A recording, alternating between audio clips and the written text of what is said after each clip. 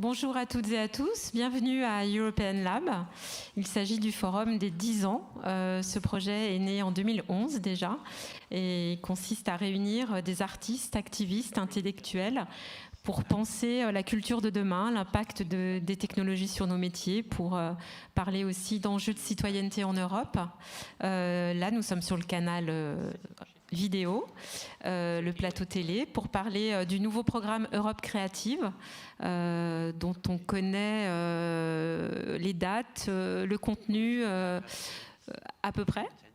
Pascal Brunet nous en dira plus. On a eu les dates ce matin même. Et cette intervention se passe aussi en partenariat avec Sphera, qui est une coopération européenne dans le cadre c'est un projet pilote de la DG Connect qui réunit 10 médias émergents et producteurs de contenu à destination de la jeunesse. Il s'agit de contribuer à créer une plateforme de contenu pour s'adresser à la jeunesse européenne. Et il nous paraissait intéressant de décrypter ensemble ces nouveaux programmes dont on sait que les moyens financiers vont être assez importants puisqu'ils augmentent de 50%. Donc ils ouvrent pas mal de perspectives pour les porteurs de projets culturels et aussi médias, dont nous parlerons dans un deuxième temps sur le plateau radio. Mais je laisse tout de suite la parole à Antoine Pecker, journaliste, Antoine Pecker, straight away, a journalist in different media, France Music, and others, who is also the author of an atlas of culture, who has a geopolitical view of culture, which is very interesting, who's going to moderate the debate. Thank you, Anne-Caroline. The debate is going to last approximately 1 hour, and after that there'll be 1/4 of an hour for questions and answers, so please feel free to ask any questions you might have, and we'll try to get some answers together. The theme of the discussion today, this afternoon, is Creative Europe, what New Deal for Europe? So, fitting in with the New Deal in the US with Joe Biden. So we're going to see whether in Europe and in culture we can also talk about a New Deal. I have the pleasure of having Elise Famja here with me from Afropean, a European network for music. We'll be talking about that in a moment. And to have your opinion more particularly on music and what Creative Europe can do for that. On my left, Pascal Brunet, thank you for being with us. The director of Relais Culture Europe, the officers for Creative Europe in France, so you're familiar with European programs in culture. And remotely, as is normal at the moment with our digital systems, we have Gabriele Rosana, Director of Culture Action Europe, who do lobbying for an organization representing cultural organizations all over Europe, and Gabriele will be speaking to us from Brussels to give his viewpoint. So hello, Gabriele, I hope that you can hear us. Merci à vous. Thank you. Thank you for being with us here today. So we're going to begin the debate with the figures. So Caroline gave them at the beginning. I think it is important to mention this. As you know, European programs, the European budget framework, is over a 7-year period. So the period here is from 2021 through to 2027. The previous one was 2014 to 2020. Now, after this huge health crisis, which has hit many sectors, and notably culture, and the budget of Creative Europe has therefore been increased. There is also other funding for Europe, for culture in Europe through the structural funds, but Creative Europe is a very important part of this, an increase in the budget by 67%, from 1.4 billion for the last period through to the new period at 2.4 billion euros. We'll go into the details of the figures and how those figures break down in a moment. And we will look into that together. But first of all, Pascal Brunet, perhaps you could give your opinion à ce budget d'Europe créative en hausse. This bigger budget for Creative Europe, we saw that for the European Parliament, it was important to show support for a sector which has been hit hard by the health crisis. And is this all the more important insofar as in the recovery programme of 750 billion for Europe, there's no obligation for the countries themselves to invest in Europe, and therefore Creative Europe did need to be supported? Yes, absolutely. It's true that culture is not really a mandatory power of the European Union. This is something which is here the European Union is supporting culture without really having anything in the European texts to provide the legal basis for this. So that within the Treaty of Maastricht, this first appeared with very limited powers, and in Maastricht it really is reduced to just a small amount of support. So this is something which is taking shape in European construction. This what appears to be a long construction process, but having said that, 70 years is not as long as all that. So in these cultural questions for Creative Europe, we have to see that this is the only program to be allocated to a specific sector. Almost all the European programs work on cross-cutting themes, local development, not for a specific sector of activity.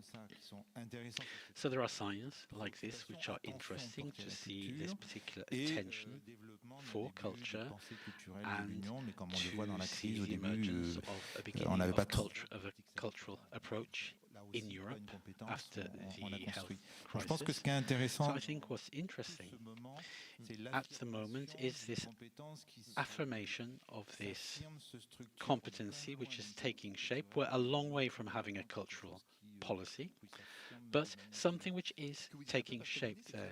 So you're saying ultimately that the health crisis has had perhaps a positive impact in making Europe aware of the fact that culture can perhaps be developed further. A positive impact obviously is a bit difficult to say after what we've been through, but we do see that there are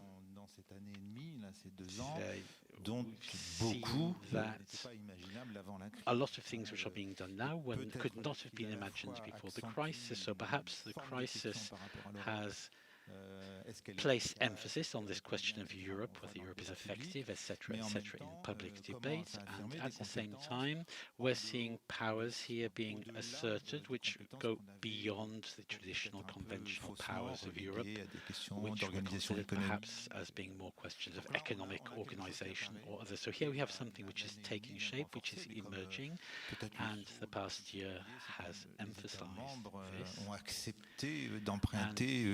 Collectivement pour redistribuer, on parlait pour une relance, peut-être. Money with the recovery plan, and perhaps things like this do constitute an important message for European construction. So we have this cultural tool here, which makes culture one of the key components of European construction. Obviously, let's not get ahead of ourselves. 2.4 billion is a tiny part of the European budget. It's 0.14% of the European budget, and you're right to point that out. But having said that, this has to be taken in relative terms, because if we take the overall budget of Europe for the 2021 to 27, if we add in the recovery plan, we end up as pretty much the same percentage for Creative Europe as for the previous period. But we do have other programs in culture. The research program is opening up to culture with a certain de recherche qui sont posées. On regarde des grands quoi. On a beaucoup de mutations techniques, sociales. Social, environmental changes which are underway. We have to understand how to address these. So for the Horizon Europe research program, that is opening up very clearly to culture, and in Erasmus as well, there is a focus on cultural training. So in all the different programs you have this. So if to analyze this, so some have said in total, if we add all the structural funds and everything, we come to about 10 billion. It's quite complicated, obviously, to calculate if you include the structural funds, for example, castles which receive visitors. It's always difficult to define the scope. But I think at the same time, there is this affirmation of a stronger conceptual approach to what we want to do in Europe, in culture, peut-être au niveau local, au niveau national. Ça, je pense que perhaps by Europe and the things to be done more at the local level. And we'll go into detail of the breakdown of the budget in a moment. So, Elise, I'll turn to you now. In your view of things as a European network for music, how do you see the management by Europe of the health crisis and its impact on the cultural sector? So what has worked and what has worked less well? Merci Antoine. Thank you, Antoine. I would say first of all that the health crisis sur nos projets financés on our projects financed by Creative Europe. As Pascal pointed out, these are projects which are funded with a clear mandate with subsidiarity and cross-border projects which have been impacted particularly hard by the crisis and by the restrictions on mobility in Europe. Dans un premier temps, So I would say, first of all, in very practical terms, for us, the projects funded by Creative Europe faced, obviously, were treated very carefully by the executive agency which manages the funds, which had a very flexible attitude on what we could do in modifying the work programs, which usually on a project are binding in terms of the scheduling of the operations. So in very practical terms, they did listen to us. They were very flexible, much more flexibility on this. And with European projects, that's quite something, knowing how it usually works. So, and perhaps we should get away from the cliches about the way that Europe manages its funds. They really adapted a lot. There was a lot of adaptation. I think that was necessary.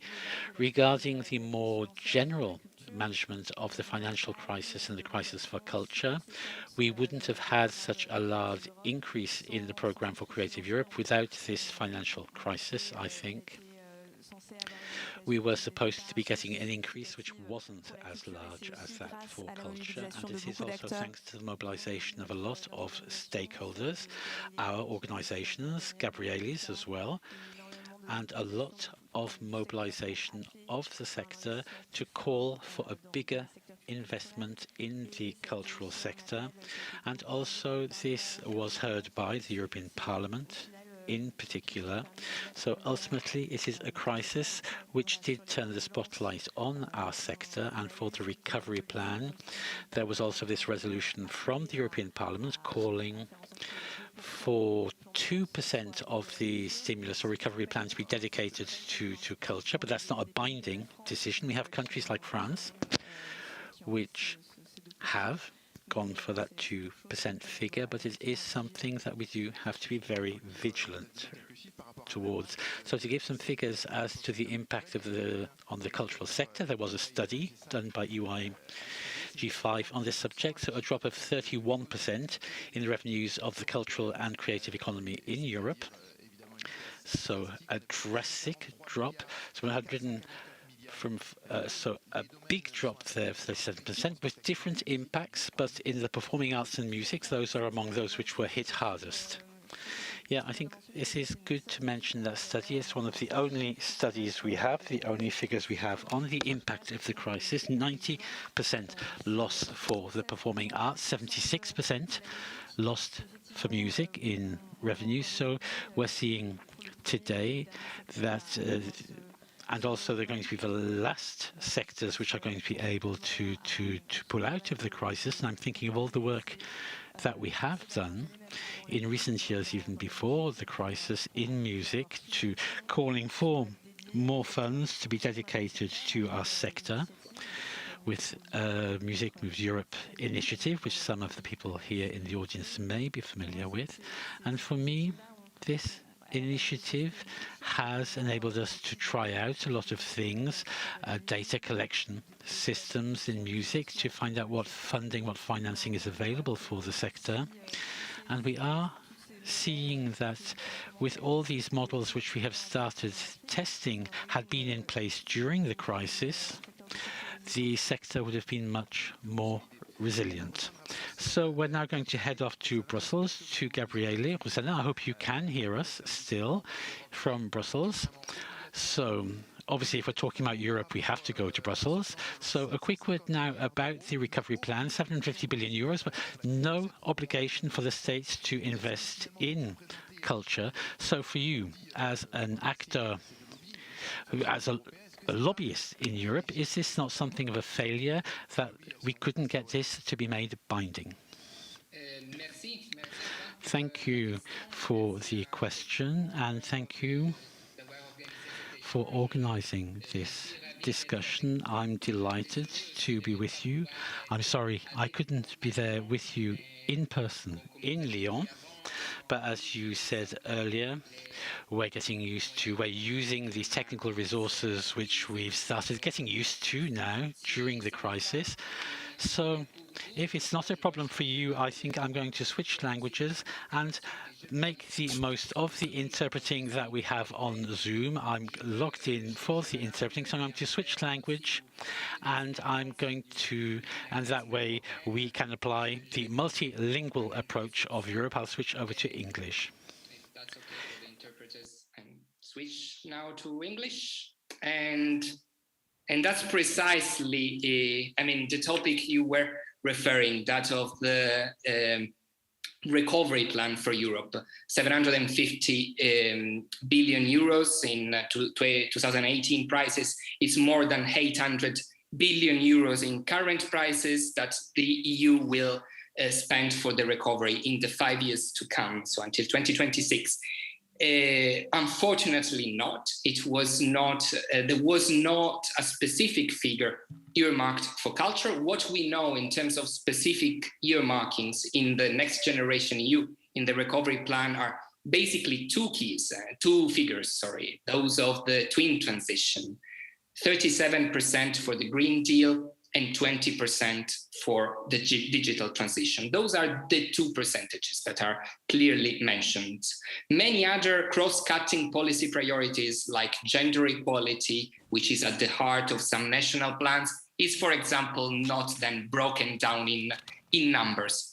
What we have done together with more than 100 cultural and pan-European organizations, including Live Europe that Elise mentioned before, is indeed a campaign, that of the 2% for culture. We were all hoping for it could become mandatory. It could be enshrined in the legal basis of the regulation so that member states then had to include culture in their plans. It didn't happen, especially because of that feeble competence the Union has in cultural policy that Pascal was quoting before. It didn't happen, but what is happening is culture is gaining and gaining and gaining more centrality in the EU political debate. We see that not only from Brussels, but also from the capitals that are now designing and implementing those recovery plans. So what we see now is that, 23 member states out of 27 have presented their plans. The Commission is especially evaluating those. And what we see is indeed that there can be good practices to be exchanged. It was quoted France before by Elise. France inspired all of us at the beginning of this exercise because, it was the first country to present France Relance, so a national plan for the recovery, which had 2 billion out of 100 for 2 years spending for culture, from live performing to cultural heritage.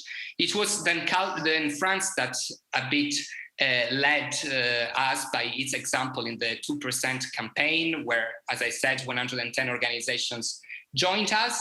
And is France that now we are looking at also, let's see how the funds are implemented and how this can act as a good practices for the other member states. I can give you just a few more figures of other plans that we have got the chance to analyze. We go from less than 1%, unfortunately, from Spain, specifically dedicated to culture. But then it's true that culture can also get recovery funds from other from other envelopes and chapters in the recovery plans to almost 4% in Italy, 3.6% to culture and tourism in Italy. So just to give you also the sense that a political debate is happening, and it's not that the fight is over at all. I mean, this is about the next 5 years, but I think that precisely regaining central ground for culture in the EU political debate is what has happened due to the pandemic and what we need to continue working on. Gabriele, est-ce que vous appelez...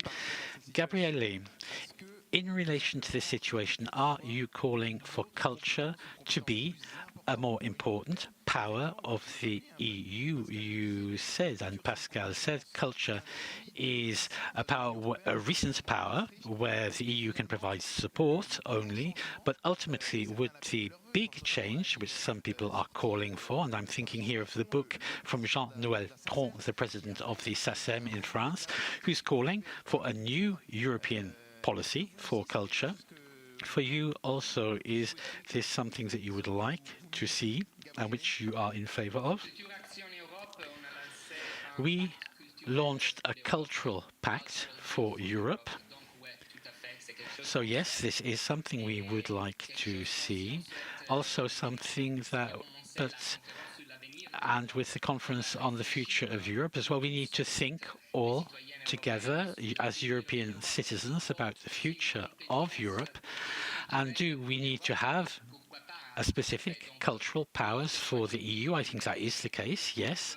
But at the same time, a few months ago, one of the vice presidents of the European Commission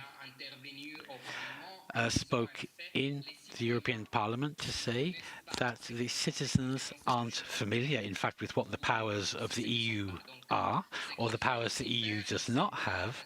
So what we need to see is what the citizens are interested in, and after that we can perhaps change the rules, which can be changed according to the expectations of citizens. And one last question for Gabriele. For you, is Brexit and the departure of the UK, is that bad news? The UK was a big contributor to Creative Europe, or is that good news because ultimately the very free market Anglo-Saxon model didn't really fit well with the more subsidized model in the mainland European countries? So how do you see the impacts of the departure of the UK from the European Union? English, sorry.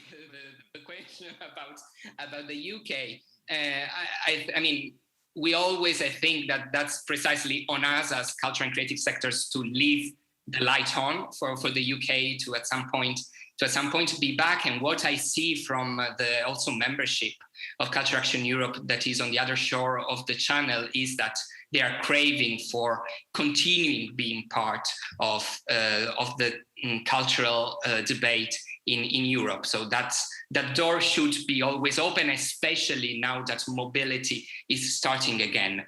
And we should make sure that indeed also the mobility across the channel is kept and upheld. On the other hand, yes, and in one way, I think that also what the pandemic is teaching us is that culture is not only an economic value for Europe. It's not just a sector of the economy. It's an important sector of the economy.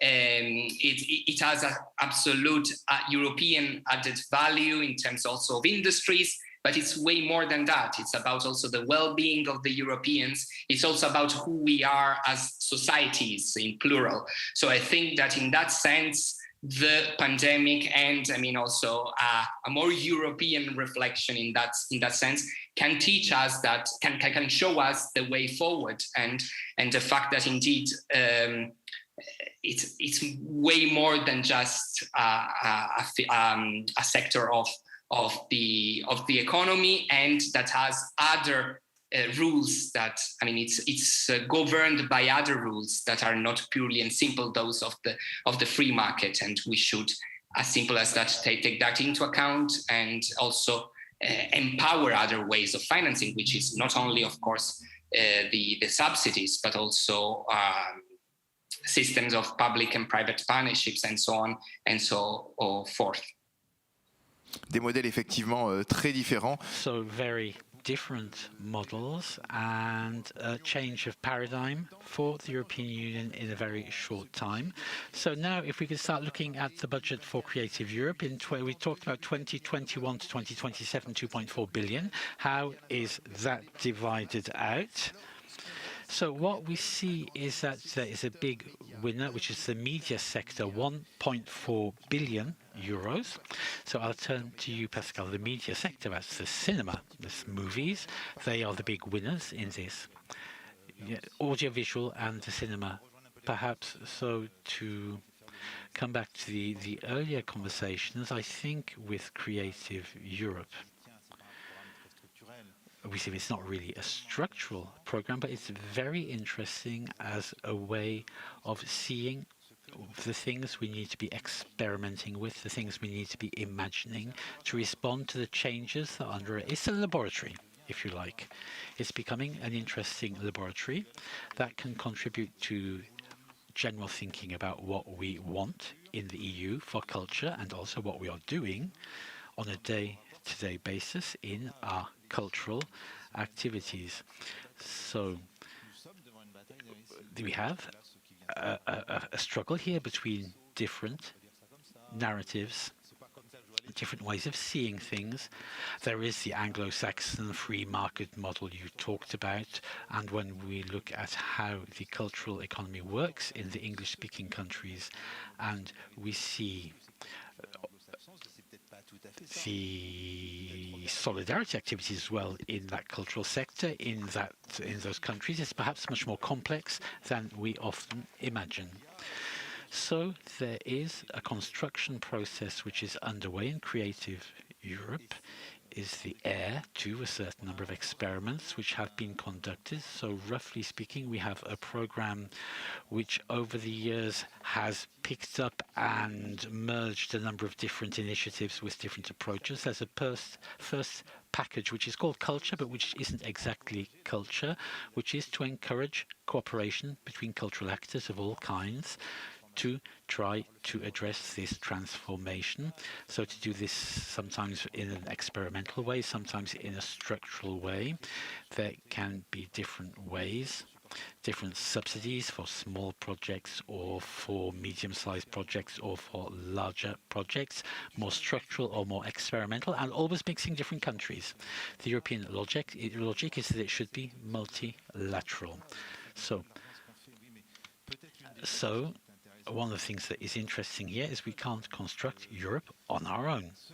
It does need to be multilateral. We have to do things with other people. It might not be easy. We have to learn along the way, but that's the whole interest of experimenting together. And then there's another packet that's a bit older. We're talking about 30 years. You know, you've got the culture section, the media question. This became structured over time based on an industrial kind of approach. So a reading of the needs of industry, therefore, the needs to change the type of support being used. So a first part, so let's clarify things. Let's talk about the organization of lots of different calls. Some support questions of creation, some questions of broadcasting, the changes to policies.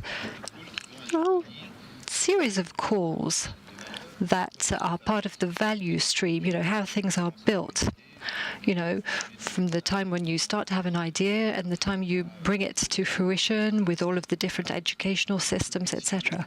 So it's a long cycle economy, yes, a very long cycle, but it's an industry that is senior with respect to the audiovisual sector. We don't have that for music, for example. We're not talking about the same thing. But what are we seeing? We're seeing that this media part, it's mainly audio-visual, and the borders are becoming more porous between what is specific to audiovisual aspects of cinema and, you know, different platforms that we're seeing as well, that are multimedia platforms. And I'm not even talking about platforms where you buy books and shoes and what have you. And then there's a third part that we need to talk about with hybrid practices. Lots of cultural objects, lots of cultural practices are being invented, are mutating, changing. And we're not abandoning old forms. There will always be books made of paper, but there are other things alongside books made of paper. So it's difficult now to distinguish between an object, a game, and what is digital. Now, all of this is happening when we talk about culture. You know, I said it was a small subject, but, you know, do we want a European culture policy that's like the French culture policy? Well, this is what I think French stakeholders would like. Perhaps what we've invented is something that is very different, that respects the individuality of each, national specifics, and that's maybe what we need to imagine. We want to accompany the changes to the way we live. When we talk about the importance of in the program, it's the change of our and what's not. That change, that mutation, is a cultural mutation that is happening in the sector itself. It's thinking about its practices. Perhaps our practices can be different in the future. But what is our role as a cultural actor, as an artist, given all of these different changes? But we could talk about other kinds of mutations as well. Our colleague in Brussels was talking about gender policies, or sexual minority policy, or sexual policies. We're seeing the same mutations, and that's quite difficult. It's not easy. Not very easy in Poland at the moment, or in Hungary. We need to know what we want. And something else that's not easy here is to think about things in relation to the past with cultural minorities, etc. You know, these mutations are difficult because of this, and Europe Creative is a real laboratory for all of this. And the whole thing is happening when we've got a relationship to information, knowledge, and making of knowledge, and the information about the world. This trans-sector aspect is very interesting because it's all about, you know, seizing and seizing what we have. It's, you know, you've got to implement policies when you have them. You've got to seize this central object, which is our relationship to the reality of today, to information today. With all of the things that are being overturned, with the alternatives being offered, and financial instruments as well that support. Yes, that's the decor. And then you have interpretation readings. A financial instrument, what is it? Well, it is, okay, this sector has some specific aspects, so in terms of capitalization, it's a sector where there are many, many companies. Often, you know, we look at that as, you know, it's a public economy, it's all association-based, etc. But, you know, it's a sector that has the same kind of problems. There was a financial instrument in the previous program. It's been taken out of that program. When we say increase, well, there are bits that have been taken out. It's more of it's a substantial increase. So more invested elsewhere, therefore. So this relationship with the financial structuring the sector is enshrined in another tool that's going to manage all of these supports, all of the financial aid to companies and stakeholders. So we need to look at these questions: anthropological, artistic, aesthetic, cultural, and we've got to look at these economic questions: the flows, the world flows, changes in flows, changes in traffic, and the microeconomy of cultural companies. Because what's really going to hit hard is, well, this fact that we have this very fragile microeconomy. It's highly dependent. It's also very responsive. Perhaps we can act quite quickly, but at the same time, there are many questions about that. So, you know, we need to support this microeconomy. So we've got the program. We've got these three parts, and supporting an industry, well, means having means. You know, 60% of the program is about that. Yes, so the media sector, the audiovisual sector, 805 million. Now, in the European Parliament's letter, it says that Europe Creative must help music. Music comes out of that letter. So this is a declaration, and when we look at the figures, you can see there's a big gap between audiovisual and culture, which is rather paradoxical because the audiovisual world suffered less from the health crisis than live shows. How do you see things? Is there, are we behind in terms of live shows with respect to media and audiovisual aspects? Yes, it's 33% for the culture envelope, so that's for all sectors. And today, music has suffered a lot from the crisis, as we've said, but it's also a sector that's very important from an economic point of view. It's got even more employees than the audiovisual sector, so there really is a gap. How do you explain that gap? Well, one of the reasons is that the audiovisual sector has been able to lobby Brussels more and faster. It's taken its collective voice to Brussels sooner, saying that we need financing, whereas the music sector is different. It's a sector with lots of with many self-made men, women.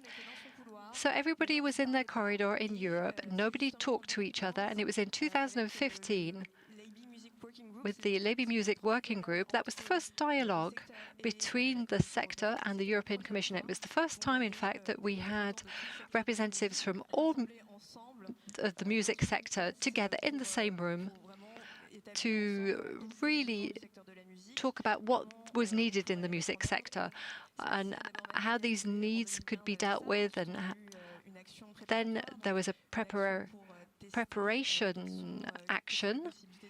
We tested out what the financing possibilities were for music.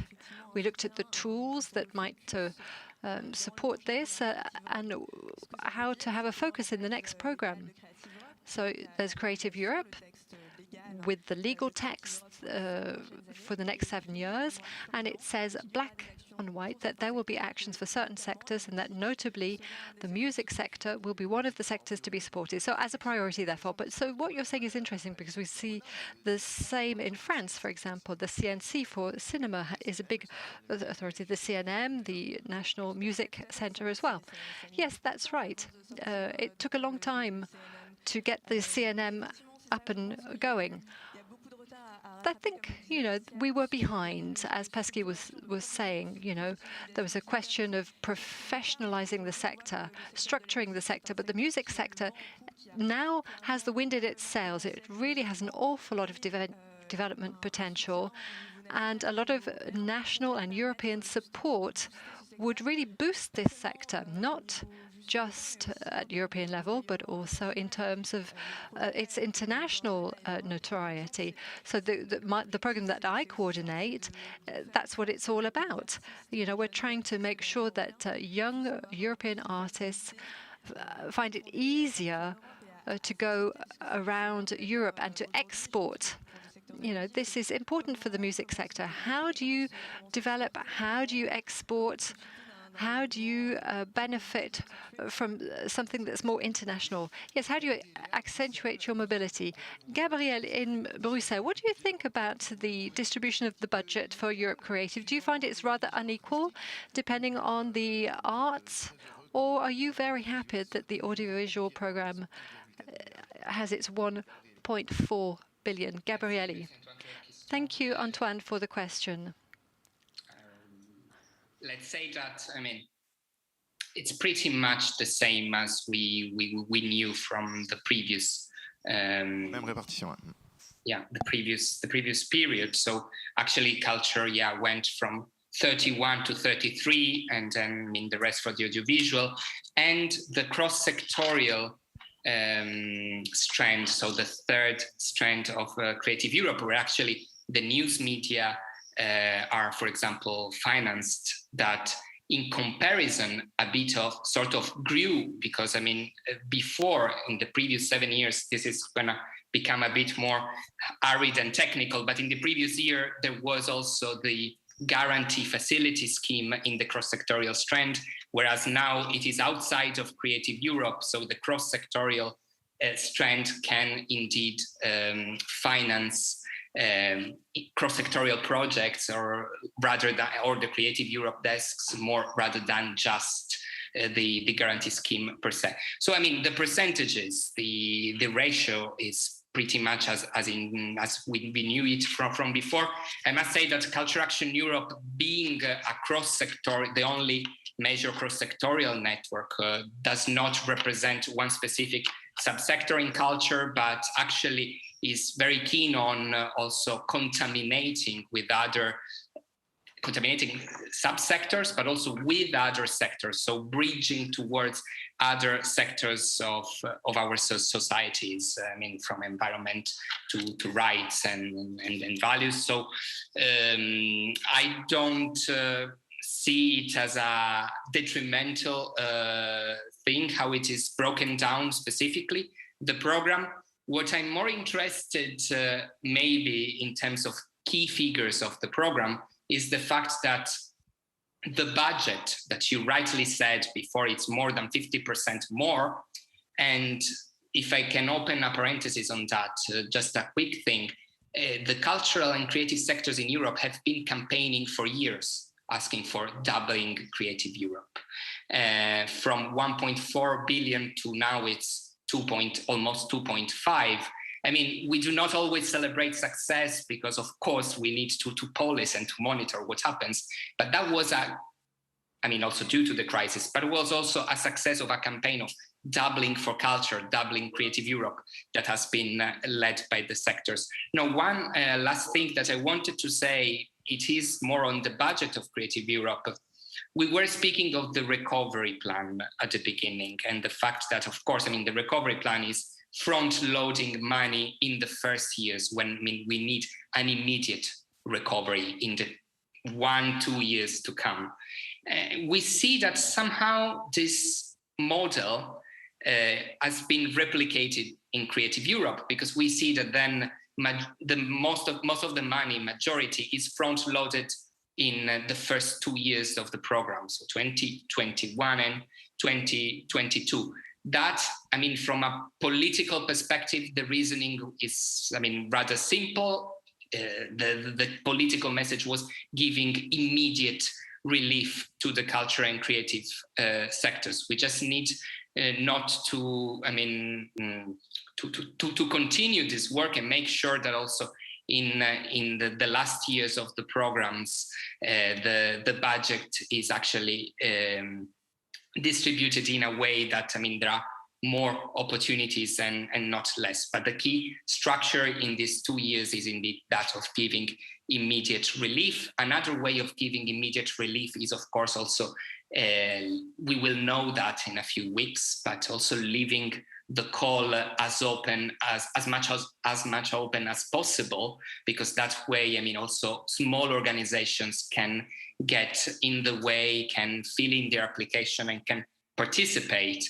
But at the end of the day, one last remark, if I may say so, Pascal Brunet was very much speaking of the policy priorities of the Green Deal. Those are all priorities that need culture to be, to be mainstreamed also in the European discourse, also in the European life. One key thing then is, of course, that we see that the projects of Creative Europe will be closely linked to the policy priorities for the years to come. The Green Deal, the digital transition, gender equality, upholding rights, and so on and so forth. That is key because, we understand that only through culture we can advance those priorities on the one hand, and on the other hand, projects are not just self-standing. Projects also in the cultural field, Creative Europe projects are there because they are also connected to overarching priorities of the EU. Alors peut-être justement, j'ai envie de faire la transition avec vous, Pascal, par rapport, on a parlé de cette répartition du budget, mais aussi un petit peu de ces nouveaux... So we've talked about that budget, we've talked about these new things, there's going to be a unique action, there's going to be co-financing rates. What's going to change concretely for cultural project leaders? Elise said it's a bit simpler to fill in European requests, applications? Are we going towards more flexibility? How do you see that with the one-stop shop appearance? Well, I think what Elise and Gabrielle were saying is right. You know, we're in front of a transformation that, you know, that we're really being listened to.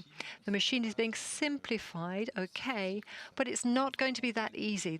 There's a real determination to do it. The authorities want to simplify things. So we've got this impression of a bureaucratic machine that doesn't listen, but it's not exactly true. There are rules, community rules, that we find in all authorities. You know, if you want to apply for something to the region, it's a little bit like applying for something at a larger level. You know, you have audits, there are questions that you find at community level as well. So the problem is the time between this promise to simplify things and when it actually happens. September, it's quite quick. Yes, will we all be happy in September? Will we all be listened to 100% in September? I don't think things will happen like that. You know, okay, there's the idea of the online tool, a digital platform. It's not going to be that easy to begin with. But I think there is a real wish to monitor projects better. When you've got a European contract, for example, you have to follow that contract. And if you change partners or change shares, or you have to negotiate, or set up an addendum and change the program, ask that whether people agree to change the program in a sector that is undergoing a crisis, that is undergoing transformation. It's very important to be very close to that kind of thing. Everything that is done with that in mind. Now, things are hard now, but hard because things need to become simpler. So Bulgaria, this is what we're seeing. You know, there are cases of corruption with funds from Creative Europe. But, you know, there have to be protections as well. Yes. Yes, there have been affairs of corruption. And Europe is based on integrity. It's the European authority is based on integrity. Yeah. No, it's not all about helping people to be corrupt, of course. The most complicated thing is the positioning of what we're going to do and why we're applying for a European project. You don't do this just to continue or just to find some kind of palliative, some kind of sponsorship. Yes. So we go to Europe to ask as Europeans, to ask questions as Europeans. So this is what's happening in detail. No, this is what's happening in the sector, in a room, you know, right at the, you know, what's happening on a TV, in a TV studio. And then also it's what's happening at a higher level. And that's where Europe is complicated. You know, you've got to imagine yourself as a European stakeholder, not as something else. You know, that's the positioning problem. So, Elise, I'd like to have your idea with respect to this, your point of view. You know, we've got this new program for Creative Europe, this increase in co-financing. Are these things that will impact the music sector? How do you see these things? Yeah, absolutely. I think it's very positive. You know, it's all about battles that the culture sector has been involved in, you know, making access more, making things more accessible to small and medium-sized companies. You know, there's going to be a dedicated cause. So we're still waiting for more information about that. But for the future as well, for the future years, it's important to see how this music sector action will be developed. I was saying at the start that there are many ideas that have been really highlighted through studies, notably the studies that I invite you to look at, Music Measure Europe, where they talk about the need for financing in the music sector, but also feasibility studies. How do you set up a European Music Observatory? That's one thing that's been studied. And these are things that I would like to see come to see the light of day in the future. And what about so I'm talking. This includes, of course, Great Britain. Music. So that yes, I'm referring to another study that's also very important that includes Great Britain. Now, Gabriele, are you still with us? Yes. So our Brussels correspondent, Gabriele. Gabriele, we're seeing all of these changes and this question of meaning that Pascal was talking about. So beyond technocratic questions, I'd like to come back to you now before we finish this debate and before the questions that we might be receiving in a few moments. I'd like to come back to the idea of developing the European cultural policy and looking at its obstacles. We've talked about Brexit, of course, and that's an important question. But can you see a possibility of harmonizing European cultural policies? And what about with countries that are in the east of Europe that often use culture as a tool for propaganda? These are countries that devote the highest share of their budget to culture. For Hungary, for example, Viktor Orban's Hungary has a very high budget for culture. Now, of course, there's a nationalist message there, but how can you see this? How do you see this question of harmonization? Will it be possible? What about copyright as well? Copyright. The question of copyright went forward to Parliament. Should Europe speak with one voice when it comes to culture? Thank you for that question. Yes, absolutely. The example of Hungary is a very relevant example indeed. I think that we saw that happening, especially when brainstorming about the national plans. The national plans, the recovery plans are happening, are unfolding at national level. And so you had these two contrasting forces. On the one hand, you wanted to include culture in those plans, but at the end of the day, you know that those are national plans and those are going to be channeled to national culture, to the identitarian narrative, as you very rightly mentioned in a specific country that is Hungary.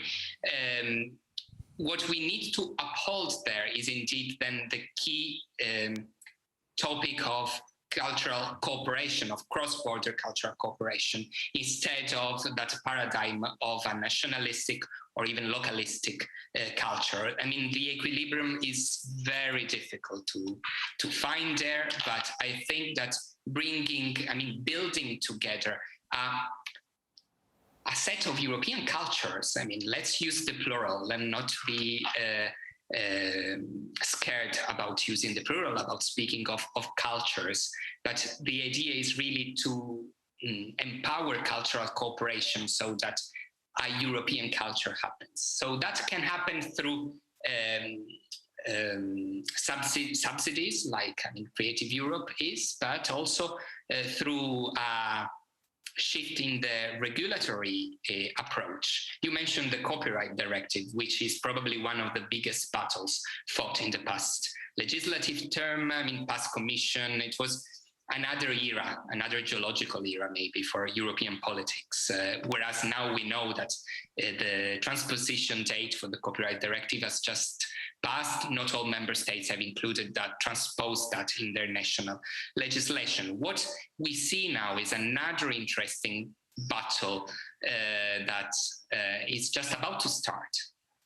It has been triggered by the pandemic, and it is the one about the working conditions of artists and cultural workers.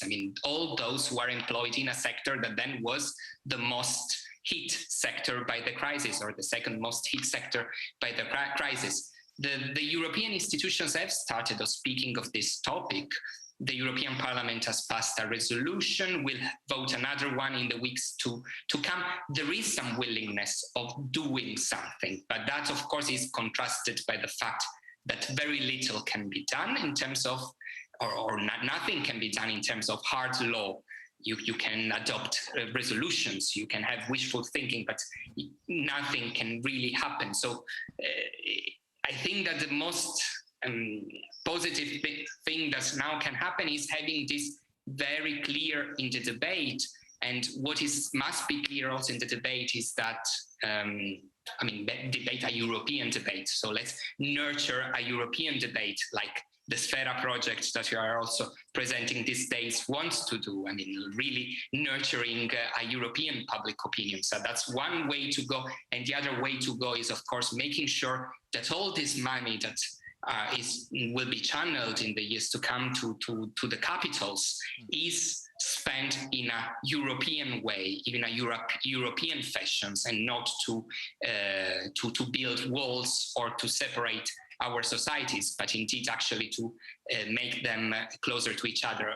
One last remark, also the need to have an equal, let's say 2% in each member states for culture is not just because we need it because not to leave anyone behind. There are member states that have been spending for culture more than others, but then no one wants a Europe that leaves others behind. And then we see, for example, smaller member states that are then moving at a slower pace than others, also in the recovery of their cultural and creative sectors. But it was a very complex question, so sorry for the... Non, c'est très important. Une dernière question très courte avant les questions. And one last very quick question. We talked about the new things that would be implemented, but even before Creative Europe and before culture was introduced as a European power, there was a system, European cultural capitals. There were some successful cases, Lille, notably in France, and some others. Many others which were more debatable or failed, perhaps, leading to gentrification of some districts or debt in some cities. Does that system not have to be rethought at this time when we're seeing a shift in paradigm in culture at European level, when we're talking about digital development, ecological transition? Can these dinosaurs, like the European capitals of culture, continue? It might be a dinosaur, but it can be something that's very important for the European symbolism of culture. So perhaps it needs rethinking in light of the digital or ecological transition with, for example, networks between countries.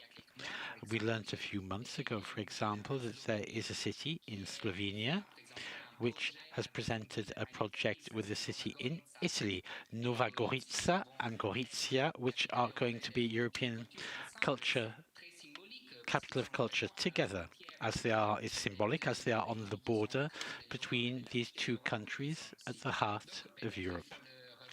So perhaps it needs rethinking, but I think that as a European symbol, this is a project that does need to be kept as being central to European cultural policies. And there have been French capitals of culture as well. So we even apply that at national level. And also Italy has a committee based on the European example.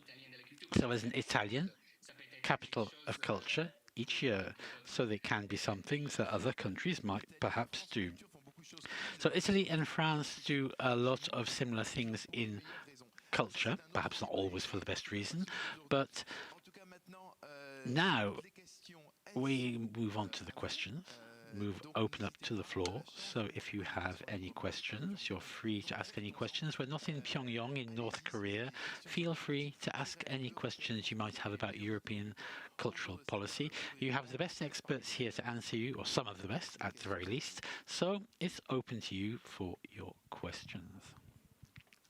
On va vous passer un micro. We're going to hand you a microphone. Avec and it's even been wiped and disinfected to comply with the health guidelines. I have a question about the Creative Europe programme as it's been announced. A number of changes have been announced, but you didn't go into too much detail about that. Regarding the question of the Green Deal, the question of inclusion and the digital era, could we go into a bit more detail about what all this implies? Pascal, perhaps?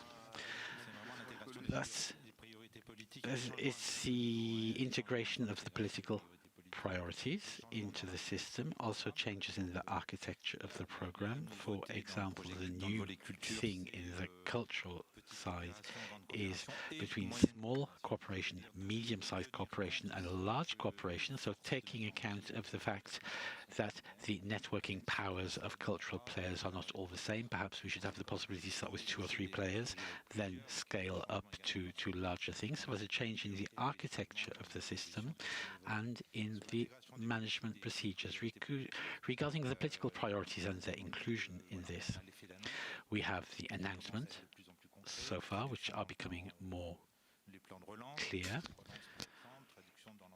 and are being translated into the different policies, but I think there's still a lot to be done here. So I think you really need to look at the culture part of Creative Europe as a place for experimentation. So what is the contribution of our sector to these major transformations underway in society, and this is the way the project needs to be looked at, I think. Obviously, trying to see what our problems are in the sector specifically. We need to reorganize cooperation and the ways of management in our sector, but we have to look at how we can contribute in that respect. So this is a translation of the political priorities. So at the beginning we said they're going to be talking about decarbonizing activities for the Green Deal and being less carbon intensive. But in fact, I see that a lot of the thinking that's going on with new there are new systems, but they are thinking we can see globally about the living world. So it might open up doors towards sectors like housing, diet, mobility.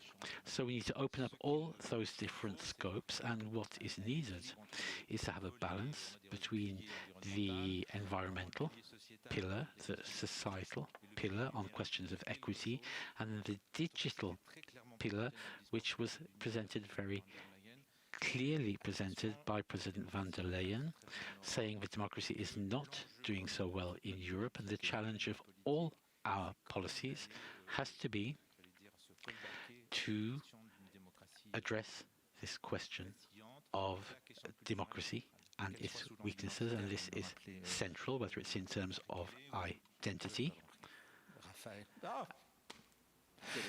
Voilà, excusez-moi. Non, parce que Sorry, I'm mixing everything up. So we really need to address all these questions and to fit them all together. So a lot of imagination is needed. I think it's interesting because this is one of the few areas where we can rethink things. If we look at national policies today, it's very restrictive, lots of silos, very organized. Here we have perhaps some new possibilities that are opening up, and regarding also these questions of perhaps in France we see this as authority that is central, whereas it's seen as being more decentralized in Germany. And I think in France we have to develop a new relationship with this reality, which is that there is something which is being constructed. Politics and policy are being reinvented. So let's stop looking at the central level as being the center of a top-down system and think there's something which is being reinvented here, which means that we have to take things up ourselves if we have things to do, things to say.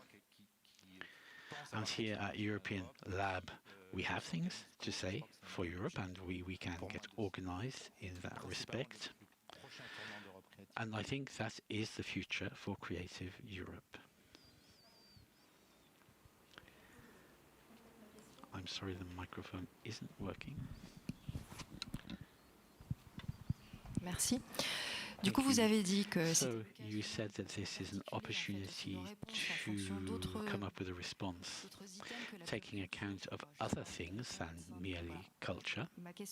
But my question is, therefore,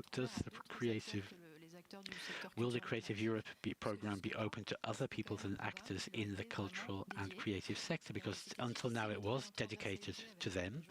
It was difficult to open up to people from other areas. Does this mean that now we will be able to work with people from alternative other sectors? Yes. And it's always this question of balance. In fact, if we open up too much, we lose the specific cultural element, and if we cut ourselves off, we just remain among ourselves. And we need to work with engineers and with specialists in all sorts of different areas.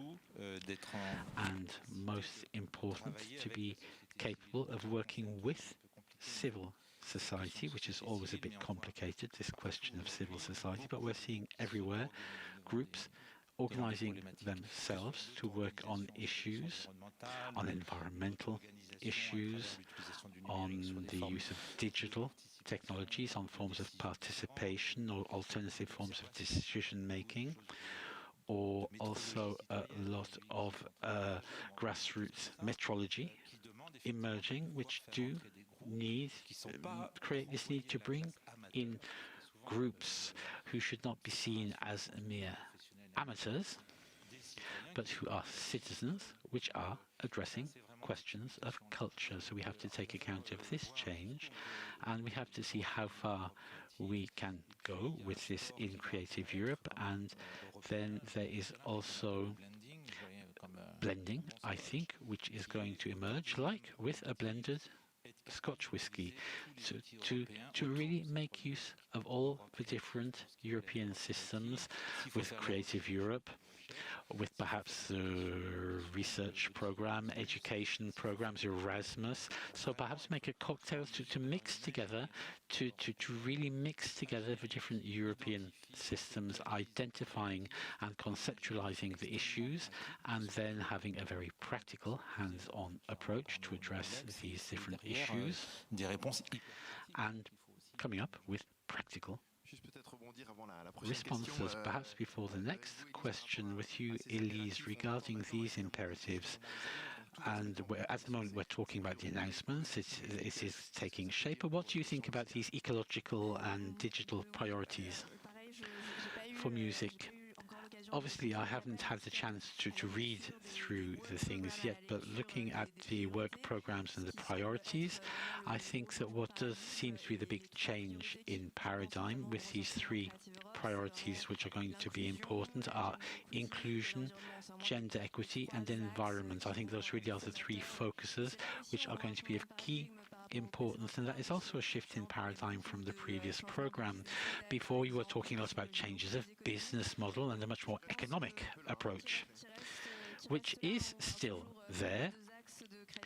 The two focuses are promoting diversity and competitiveness, so the economic side is still there, but there is also this idea of including the challenges, the even more important and urgent challenges today, and I think this will also continue to be done, and I think this is specific to European processes, with via incentives rather than through binding rules. We're going to encourage projects to think about these questions, to come up with their own ways of working, their own mechanisms, and once again, if I compare this with Live Europe, we have always had an incentive approach to things. We're not going to force our concert venues to have a quota of emerging European artists. We're going to try to use the carrot rather than the stick, try to encourage and provide incentives to do more European,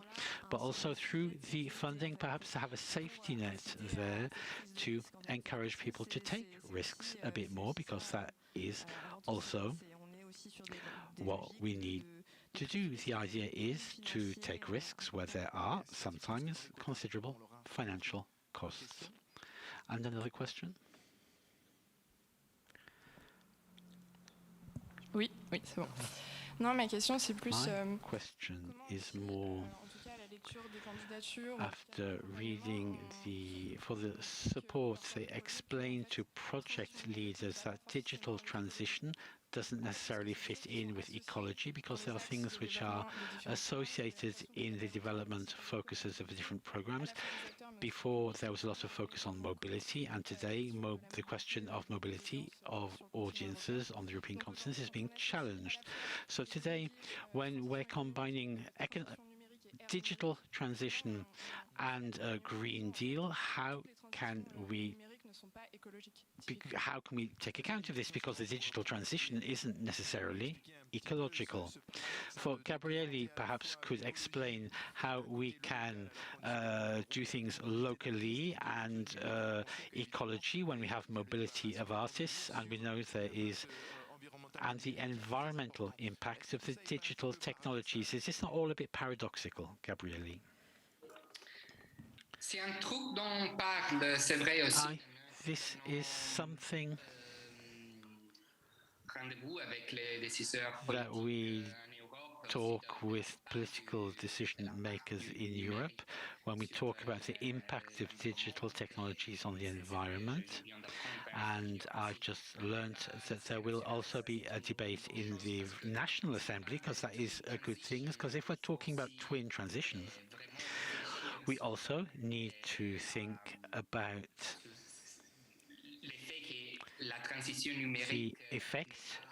the fact that the digital transition is not without its costs for the environment.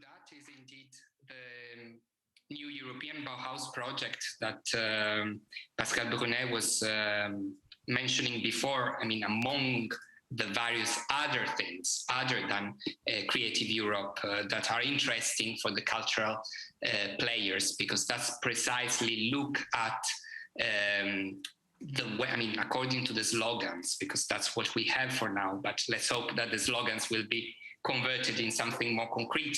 The way we live together, that's also about the way we will live together in, I mean, not just the places where we the houses of the future, but also the public spaces of the future, but also the way we commute in the future. And mobility is key. It was mentioned in the question also for the cultural players. Mobility is key, and Creative Europe also integrates. It integrates Moves Europe, as it was mentioned by Elise before. It integrates also iPortunus, which some of you will remember was a pilot project on individual mobility of artists in Europe that will now be reintegrated in Creative Europe.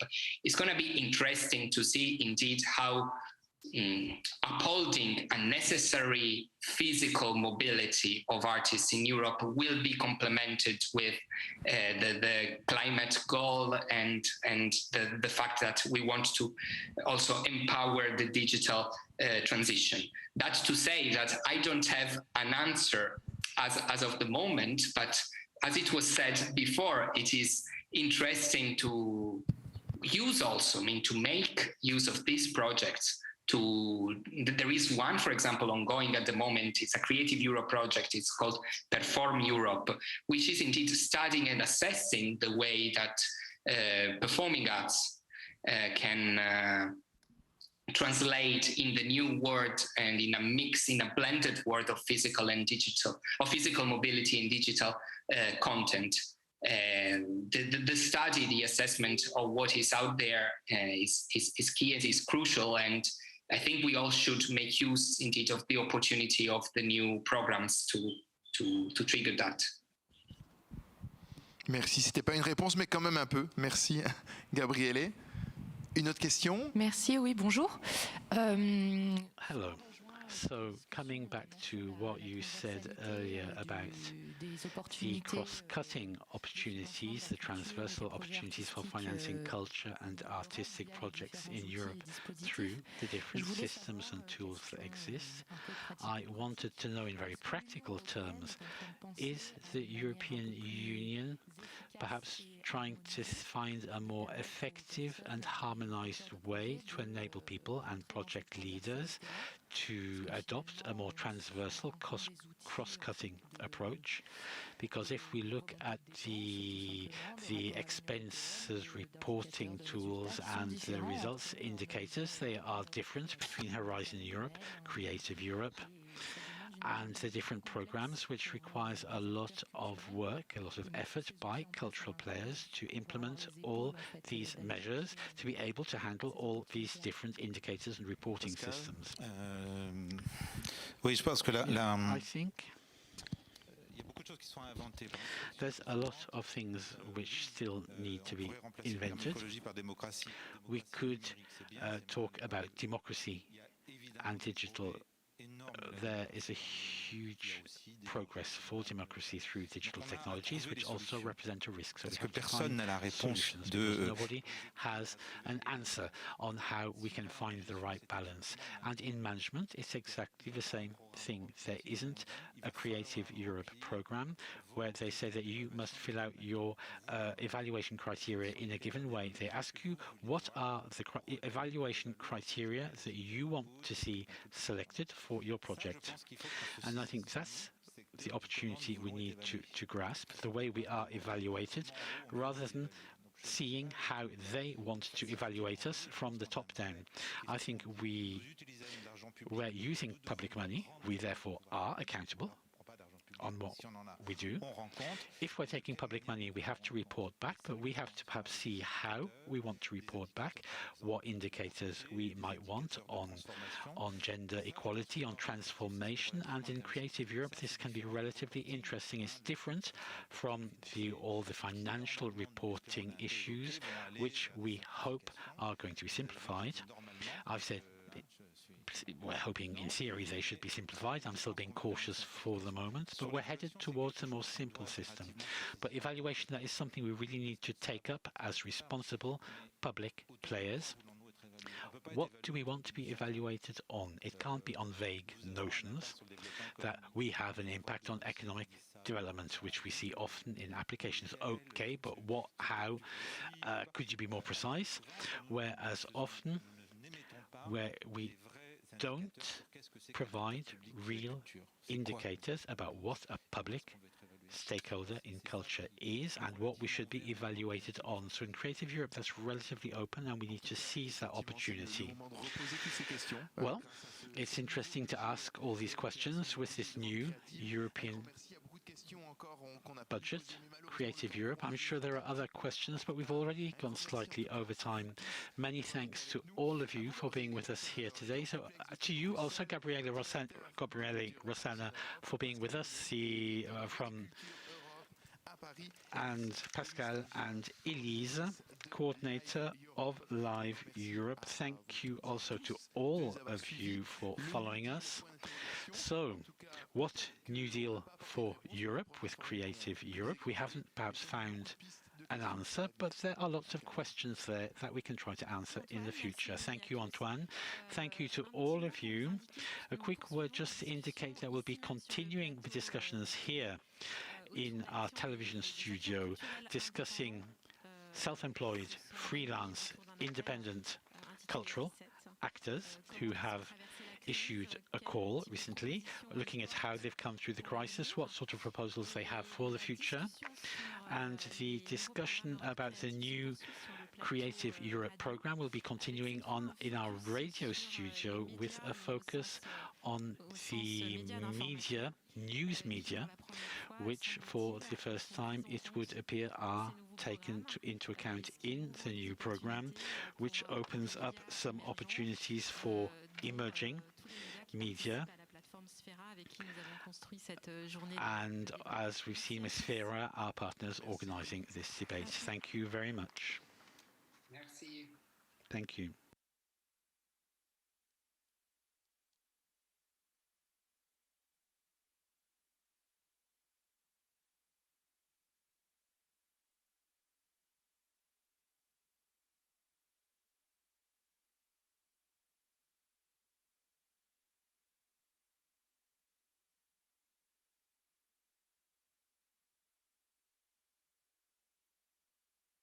Garantire areazione, contingentamento degli ingressi e il rispetto delle norme igieniche. Parliamo dei musei. Secondo Nemo, l'associazione delle reti museali europee, durante la pandemia il 36% dei musei in Europa ha perso oltre 30.000 euro a settimana. Senza le scolaresche e i turisti non bastano i visitatori occasionali per salvare i musei.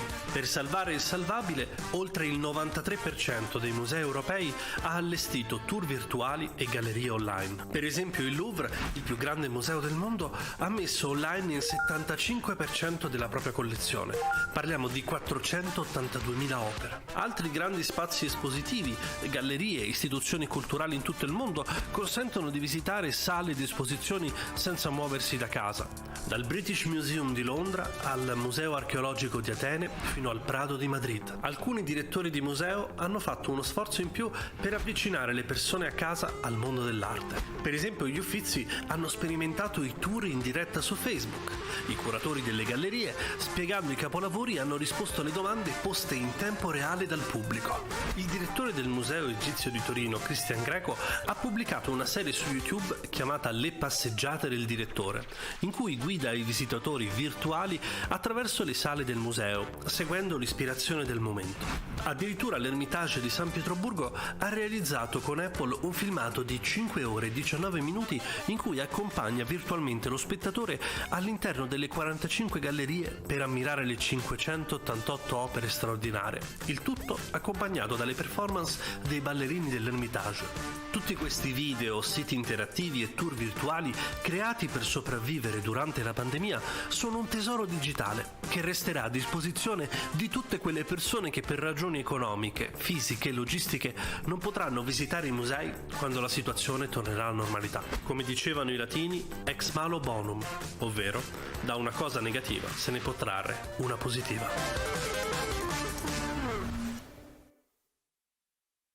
Et on sait à quel point l'Europe a été fragilisée ces temps-ci par beaucoup de crises, des crises qui perdurent comme la crise migratoire, le Brexit ou la crise sanitaire. Comment est-ce que vous voyez ce monde d'après? Est-ce que vous envisagez des pistes d'espoir? Il me semble que la période que nous traversons est une période de changement, c'est évident. C'est évident que le monde d'après la pandémie ne sera pas identique à celui qui est avant. Il y a une rupture. Mais nous sommes encore au milieu et c'est difficile de voir ce que va être la période d'après. De l'espoir, certainement. Mais en même temps, on va dans un monde où il y a des tensions de plus en plus grandes. Peut-être même une nouvelle guerre froide. L'Europe, à mon avis, doit jouer un rôle d'un rôle pacificateur. Je crois que, alors que dans la première guerre froide, l'Europe était un champ de bataille, la ligne de partage passait par l'Europe, aujourd'hui, dans le grand conflit qui se présente principalement entre les États-Unis et la Chine, je pense que l'Europe doit être une force de sagesse pour calmer les choses, pour éviter le pire. On April 25th of 2021, Chinese filmmaker Chloe Zhao becomes first woman of color to win Best Director Oscar. Le Collectif also remarks that in Europe, only one woman, Jane Campion, has won the Palme d'Or at Cannes Festival in 74 years. A study made by Patricia Simon shows that just 21% of directors of European films are women. France, Germany, and Spain lead the ranking of European countries with highest number of films directed by women. As shown by the European Parliament, women behind the camera are overrepresented in professions traditionally considered feminine. Also, as TikToker Erin shows speaking about the Bechdel test, gender stereotypes are still abundant in movies' characters. Although actors and actresses in their 20s are usually paid equally, after the age of 34, only the female actors' earnings decline. How can we stop this from happening? Comment below.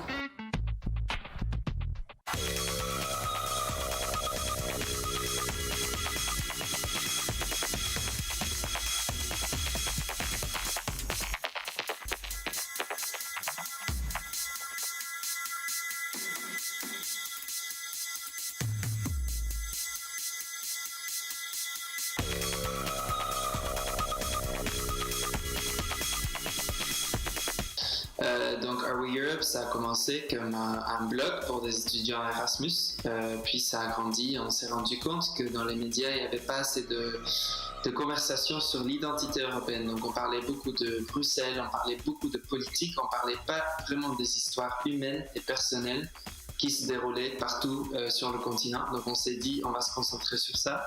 Maintenant, on est devenu un magazine imprimé trimestriel.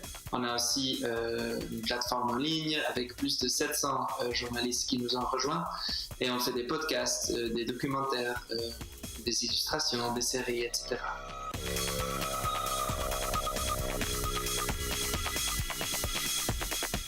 Ah oui, il y en a tellement. Récemment, c'est-à-dire il y a quelques mois, on a fait une histoire sur la communauté LGBT en Pologne. Parce que comme vous le savez, en Pologne et en Hongrie, il y a des gouvernements qui sont quasi dictatoriels. Les droits de l'homme, il y a un enjeu là. Et nous, on a fait une histoire très personnelle. On a fait 4 portraits de 4 membres, un pour chaque lettre, donc LGBT, sur comment c'est de vivre en Pologne et grandir dans ce climat-là. Raconter leur histoire, vraiment des histoires personnelles, et réfléchir un peu sur la direction de leur pays et qu'est-ce qu'il faut changer et comment il faut se battre. Il y avait un gars qui a grandi dans un petit village en Pologne et qui disait « J'ai grandi dans un village conservateur petit, mais j'ai jamais dans ma vie rencontré de l'homophobie. On m'a toujours accepté, j'étais pas discriminé. C'est seulement quand je suis déménagé à la capitale, à Varsovie, que j'ai commencé à ressentir qu'on me discriminait. Donc je trouvais ça intéressant. Il y a des petites nuances comme ça. On peut jamais généraliser en Europe sur l'attitude d'un pays ou d'une culture, parce qu'il y a beaucoup de différentes nuances, bien sûr.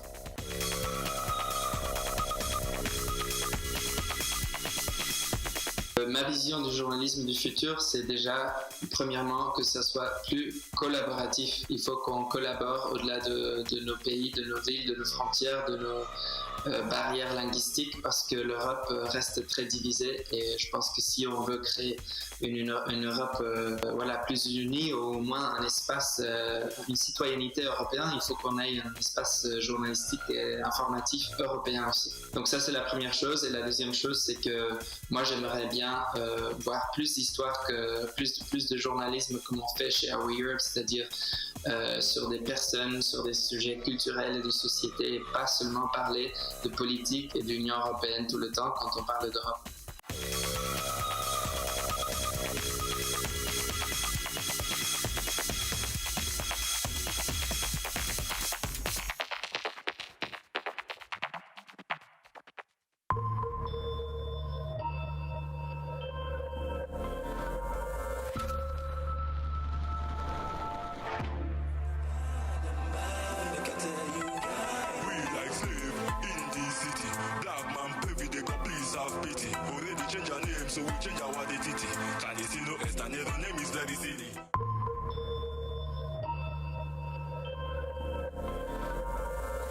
My name is Obin. I'm from Nigeria. I'm an artist. I was born in Abakaliki, Nigeria, and precisely I'm an Igbo. We had problem for a long time with Nigeria, and we have war for a long time ago. So it has been killing all over Nigeria and killing this particular ethnic, which is Kobiafa. That is the reason why I really left Nigeria when I was young, when I was like 23 years old. So I left Nigeria to Morocco to find a better place to live life, to find good life. And arriving in Morocco, like what I expect is not what I see. Mm-hmm. So it was like difficult to find a life in Morocco there.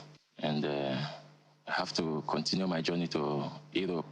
If you're not a citizen, you don't have documents, you can even travel to anywhere. Mm-hmm. So I was like trying to go from city to city with train, jumping from train to each city to city. So it was very difficult to live in Morocco for the first time. Before I had to think about going to Europe. This time I don't have no opportunity like finance. Someone can help me with connection or money. So I had to swim to Europe, and I stayed in the camp for some time, like maybe a year and a half. So I spent some months in Spain there.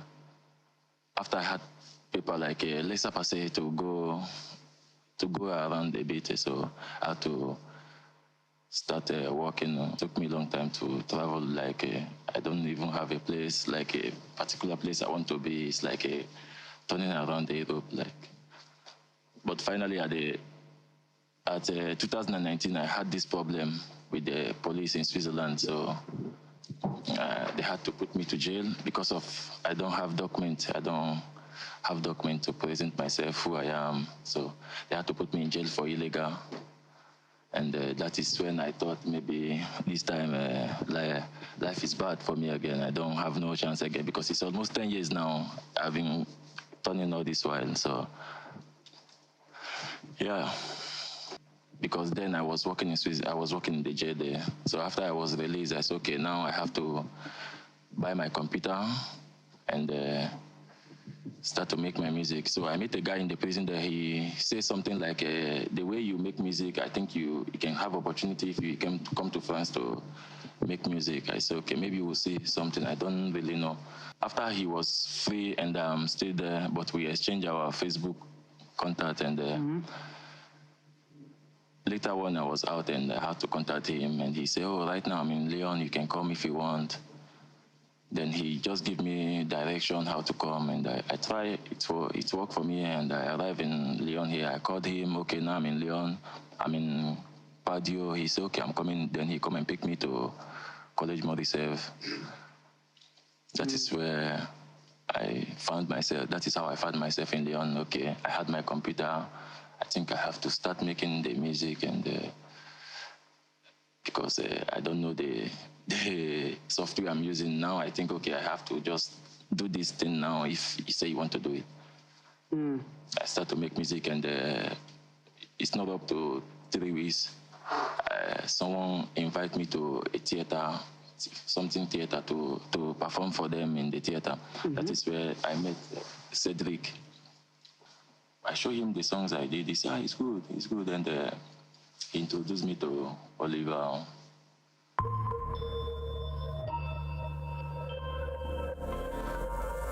Yeah, I started to sing like playing on my mind, like play, but I never took it serious. I never took it serious like I will be like an artist, like everybody want to say, like. But back then I will play. I normally joke with music. I play. Yeah.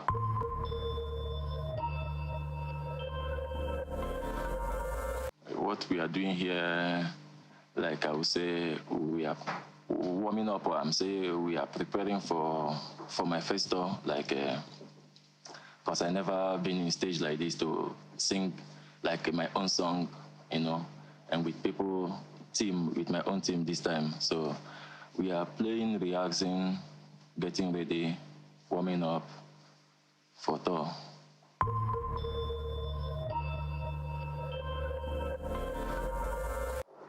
It doesn't change me. Like, if you know me before, the way I'm laughing now is the way I normally laugh. It never changed me as a person, but as an artist, I would say yes. A lot of things change in me because some of my songs that I record with some feelings that is very big, you know.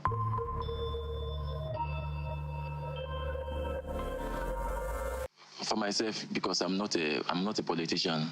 Last 10 years, what I see like in my country is not like it's never a good system. Like, and nobody will ever like to be in this.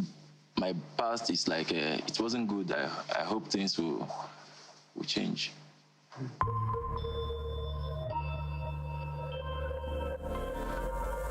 By telling my story like this to the world, like someone like me, it can help people to maybe understand that immigrant is also a human being.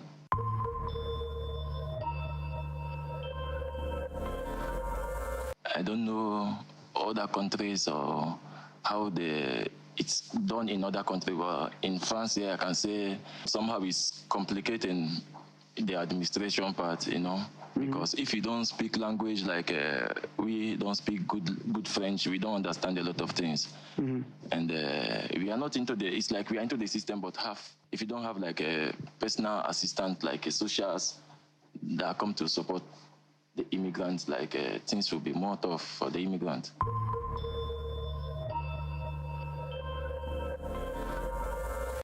I'm hoping to keep my music playing every time, like keep playing everywhere, my music, like unstoppable, like every time let the music keep playing.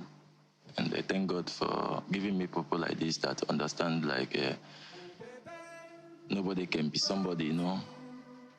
I'm so happy to meet people like this in my life.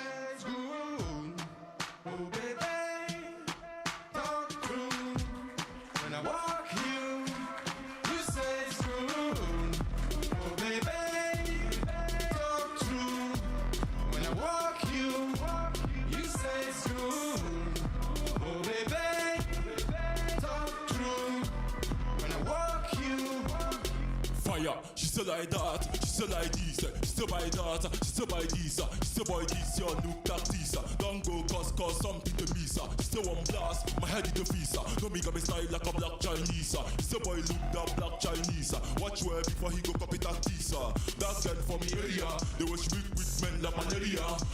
Man damn mango barrier. See the fine girl who go carry them. Oh baby, talk true.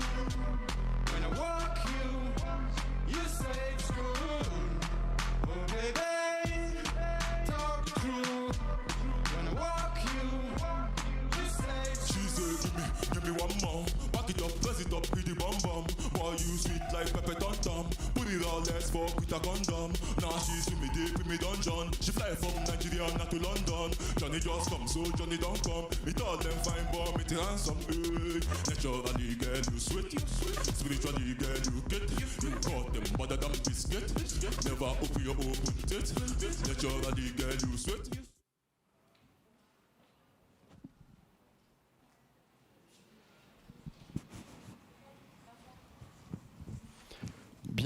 Bien, bonjour à toutes, bonjour à tous. Hello, everybody. Thank you for being with us here in this room for the European Lab Forum 2021 in Lyon. Thank you for those of you who are following us remotely. So we can see that people have kind of brought things ahead following the lockdown. There are not too many people here in the room, a bit like in restaurants. Anyway, we're very happy to be with you today. I've been asked to say a few words by way of an introduction about an initiative that we carried out here in Lyon about 50 months ago. It's a movement called the Call of the Self-Employed, and it's part of a reset European project And we'll be hearing from those of you who have things to say about this. Let me just remind you of the context. When the health crisis started in France and in the rest of the world, in March 2020, we were faced with a kind of collective concern.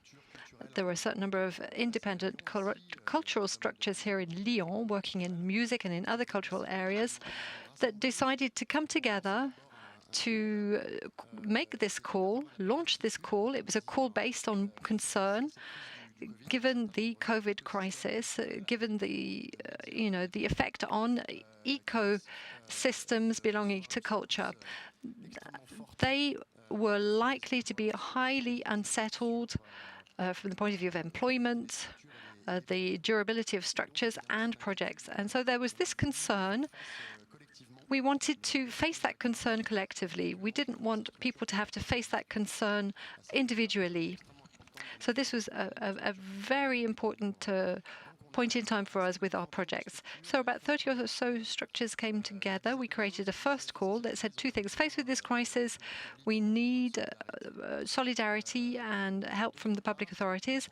And secondly, and more importantly, this crisis is the opportunity to think together, to think about our models, to review them and see how this historic sequence for culture and media might be the opportunity to update our software, to update our policies, and the way we wanted to be committed to future battles. So we launched this call.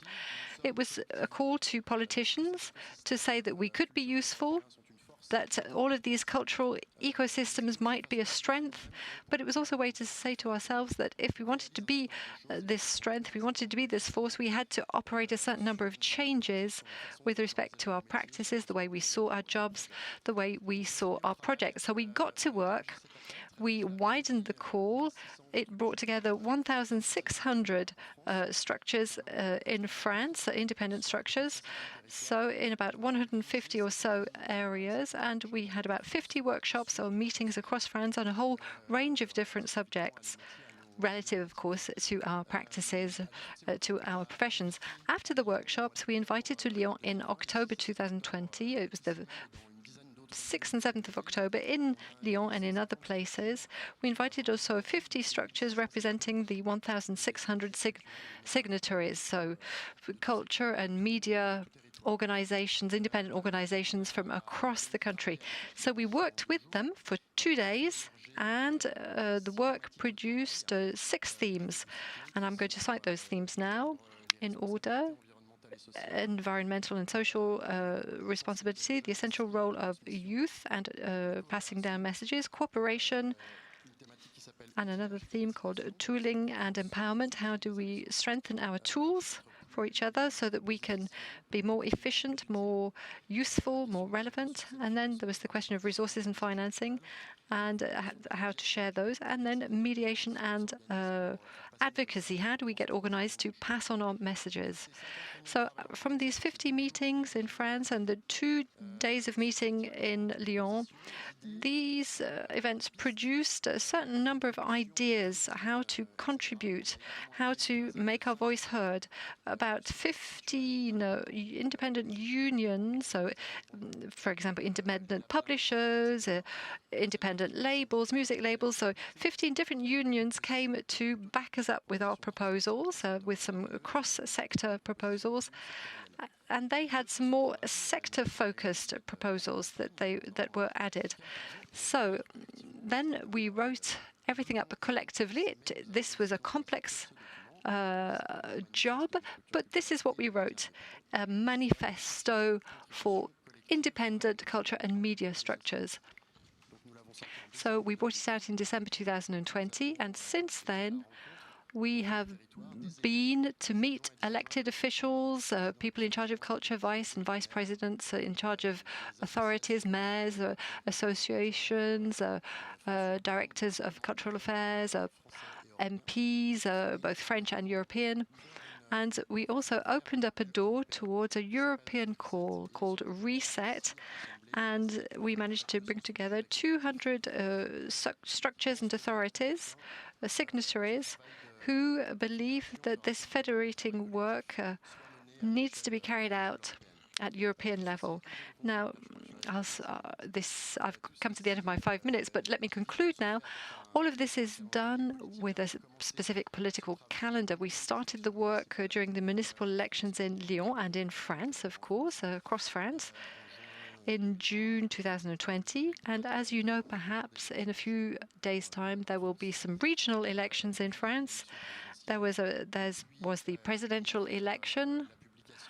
There was the recent publication of calls for creatives, and we're expecting the European election soon. So we wanted to weigh down, we wanted to have an impact on authorities, because we're going to need those authorities to carry out our social battles, our environmental battles, our cultural, and more broadly speaking, our democratic battles. Thank you for your attention. Hopefully I wasn't too long about this, but please enjoy the debate that's going to follow. Elise. Thank you, Vincent. Since most of our panelists are English speakers. So hello everyone, my name is Elise and I'm the coordinator of Live Europe, an EU-funded platform that promotes emerging European artists. And I'm thrilled today to have been invited by the team of Artifarty to moderate this discussion on Reset, the European step of l'Appel des Indépendants that Vincent just introduced, and more largely to discuss the situation of European independence in the crisis. So some of you may have been to the discussion that was just before, and there was one figure that was mentioned, which was that the culture sector has suffered from a 31% decrease in turnover because of the crisis. So culture was one of the hardest hit sectors in the crisis, more than the tourism or the automotive industry. And it's no wonder why that very soon, in the very first day that of the crisis, a lot of different stakeholders in the cultural and in the media sector have come together to alert decision makers about this critical crisis. And Reset, the European movement that we're going to discuss today, is exactly one of them. So today I'm honored to have among us in a physical roundtable for once our panelists, who are most of them signatories of the Reset call to come back on this discussion. So let me introduce them quickly and very quickly delve into the questions to them before we can move on to questions to the audience. So first, we have Zsuzsa. So Zsuzsa, you're the coordinator of Aurora.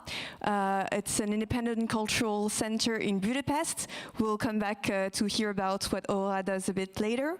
Dorian, a cultural entrepreneur, founder of Les Garages Numériques, which is a multidisciplinary platform, and you're also the coordinator of Nu Sonore and European Lab Brussels, which is the sister edition of this very forum. We have Katerina. Katerina, you're the founder of Agora Europe, which is a platform that really aims at promoting the transnational debate around the European political space, but also on migration issues. We'll also come back to that just afterwards. And last but not least, Steven. So Steven, you're also the founder of the PIP, which is a cultural venue in The Hague and one of the most famous middle-sized venues in the Netherlands.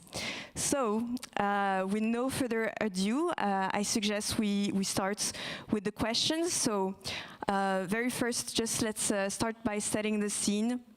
So as you may know, the cultural sector is a sector that is characterized by a myriad of cultural entrepreneurs, self-employees, freelancers, and Dorian, you're actually one of them. So my first question to you is, how have you been dealing with the crisis? Actually, we're still very much dealing with it. But yeah, at first, you know, I was surprised by this sudden event in a way that it is something that you cannot anticipate, of course. And I got into a new job overnight. So you you turn from an active culture supplier to a business savior, but I also had to save my own job, which is very weird. It's a brand new job, and for my small experience as a cultural entrepreneur, it's not always easy.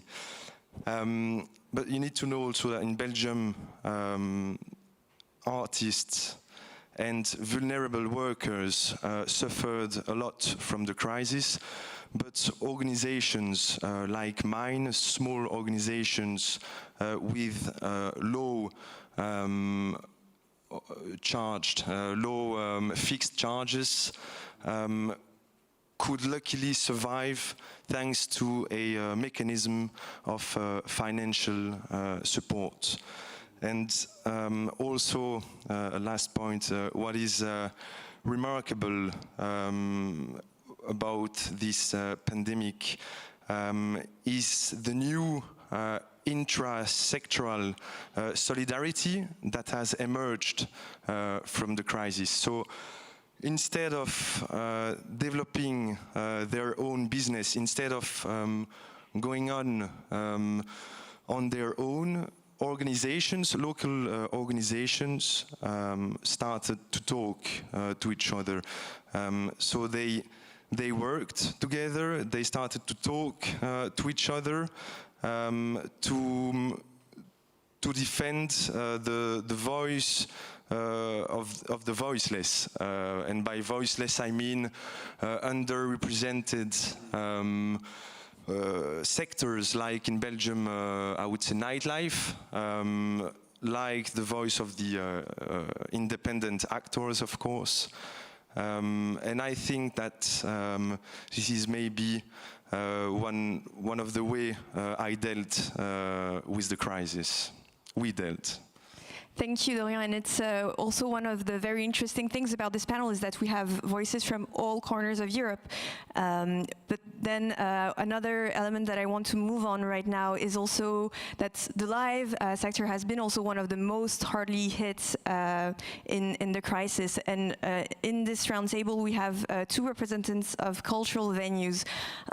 First, Steven, I want to ask you, like, what was the reality of the crisis for your sector, specifically in the Netherlands? First, can you say one more time the name of my venue? Piep. Oh, I love it how you say it. Yeah, it has a... I like it. What was your question again? Yes, so what was the reality of the crisis for you? The reality was that, of course, we closed down straight away, and then we panicked, and then we cried, and then we changed. Basically, we started a publishing agency, so we're publishing books now. We started a TV channel, and we created a new foundation to do projects in open space. So now, all of a sudden, we just finished a project where we made the video of the opening of a tunnel, and which already started a while ago, but we just changed as an organization. And also, luckily, our government was quite generous in supporting us, and as my neighbor already said, we don't have a lot of overhead. I mean, we as founder and directors, our monthly fee is quite low. Our rent is quite low. We don't drive big cars. We didn't get a lot of money to buy equipment. Everything is of ourselves, so we own everything that we have. So we are relatively safe, actually. Great. Well, very, very positive outlook already from the start. Yes. Yes, great. Zsuzsa, I also want to turn to you. You're also the coordinator of a cultural center in Budapest. How did it turn out there? There are two aspects I would highlight. Like one is the financial one, and the other is the community related to the community of the space, because most of the things which we do, so our activities are aims to create this grassroots community which belongs together and do stuff together, and we try to replace our physical space with a virtual one. We organized virtual events and try to somehow make discussions and somehow replace our original activity. In the beginning, it was more successful than I think everybody got tired of. Yeah, definitely. All these tired streams. of trying and tired of being involved or such thing. The financial part was also difficult because luckily we had some savings in the beginning. And we had to make the decision then that the savings which we would have planned to spend on developing our organization and growing bigger, we have to make a decision if we now just quit and take this saving to start another project later after the pandemic, or we try to survive somehow. And we decided to try to survive because we had a lot of crises in the years before as well, and we managed to survive them all. So we were quite confident that we can do it, but now it will turn out like in the next half year, I think. We are still in risk that if we can build our organization back as it were before the pandemic, because there were in Hungary there were like no financial support, or just incredibly low financial support even for bars or for cultural actors. So none of those would have been helped. And actually, we'll get back to the question of funding a little bit later. But right now, looking at also the situation with the crisis, for example, in our projects, sometimes we can often say that we were faced a little bit with a double penalty, especially when it comes to transnational cross-border projects. That not only our venues, festivals were closed, but also there was not free movement. We couldn't actually cross-border and imagine a European scene. Now, Katharina, I want to turn to you. Your organization is all about, this transnational debate. How have you adapted your activities accordingly?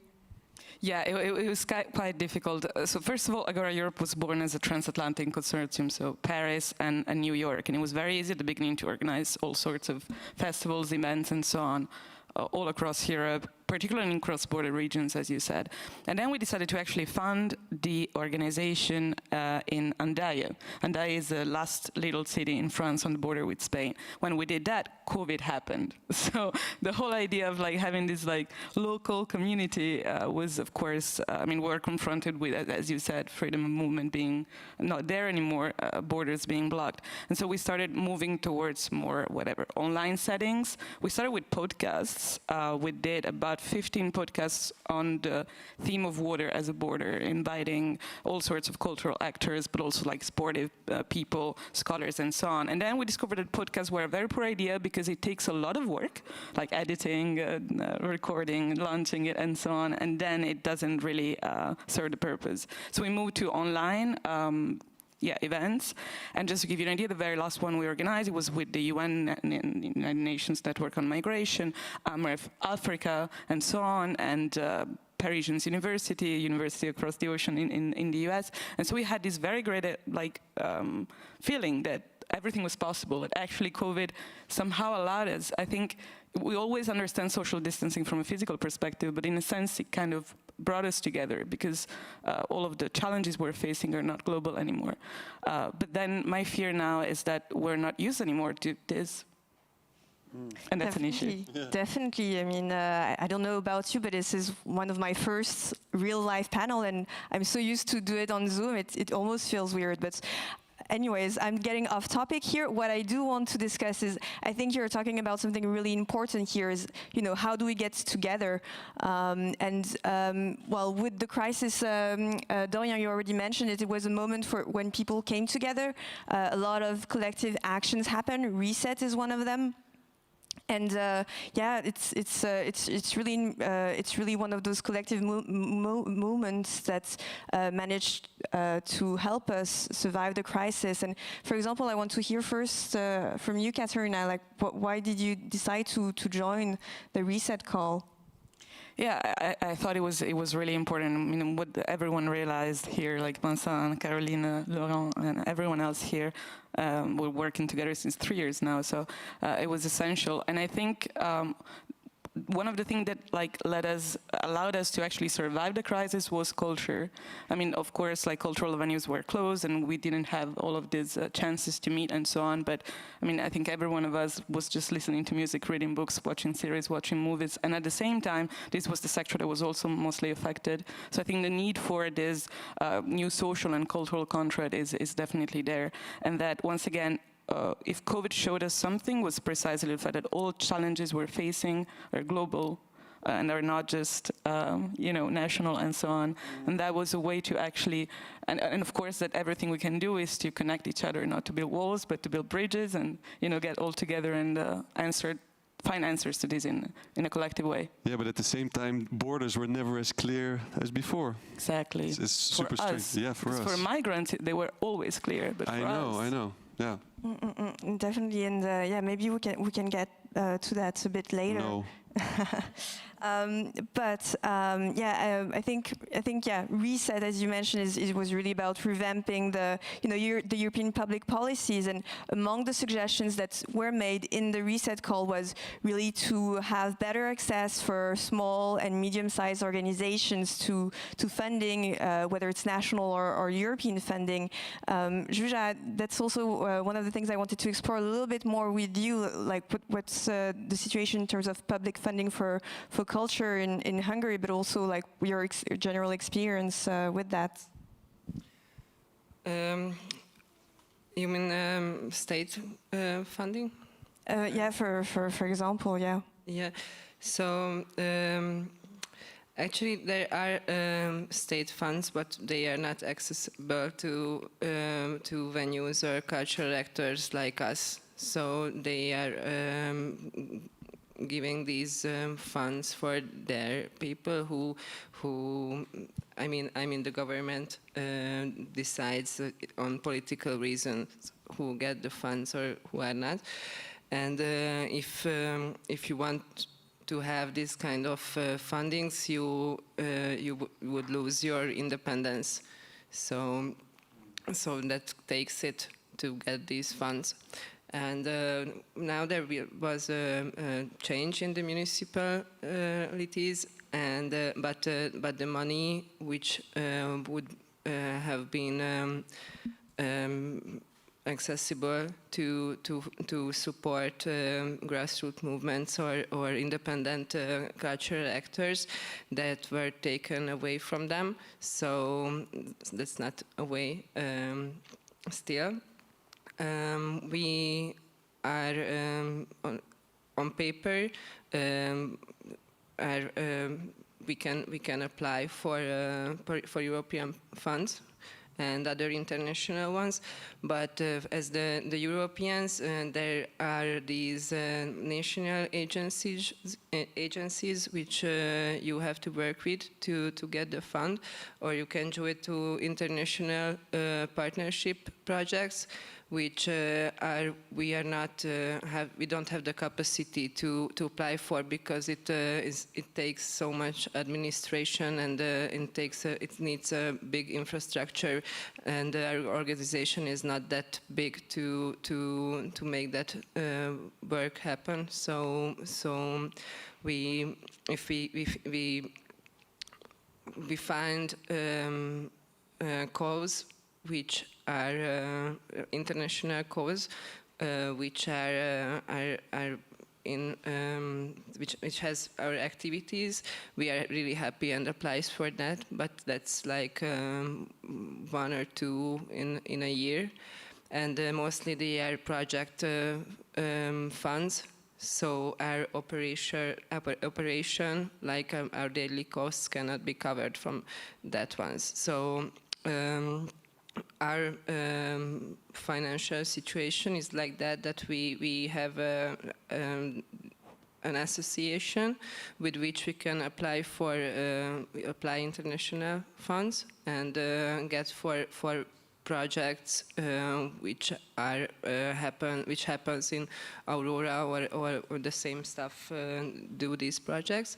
We also have the income of the events, like the bar and the tickets sold, but these kind of underground cultural things are not the ones which are could be self-sustainable. Like on the definition, it cannot be self-sustainable from the business income. And we also do a lot of fundraising, and we are very successful in that. And we have regular supporters, and we do campaigns, crowdfunding campaigns as well. And then we can do new things with that money. If we think about something, we decide on something to do, and we need the money, then we can launch a fundraising campaign, and then our audience and our regulars or supporters would give that money together. Mm-hmm, mm-hmm.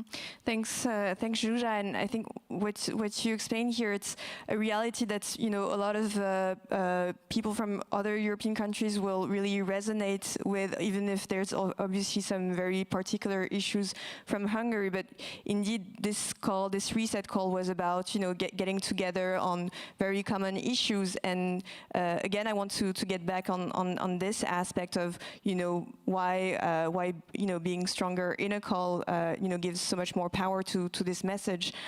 For example, Steven, your organization is really about getting together people in the hub. Like, I think your website mentioned something about getting people from all walks of life in the same unity, in the same organization. So in the reset call, that's also very much a big element, a big priority to get people together. How do you think it is important to face the challenge of the crisis? Walking together or seeing each other is always important, and I think especially these small organizations, these small spaces that are grown or started from the heart. This is super important. It will give a city identity, and it will give a little bit of freedom and creativity. And I mean, I started off positive, but I do want to say, I mean, it's been a lifelong struggle. I mean, we started PIP 14 years ago, and it has always been a struggle. And this last one and a half year has been just the strangest struggle that we've ever encountered. And I think really the role that we have in the city. I mean, The Hague is a small city. We don't pretend to be a big city, and I think in these small cities it's so important that people stand up and try to create a space in which people can just be free in a sense and feel able to create. And so PIP is a space which is never finished, so people have a feeling that they can add something, if it's program-wise, or they can work behind the bar or start a movie festival. It doesn't matter what it is. And one of the dangers that Katarina already mentioned. I mean, migrants, and now we're experiencing again these strict borders all of a sudden, and now we're realizing again that we're all human beings, and we have the same stupid problems and the same dreams and the same needs. And creativity and art and music are one of the few fundamentals that make us realize that we need all these things, but we express them, and so we can learn from each other and start to love one each other a little bit more, maybe. And yeah, that's reality. That the importance of culture for our societies, for the economy. Yeah, but I mean, one of the big problems is every time I attend one of these talks, we're speaking to people that already understand the thing that is. I mean, yes, culture is super important. Yes, it is. Yes, it is. Yes, it is. But in the end, it's so difficult. How to get out of your echo chambers? I mean, you were already talking about night culture. I mean, I was at a field lab event 2 weeks ago. It was the first club night in 14 months. But it's so difficult to explain the importance of nightlife when people that are talking about or making decisions never really experienced the beautiful things about nightlife. I mean, they went to a bar, they had a glass of wine in a restaurant, but it's completely different. And you can tell them again and again, like a graphic designer, photographer, a theater maker, they might think of a play during the night at 4 o'clock, and it might be a stupid idea, but it's in their mind or in the moment, it feels like the best idea in the world, and it's this space. I mean, we need space to create in the end, and I lost myself. Yeah, no, but it's a true reality, and I think with the crisis, that's also one of the goals that we wanted to see with Reset, for example. That was very important, is how to explain this reality to policymakers, right, to the decision makers, and you have to push them into a club, no? And yeah, when clubs reopen, yeah, well, how do we make ourselves heard? And has there been more of an awareness about the importance of night culture, of culture in general, among policymakers? It's a real question, Dorian. I really want to hear your feeling, for example, because in Belgium there's also been quite a lot of movements to make the voice of cultures heard a little bit more, and I want to hear, like, do you think there was still a better awareness of that? Yes, I do think so. Hopefully the crisis was not just about destruction, and it has led to fast, deep changes in a very short period of time, like the manifesto that showed Vincent a bit earlier. And yeah, I would say two things, maybe three. First of all, before convincing the policymakers and the public opinion that our business, no, I don't like the word business, but that our activities and sectors are essential, we need to convince ourselves first, because when you're constantly being told that what you do is not essential, that was the case in Belgium and France at least. Yeah, you need some more confidence, and that's why those movements and initiatives that we were speaking a bit earlier, that's why they play a very important role to assert ourselves as valuable members of the global society. And yeah, and a brilliant thing about those movements and initiatives is that for the first time they gathered, as I said earlier, they meet, they talk, and they understand each other, which is amazing, because thanks to that they can clarify our message for the nightlife scene or every whatever media or cultural actors. They could clarify our message and attract public attention to our cause, because we only had one big important message, very clear, something that we didn't have before. I mean, I wasn't aware of this. That was more like separated message.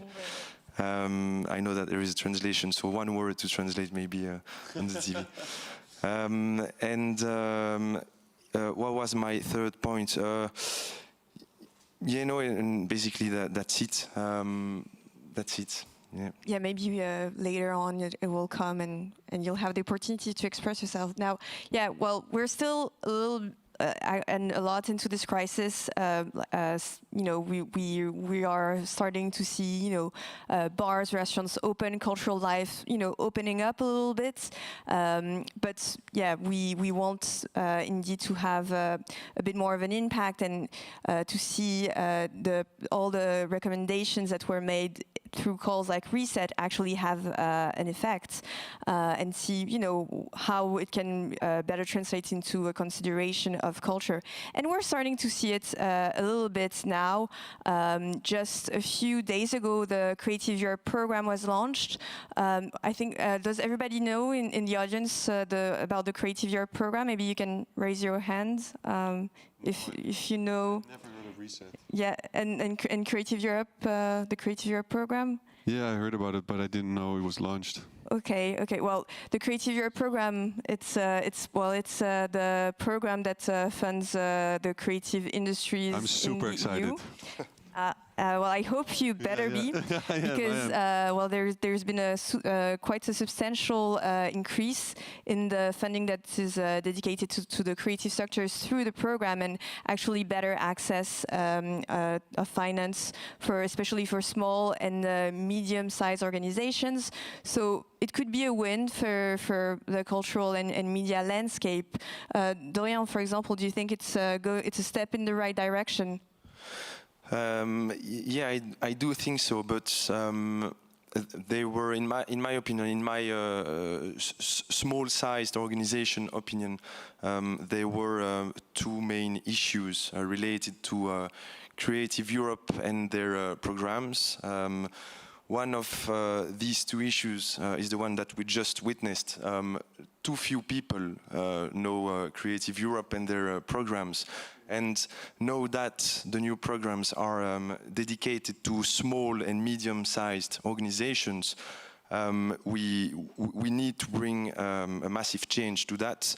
And we know that communication is not on point between the EU institutions and the EU citizens. That's one of the structural problems. But we need to take advantage of these newborn federations, of these newborn movements and so on, to relay the information, to inform the small-sized organization about these programs, because we are talking about big money, big financial help.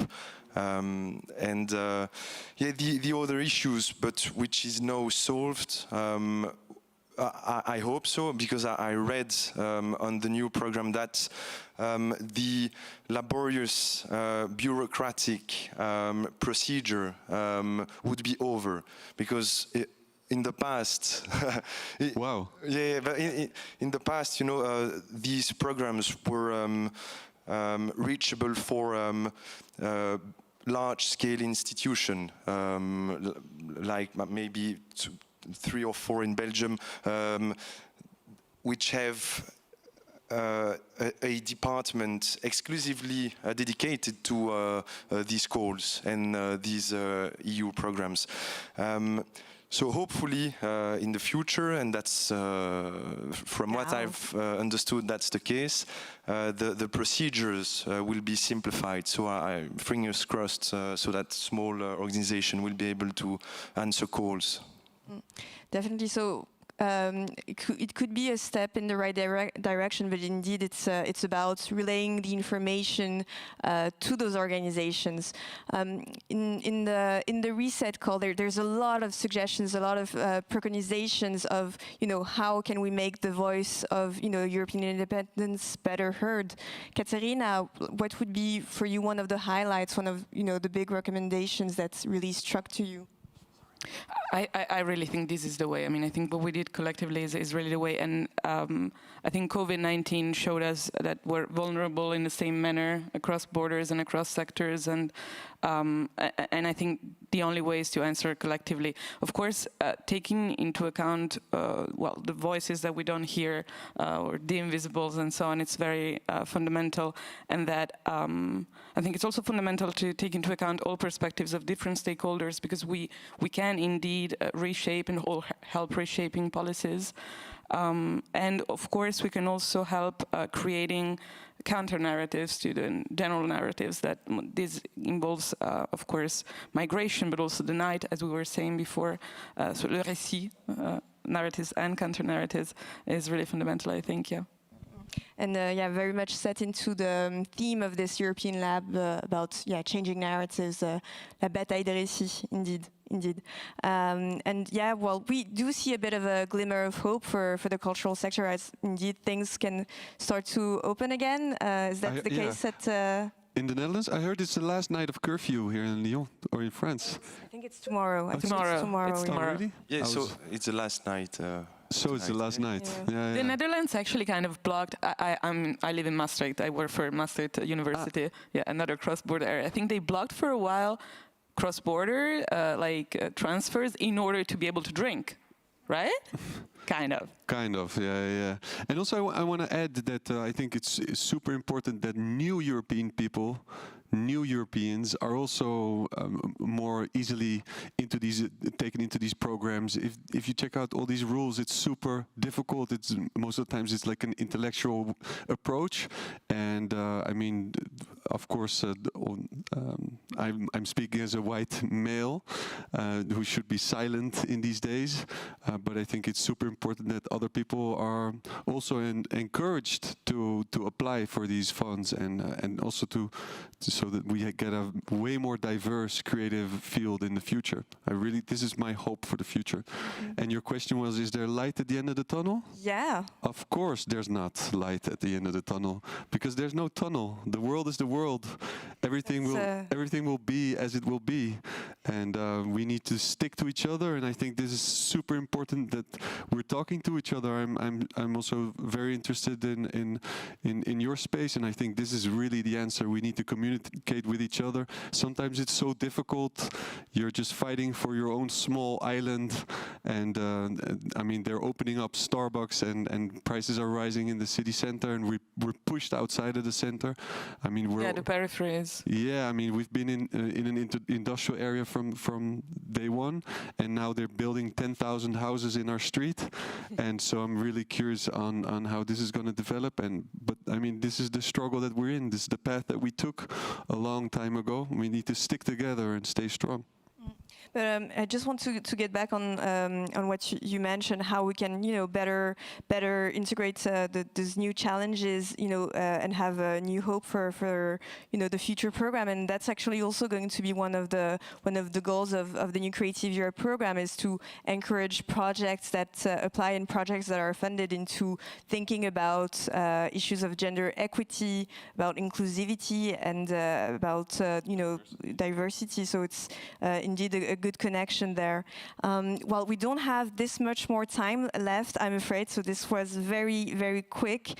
Actually, I also have a last question for you, Juja, because this European Lab is happening as part of the Sphera Days, and I believe this is a project that Aurora is involved in. So can you tell us a little bit more about it so people in the room can check it out? Artifati invited us to be one of the venues for the Sphera Days. They will come to Budapest in the end of the year to organize a series of panel discussions like here. And this is also like a network building project for media platforms. And they have media platforms from 5 cities, and they are working together to broadcast podcasts and videos and produce media content and select them together. And somehow these venues or festivals they are connected with are connecting to this network, which I find pretty great. Like media and these venues are also great platform to initiate discussions and talk about these topics you also mentioned. And every Sphera Day has a theme, like culture for this day, and these topics like represent I guess, a set of values which are represented by all these members of this Sphera network, and that's great, I guess. Very interesting. Thanks, Zsuzsa. I'm really looking forward to see it unfold. Right, so I think that's pretty much it. We have still 3 minutes if we have one question from the audience. One question, only one. One question, so don't be shy. Don't waste the question. Very interesting panelists around the table. Everybody's burning. Yes, hello. Thank you very much for this hour of exchange. I wanted to ask each one of you if other organizations, in your countries have joined the Reset call, and if it really spoke to them, if it was something that every country felt that it spoke to them, they needed to come together as European cultural organizations. Maybe Zsuzsa? Yeah, Zsuzsa. So do you know if there's other organization in Budapest or in Hungary in general that knew about Reset? I think there were, but we didn't get in touch really with this topic together. Okay. Dorian? Yes, I do a few organizations who took part in the Reset process, but what we saw in the book is mostly the French work, and I think that on a European scale, lots of work must be done. So what we said must be pursued on a long-term basis, and the contract, the social and cultural contract that we talked about is an ongoing process, continuous process. But I think that we're still on a preliminary work on the European scale. Yeah, this is just the very beginning. Katerina, do you know a little bit? Agora Europe is in France, so of course, yes, we're here. Yeah. So a lot of signatures. Yeah. Yeah, definitely. And what about your partners in Agora Europe, the organization that's the partners we work with in France were already part of like Acquis Cultural, Laura Migarella, Lyon, Bordeaux, European Lab, Artifartif, and I mean we were all already part of a consortium of organizations since 3 years to precisely create that space that creativity needs. So yeah. Great. I didn't hear about Reset until I came here, actually. So I really don't know. But we did build a skate park about 10 years ago with money from Europe, and it was a hell. And nobody knew anything about it. And I don't. Yeah, sorry. I'm so sorry. Always the difficulty of getting European projects across in communication. Oh, that's I know we are funded structurally by the local municipality. Yeah? So. What are you talking about? You're whispering? Are you? Oh yes. Yeah, we still have a couple of seconds. Go. Yeah, I will ask later after the discussion. Oh, you will ask it later, but you did ask him. This is super embarrassing. All right, I think maybe it's time to wrap up this session. Then. Yes, please. Yes. Okay. Well, thank you so much to our panelists for joining. Thank you to the audience so much. and the people watching us online. And yes, see you maybe around in the European Lab. Thank you, Elise. Thank you.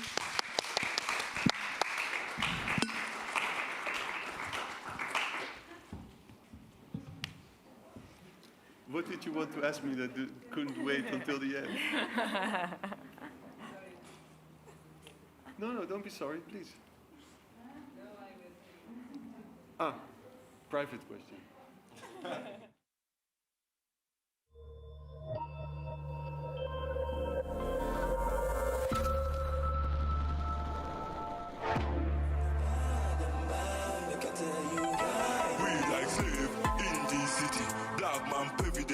Have pity. Already change your name, so we change our identity. Can you see no Estanero name is very silly.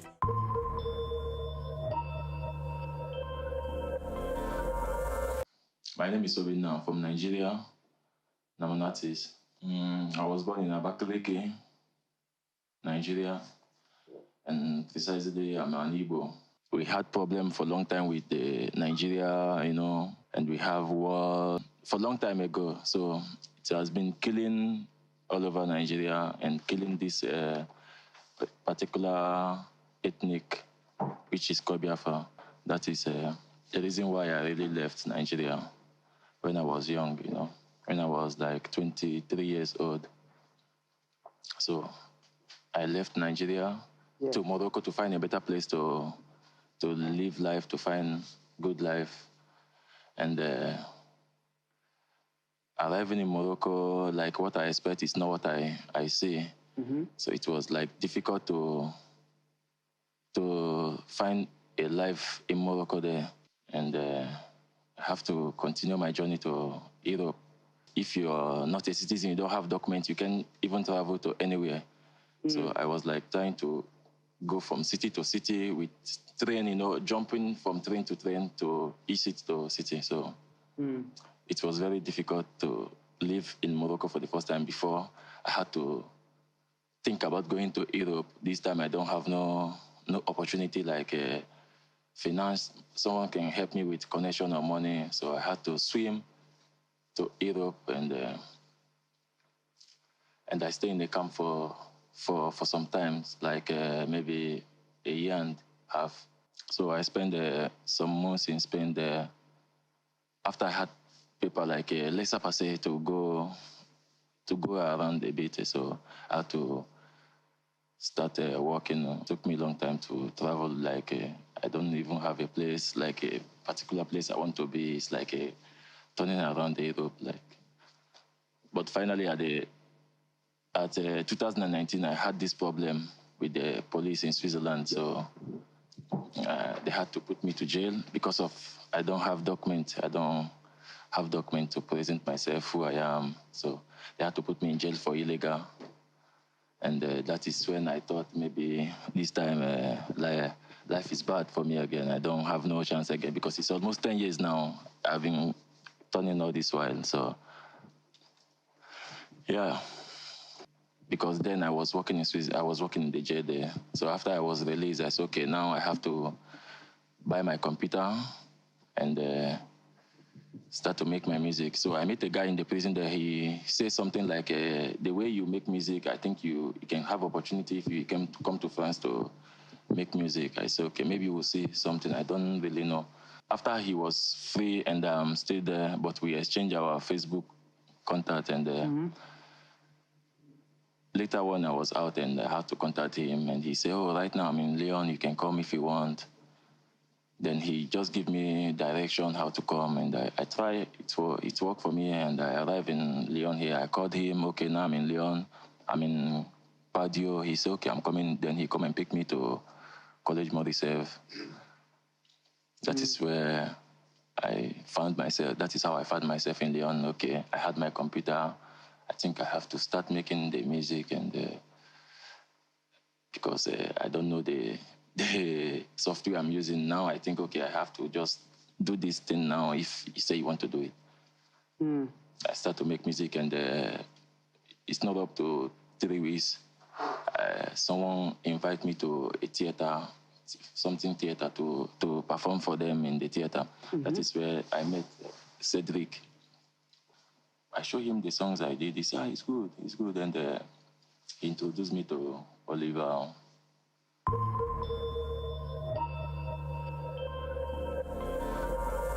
Yeah, I start to sing like playing on my mind, like play, but I never took it serious. Never took it serious like I will be like an artist, like everybody want to see, like. But back then I will play. I normally joke with music. I play, yeah.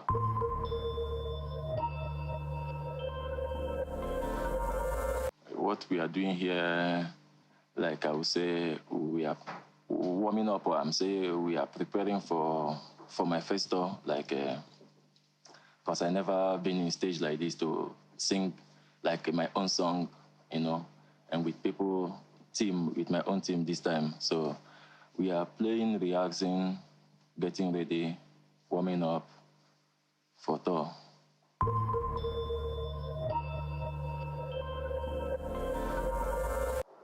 It doesn't change me. Like, if you know me before, the way I'm laughing now is the way I normally laugh. It never changed me as a person, but as an artist, I would say yes.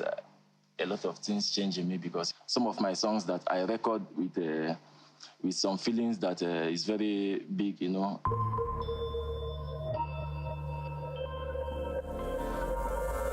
For myself, because I'm not a politician. Last 10 years, what I see like in my country is not like it's never a good system. Like, and nobody will ever like to be in this. My past is like it wasn't good. I hope things will change.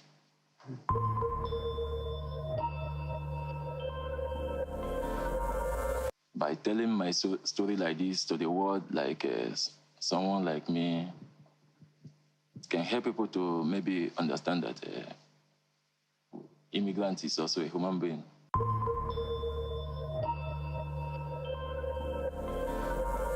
I don't know other countries or how it's done in other countries, but in France here, I can say somehow it's complicating the administration part, you know.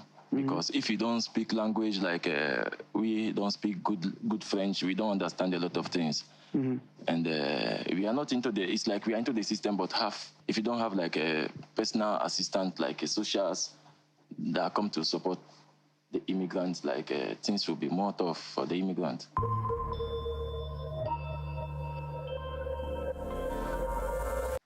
I'm hoping to keep my music playing every time, like keep playing everywhere, my music, like unstoppable, like every time let the music keep playing. And I thank God for giving me people like this that understand, like nobody can be somebody, you know. I'm so happy to meet people like this in my life.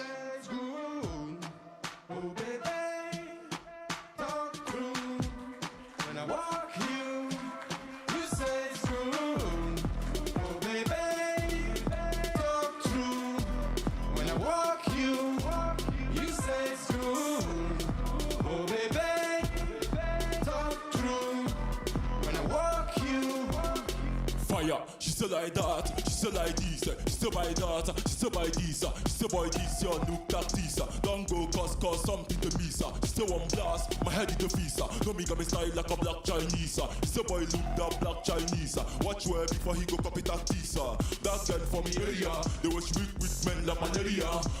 Man damn man go carry them. See the fine girl who go carry them. Oh baby, talk true. When I walk you say it's good. Oh baby, talk true.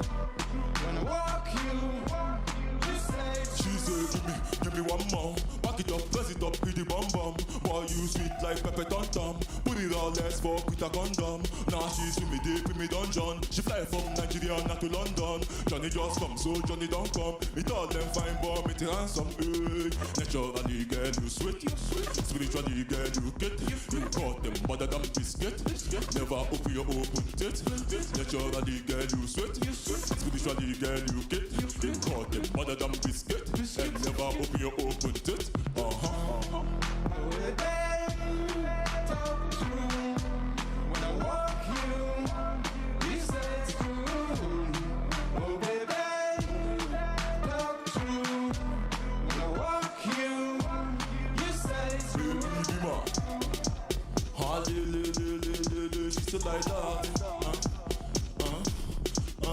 She said like this. Don't stop, don't stop, don't stop, don't stop, don't stop, don't stop, don't stop, don't stop. One more, one more, one more, one more, one more, one more, one more, one more. Hands up, hands up, hands up, hands up. Don't stop, don't stop, don't stop, don't stop.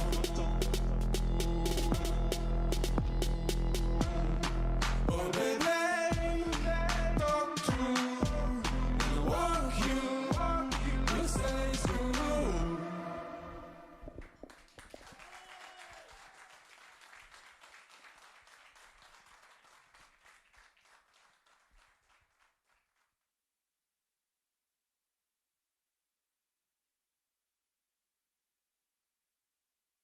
savez, l'Europe, pendant très longtemps, a dominé le monde. Et dans cette domination ne s'est pas exercée d'une manière ni pacifique, ni par amour de l'autre.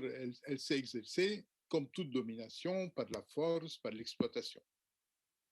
Puis, l'Europe a connu des expériences qui l'ont mûri, des expériences extérieures et intérieures.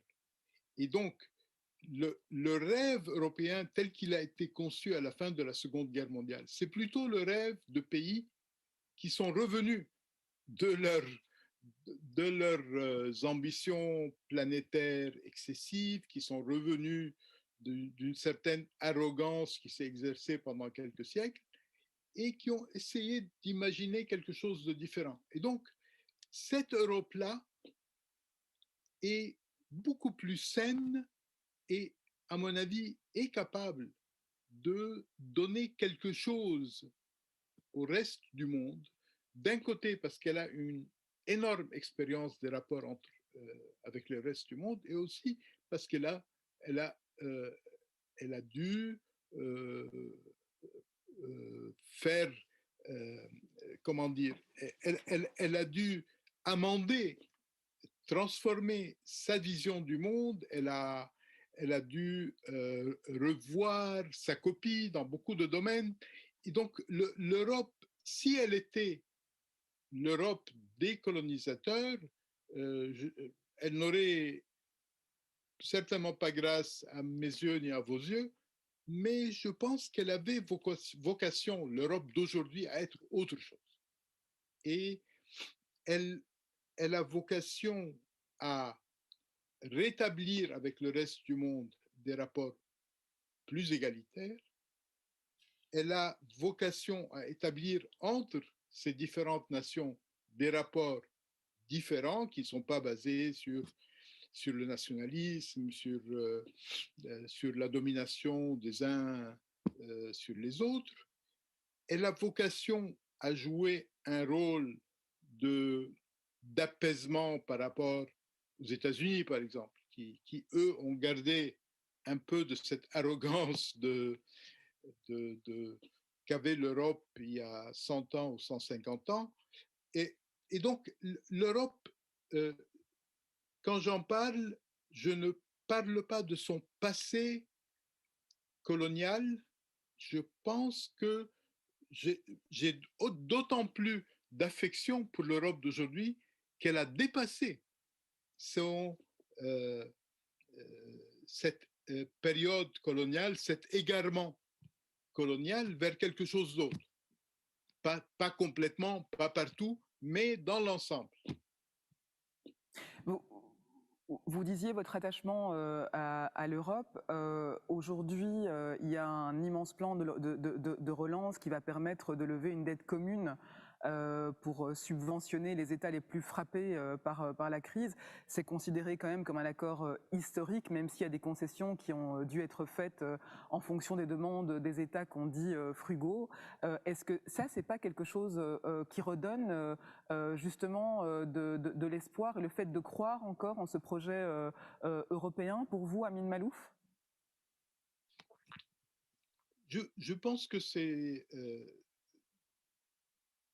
une bonne chose, mais ce n'est pas spécifique à l'Europe.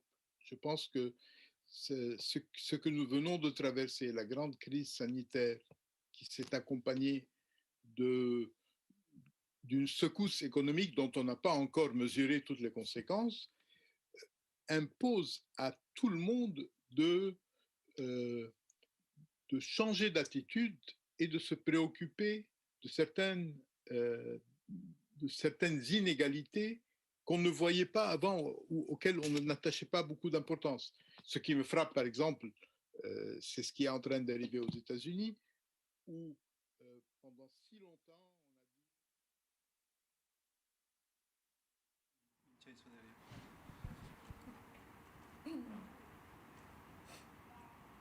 T'as vu son visage, Amon? Non, non.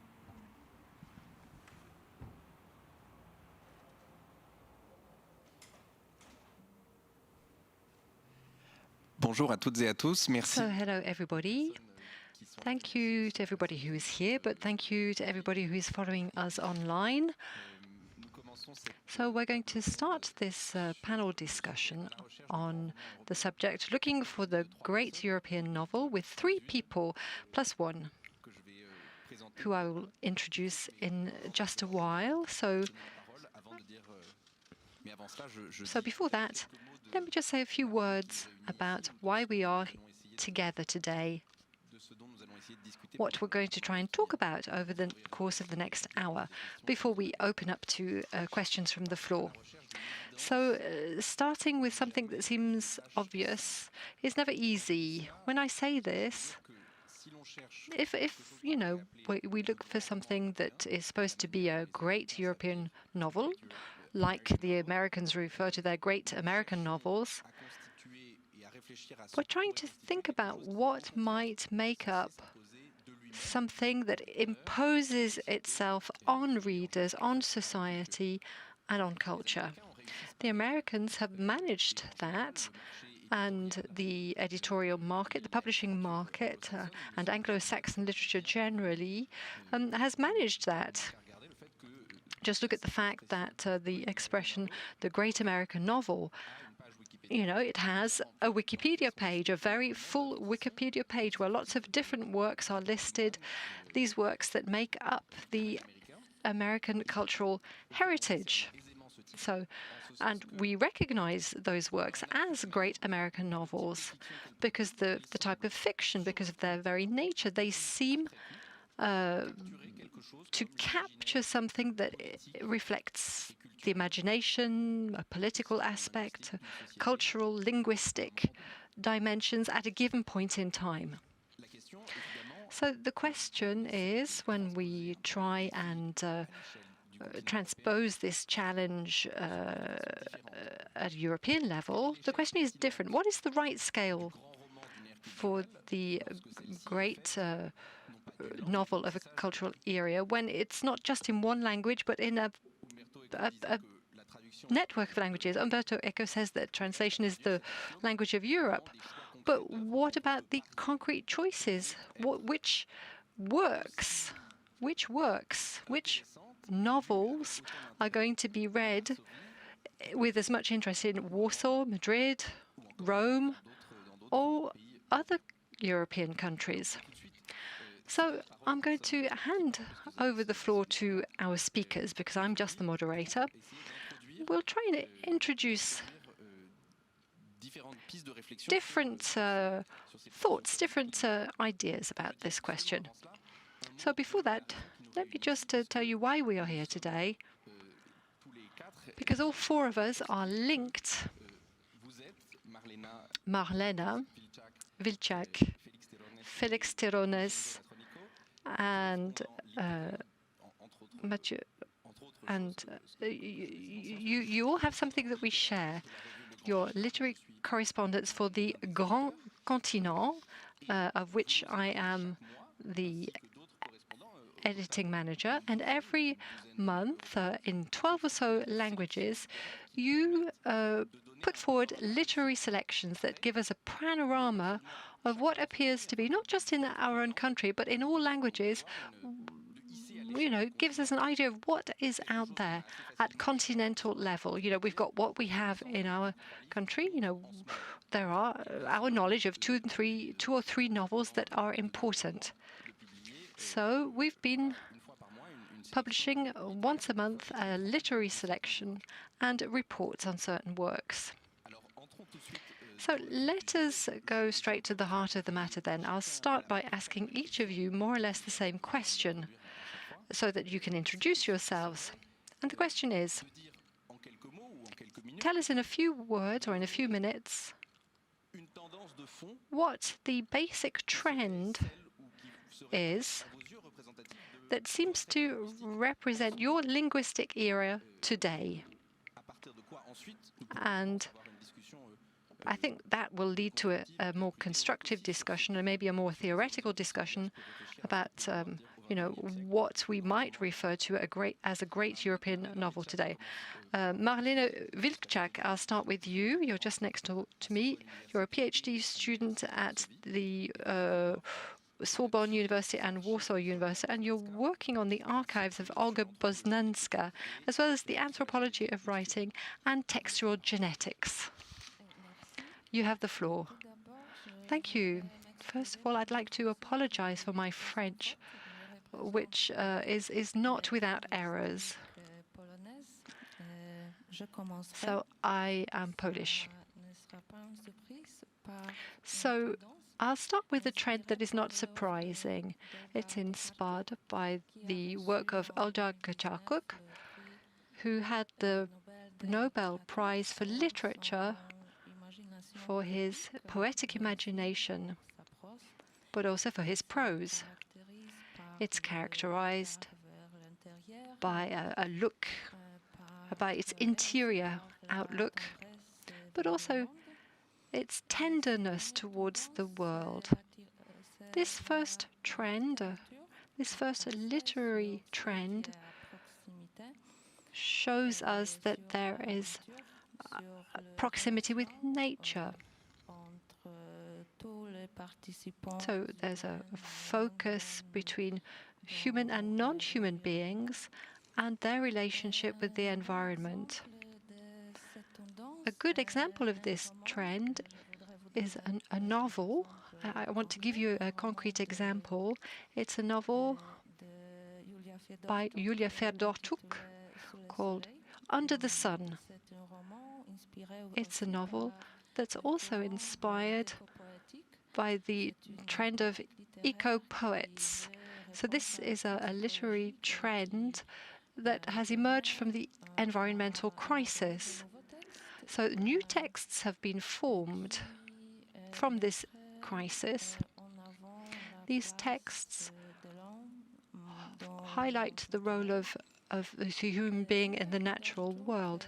So this writer also draws from the ecclesiastics. The conviction is that life is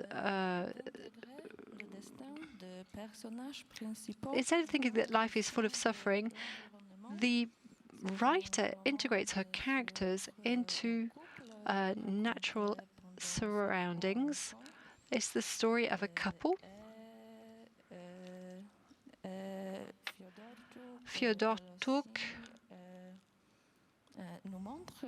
shows us that the environment is made up of a plurality of points of view. So that's the first trend, inspired by Olga Tokarczuk. And the second trend that we can see in Polish literature is self-fiction. And we can say that in Polish literature today, there are different types of self-fiction. The first is rooted in history, and the second reflects individual, intimate, private stories. So the first trend is based on difficult memories, family memories, memories of war.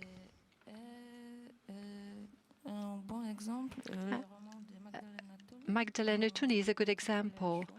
Her novel Szum, I think it's called Sound Pollution in French. Magdalena Tuni, Annalise, talks about post-war trauma. The main character, the narrator, is a little girl who at the same time is an author herself. As far as the second type is concerned, where there's a more of an intimate focus, let me give you some examples. There's an incredible novel called in Polish Bezmatic. Bezmatic is a revenge, and it's a novel about the experience of the death of a mother. It's about an orphan. It's also a novel about the relationship between a daughter and a mother, generally speaking. Another example is the journal of a Polish actor. He writes a confession. The author is homosexual and a member of the intellectual elite. He comes from a family without any cultural capital, to say things simply.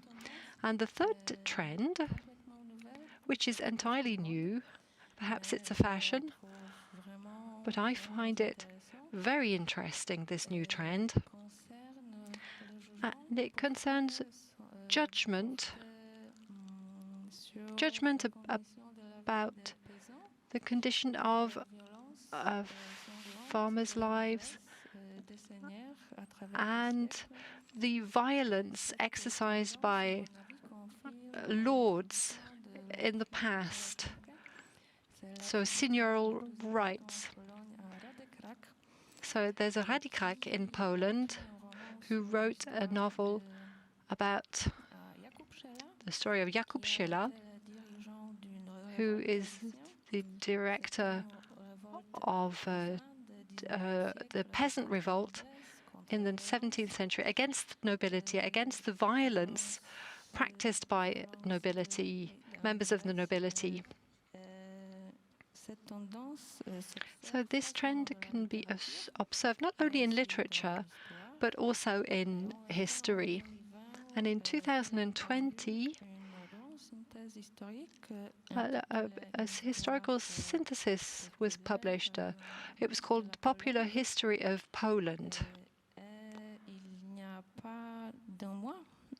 And just 2 months ago, another book by Caspar Burger, who is an anthropologist, called Hamsterfall, which designates vulgarity. But it's also an old word to talk about a man that is to be thought about negatively, for example, the peasant. So the Polish landscape sees a new light being shed on the slavery of peasants, violence, and committed against peasants. But let me stop there, perhaps. Thank you. Thank you very much. I was going to say, without further ado, we'll carry on.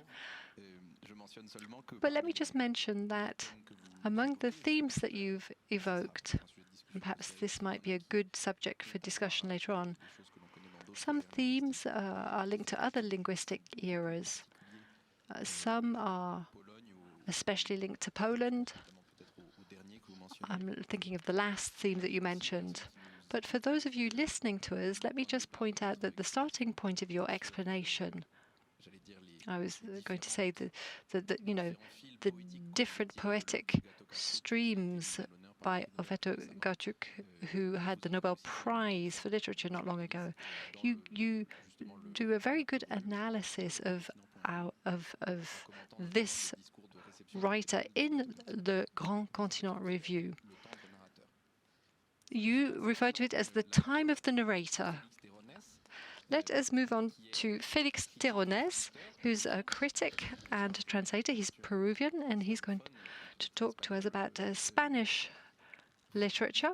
You're a lecturer at the university in Bern, and you're the author of a thesis on images and the imagination of bordellos in Latino American literature. This was published in 2019 with a preface in Spanish called Un sueño o su ficción.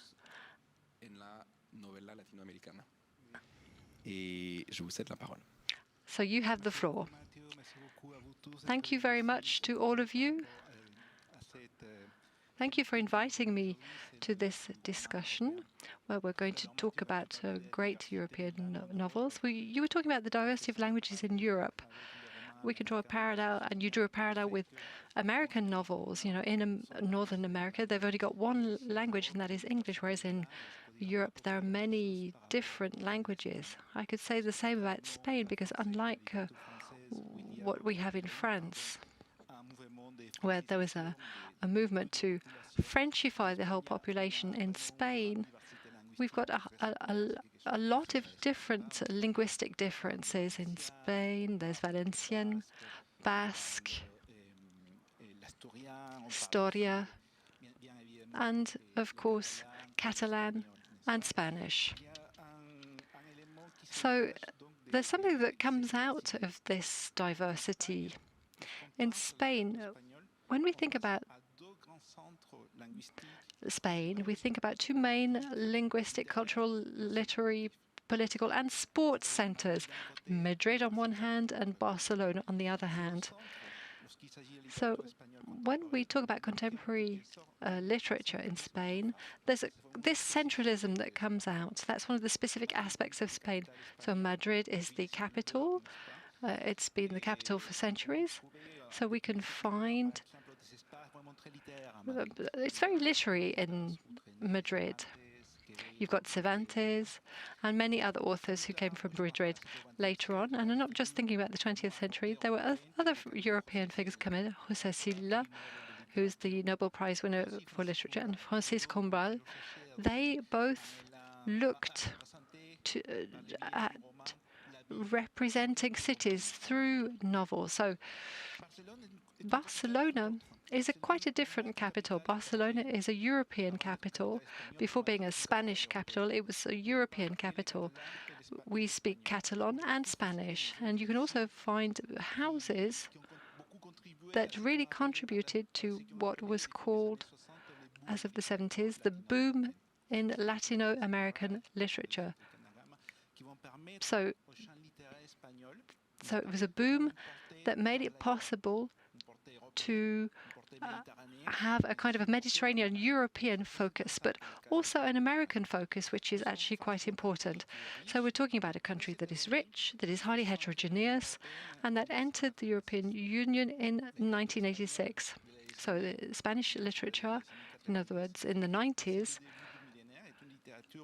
was, in my opinion, literature that tried to set up a European dimension. I'm thinking about Antonio Muñoz Molina.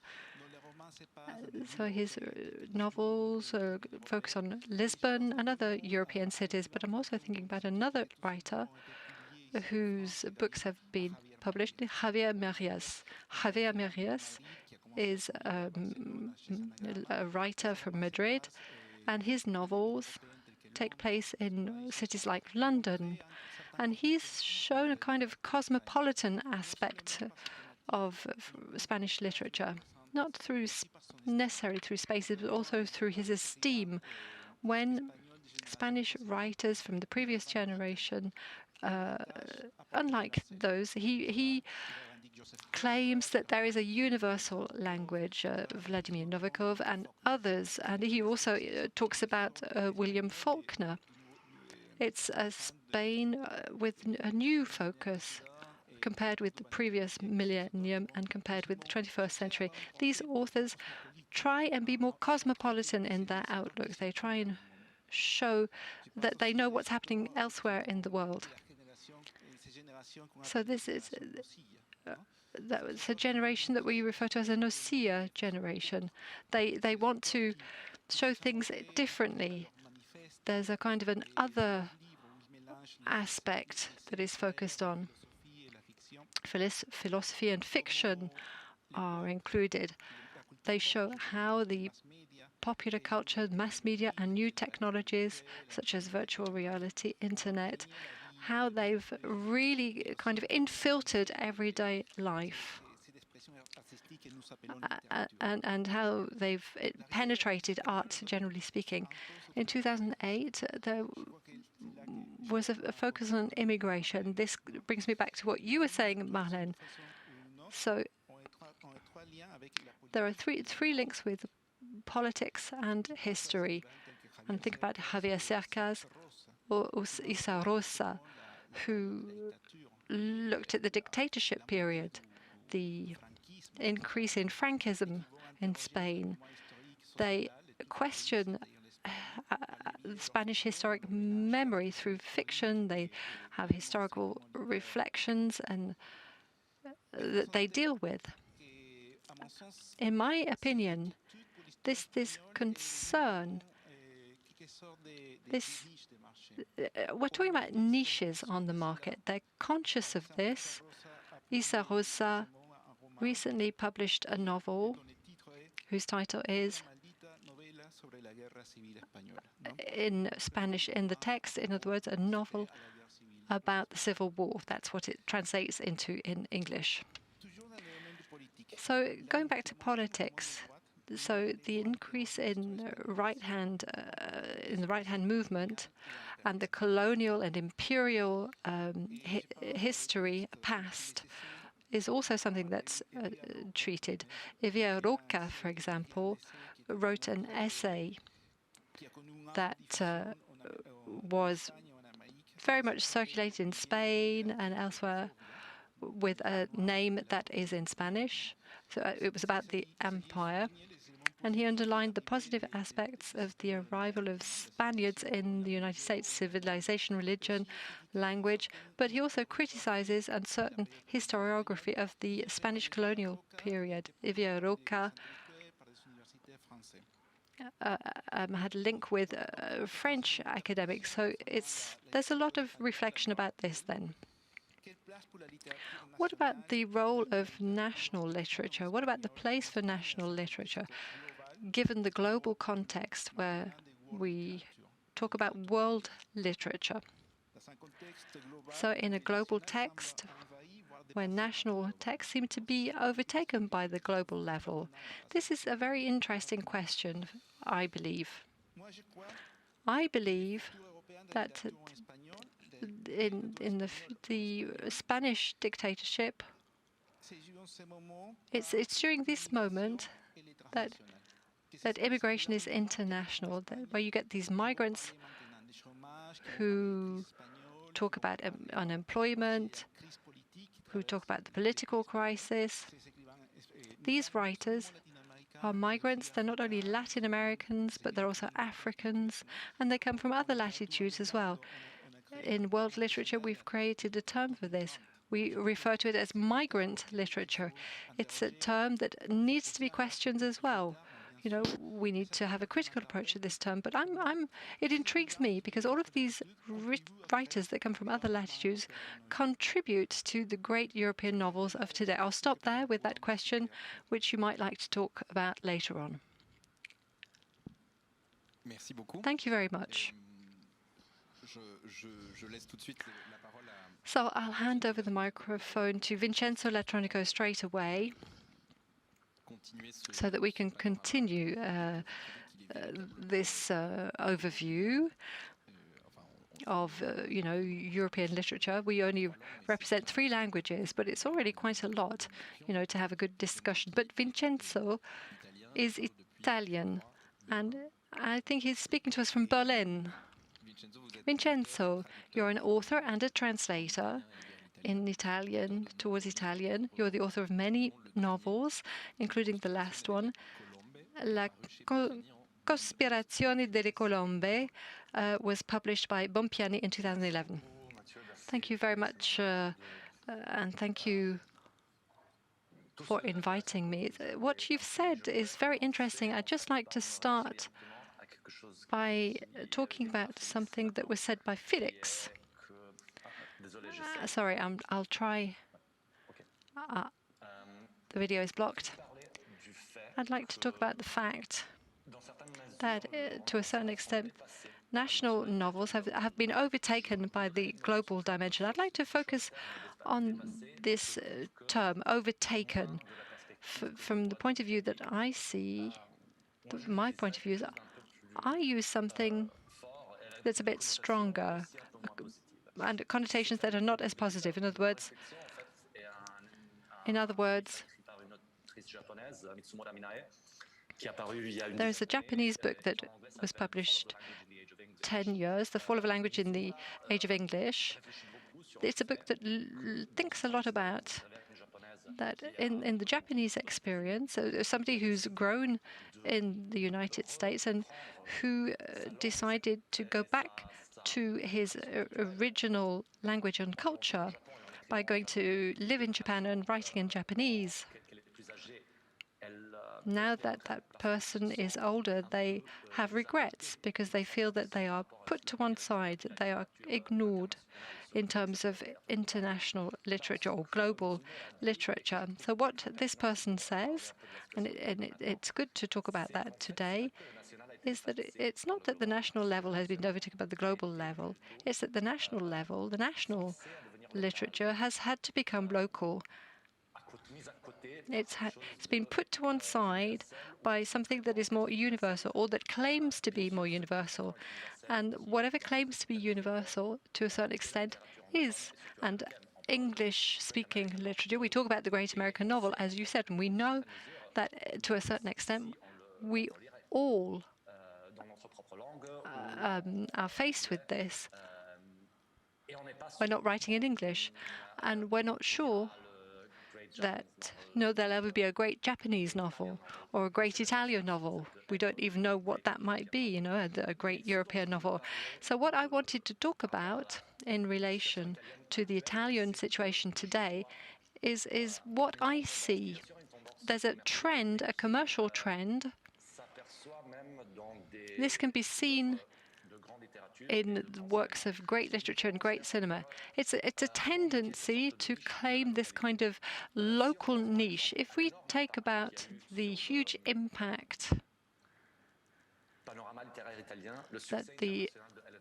if we look at the success of Elena Ferrante, who writes great novels, her great novels have been seen as great novels because there was this very local dimension. There was a kind of a postcard of certain parts of Italy provided. Naples, the movements in the 60s and 70s that could be recognized immediately by readers. And that could also be kind of be seductive, have a certain Italian flair, but at the same time a universal dimension. There's another writer, Nino, who experienced a kind of access to this more universal dimension, thanks to the fact that he focused on the narration of Italy in its very local dimension. And I believe, I fear that you've got these two examples, and they've had a very big impact on Italian culture. And I believe that there are many authors and authoresses who are focusing on this local dimension so that they have a more immediate appeal, so that they reach out to a more international public, because they're a little bit afraid of not being able to access this public by representing university. Anchele Gioia wrote a lovely novel.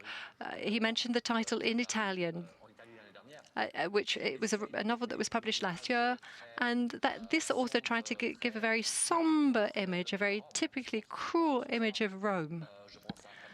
Camadora and Camamurgia.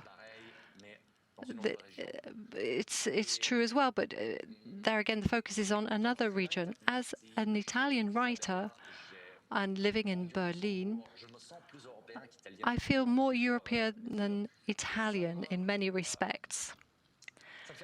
And it makes me afraid to talk about world literature, this global market, this global literature that we hear about. I have the feeling that it's very, easy to be in a niche where, each country offers its typical product, and then, or a language, because there's a more immediate access to universality. So I think the only other trend that I pronounce trend in Italy at the moment, which contrasts with this, is a trend towards autobiographical narration, which over the past 2 years has produced 2 great books. La Straniera by Claudia and Marta Marrone. Both, I think, will be translated into French, which are literary reworkings of part of the author's personal experiences, very different but very impactful in their own ways. And this, for example, I think is a very good direction, a very fertile direction for a new generation of writers in Italy. Of course, we could also say, and this is something which I find significant, regarding a generation of writers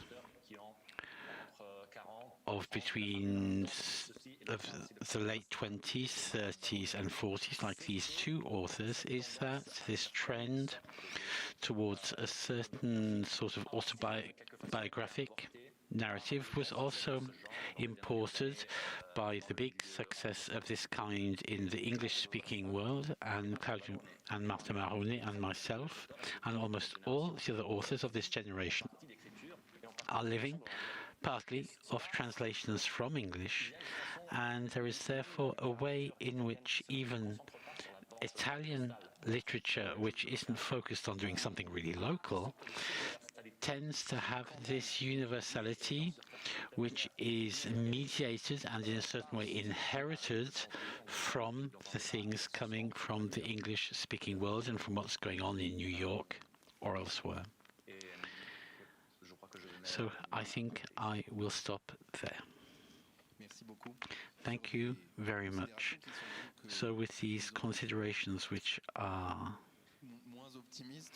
perhaps less optimistic, or which do raise the problem that we may have, which is what does European mean when the natural scale of any literature is its language, or the area in which its language is spoken? And is this a challenge which is worth taking up, as Plato might have said, to find a level which is no longer that of the national language or something local, that, like what Vincenzo mentioned, which has its limits for international readers, but not directly on a worldwide scale, on a global scale. So this intermediate level, continental level, let's say, which might be at this European level. So to go into this question, I'm going to suggest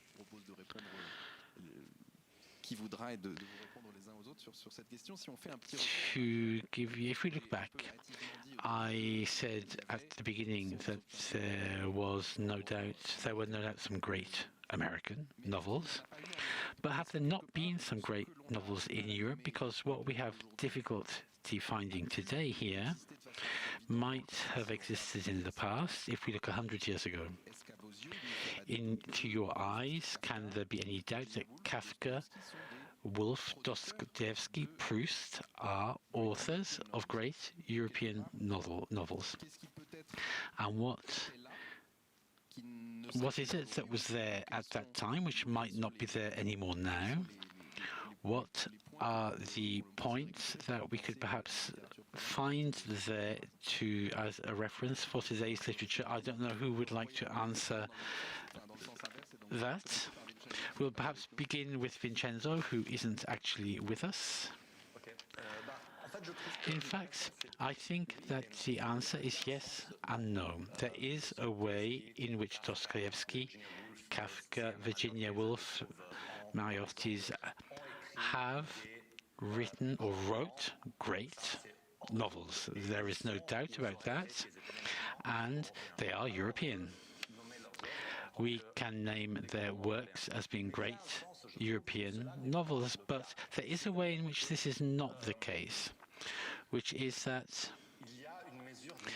there is an element of identity which comes from the great American novels that they offer their natural readers, the American reader, readers in the US, who find a sort of direct figuration of their experience that I, as an Italian, I'm not going to find in Dostoevsky, but I'm not going to find in Balzac, even if we can say that La Comédie Humaine is the perfect example of the great something novel.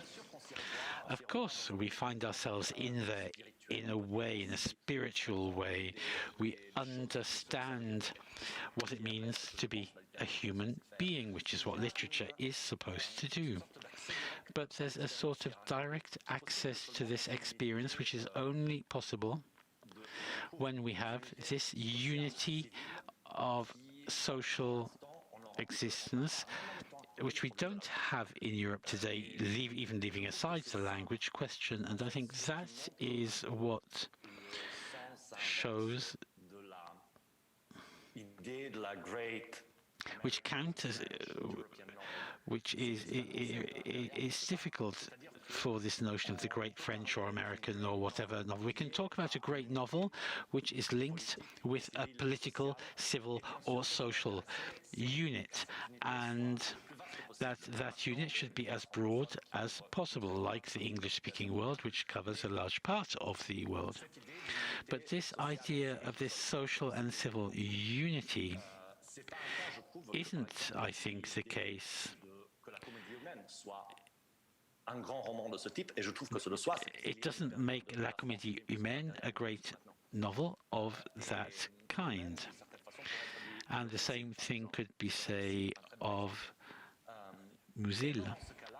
So in these cases, what I wonder is this what we really want in Europe?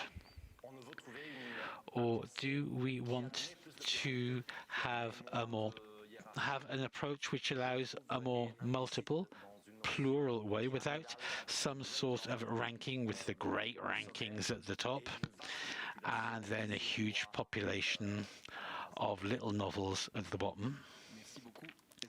Thank you very much. Would one of you like to answer that argument, this slightly deconstructionist argument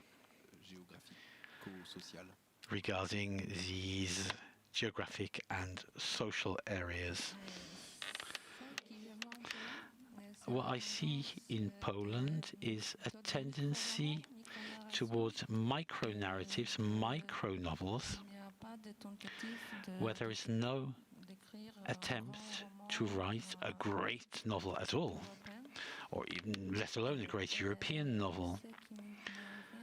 What springs to mind when I'm listening to Vincenzo is that Proust, Kafka, Thomas Mann, the great names of European literature, all of them tried to answer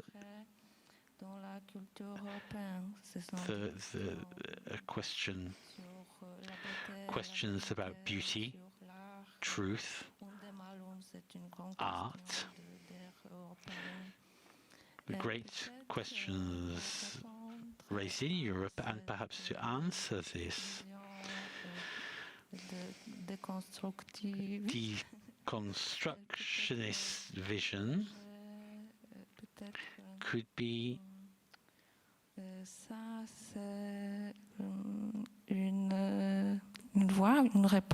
to say this is perhaps we could look for universal questions for our geographic areas, the great issues, and try to answer those questions.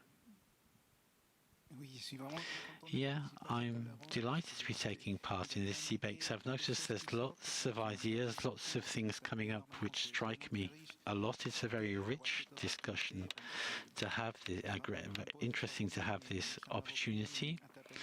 But what Vincenzo said struck me, and also Marlena. I think it's true that what makes the singularity of European literature and novels is that there is this notion of circulation of, when we talk about world literature, and I think Vincenzo defined very well the challenges of world literature, which is a term that comes from the United States. So it comes through the United States and then gets labeled as being universal. So what bothers me is that this exacerbated localism, to come back to a term used by Vincenzo, is the fact of writing on very limited themes, the Spanish Civil War, for example, with a language which is extremely smooth. We have to have a style and a language which is very, very neutral, the most translatable possible. And that's something which strikes me very much, because that's not the European novel. We talked earlier about Thomas Mann, about Proust, or Dostoevsky. These are writers who didn't write to be European. They wrote to be writers, not to be European, and they wrote with a very modern approach. So I think very sincerely that the European novel and European literature are looking to the past. For me, there are authors who have on a European scale. There's Dante in the Renaissance, there's the Spanish novel. The Spanish novel would not be what it is today without Cervantes. And this was a sort of, and he took a European theme but wrote a very, very Spanish novel. So he has that wish to really go further. And I think that today the problem is this circulation of literature, and it's seen as a way for writers to cross borders, to be read across borders. That's what the writer wants to do. He doesn't write just for a small group of people around him. He wants to have readers. He wants to have a broad readership. But at the same time,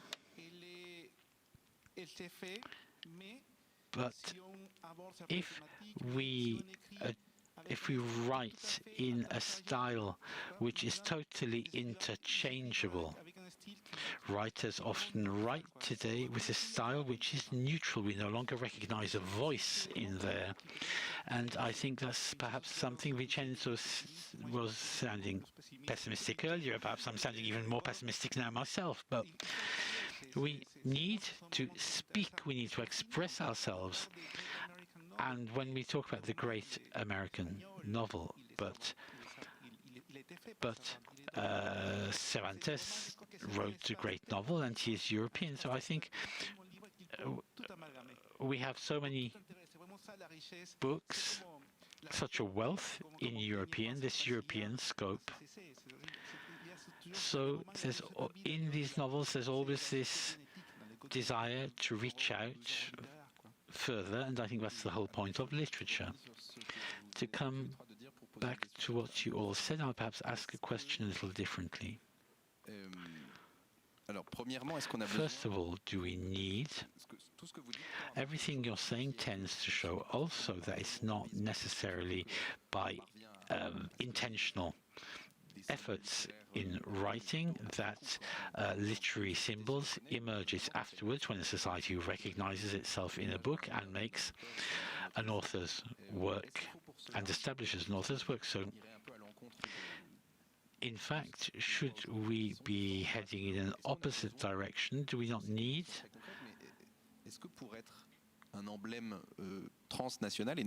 if we want a European or to be a transnational or European symbol, a narrative form doesn't need to be long. Thinking perhaps of Marlena with Olga Tokarczuk, who is a writer who goes against what you've been saying, relatively complex.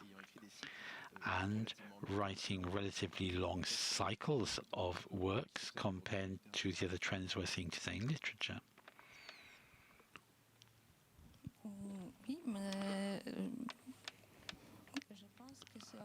I think it's also a question of the demands of the market, the needs of the readers. Olga Tokarczuk, as you say, writes long novels about complex subjects. Like, I don't know if you're familiar with her book for which she received the Booker Prize, the Book of Jacob, a novel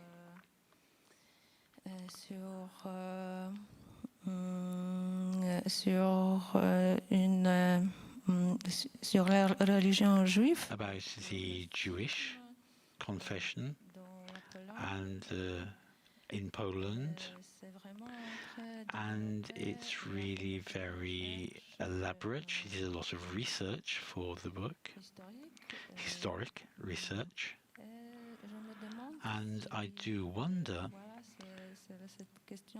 whether this question of the paradox of the local and the universal, I do wonder if, for example, the books of this book by Tokarczuk is very local. It's of interest to European readers at the same time. So I don't know. But if we're talking about the form of the novel, that's something I also was thinking about before our discussion, because yes, there are great novels with a very long, linear narrative construction, and that for me is a question which is very important, if whether the European novel should be a big linear narrative about history, or whether it shouldn't rather take the time to look for the subject in the history or the stories of the minorities, and perhaps open up the debate to have literature written by minorities, to hear their voices, to integrate them into this history of Europe, which is a history of violence, colonization, and all sorts of things. Thank you very much.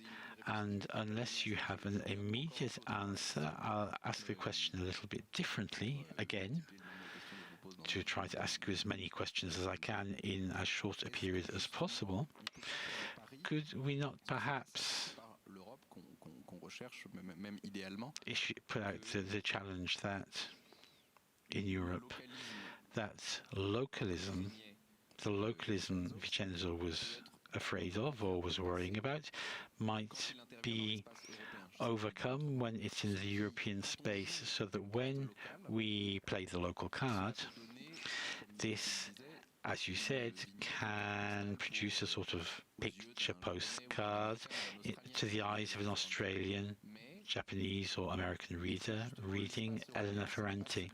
But is it not in this European space that when something very local is produced in another country, we do realize that it does also speak to us, thinking about subjects of autofiction or true fiction, which is a trend that you have all mentioned in your respective areas, and we know how present it also is in French-speaking literature, like in Arnaud or Emmanuel Carrère, in different styles that correspond to the sort of autofiction that Marlene mentioned, novels about ourselves and historic novels, true novels about ourselves and about history.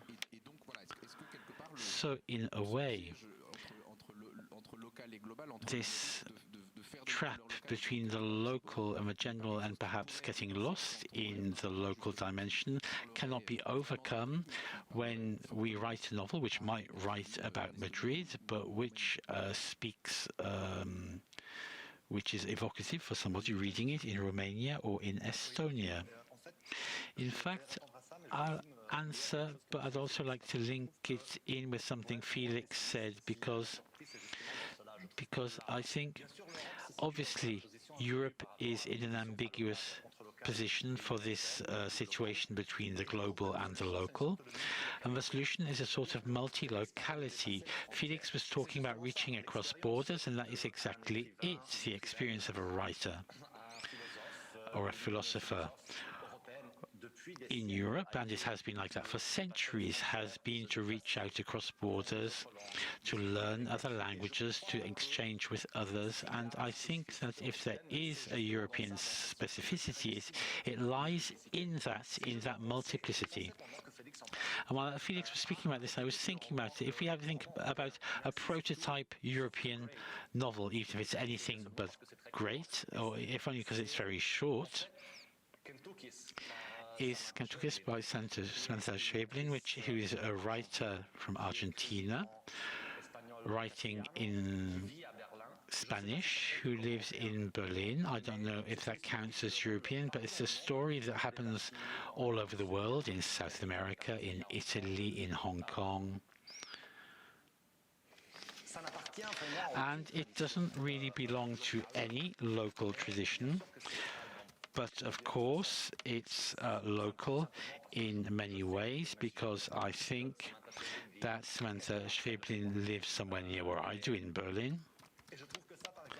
And I think that that could be a good example of something trying to reach beyond that opposition. Yeah, I was interested that you mentioned that she has lived in Argentina. I'm less familiar with her as an author, but it brings me back to what I said at the beginning of my presentation. With European literature, increasingly is for people who come there from other backgrounds, other horizons, people who weren't necessarily born within the borders of Europe, but who come from other places, linguistically and culturally and aesthetically, to bring something new and to enrich Europe. Vincenzo talked about an Argentinian writer. There's David Yarmani, the Iranian writer,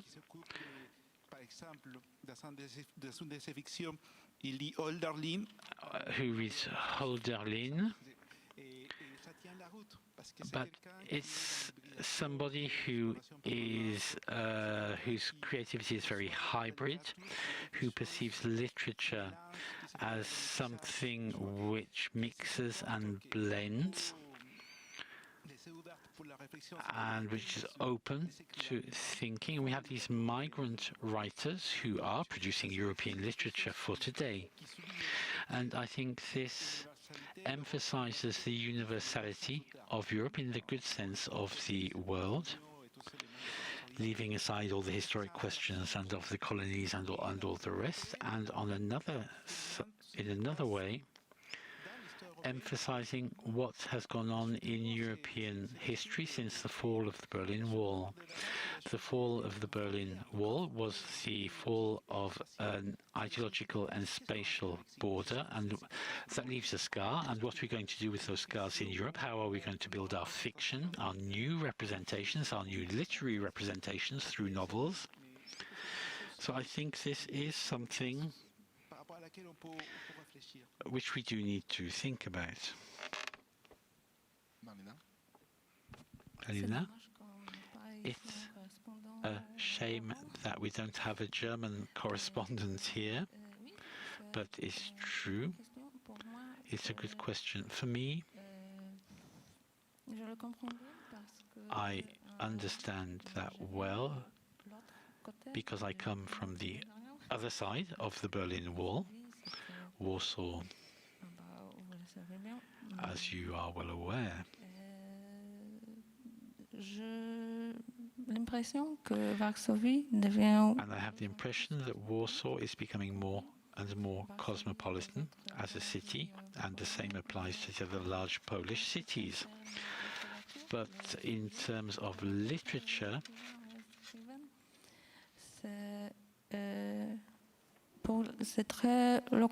the subjects remain very local, and it's very interesting because today there are a lot of autobiographical narratives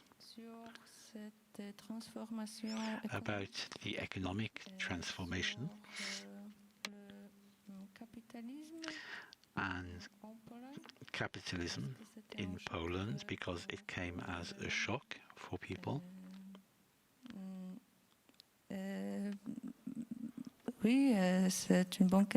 that's a good question of how we can unite the two views from each side of the Berlin Wall.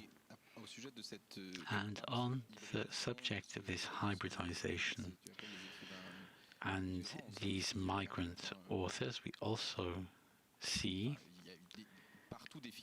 that there are people who have formed figures that have formed national literature by being born. They're like Ishiguro, Nabokov,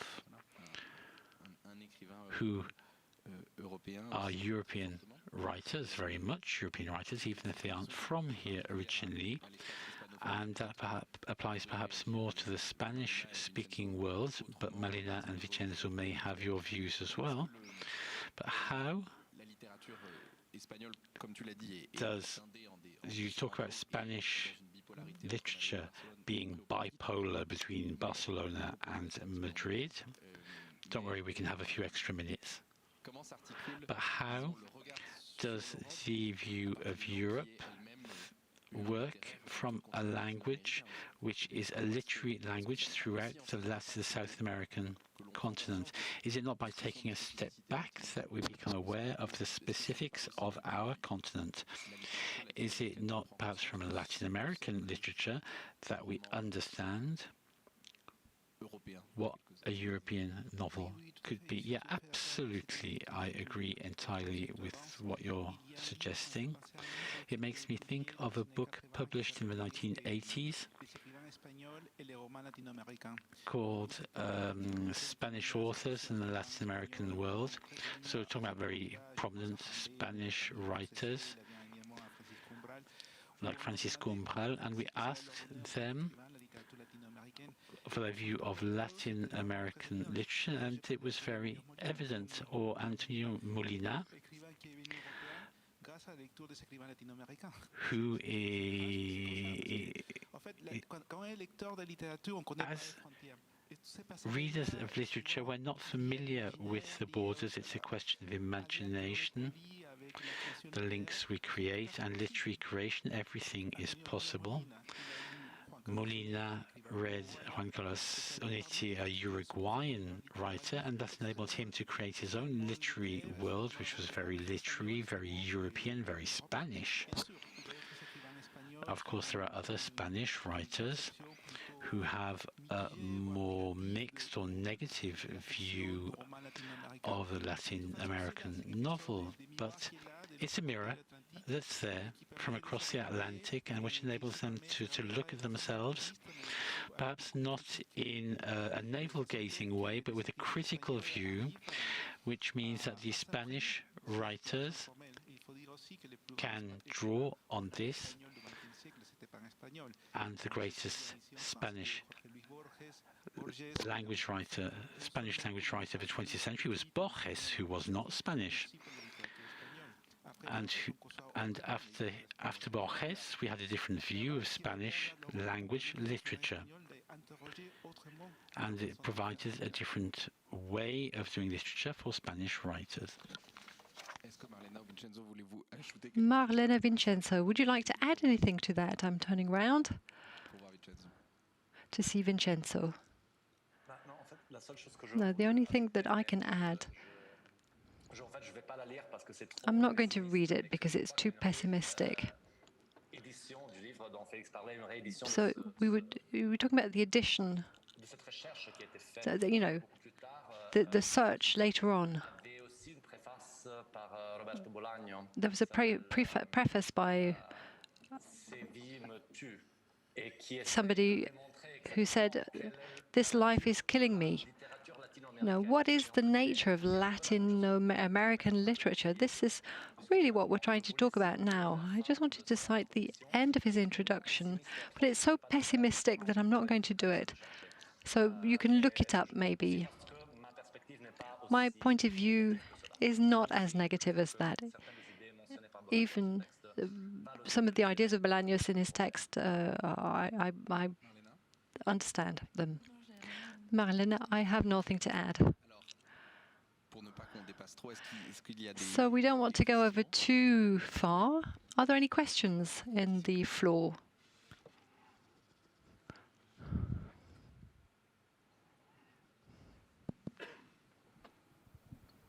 Merci. C'est bon? Thank you. This was very interesting. I had a question. Perhaps you can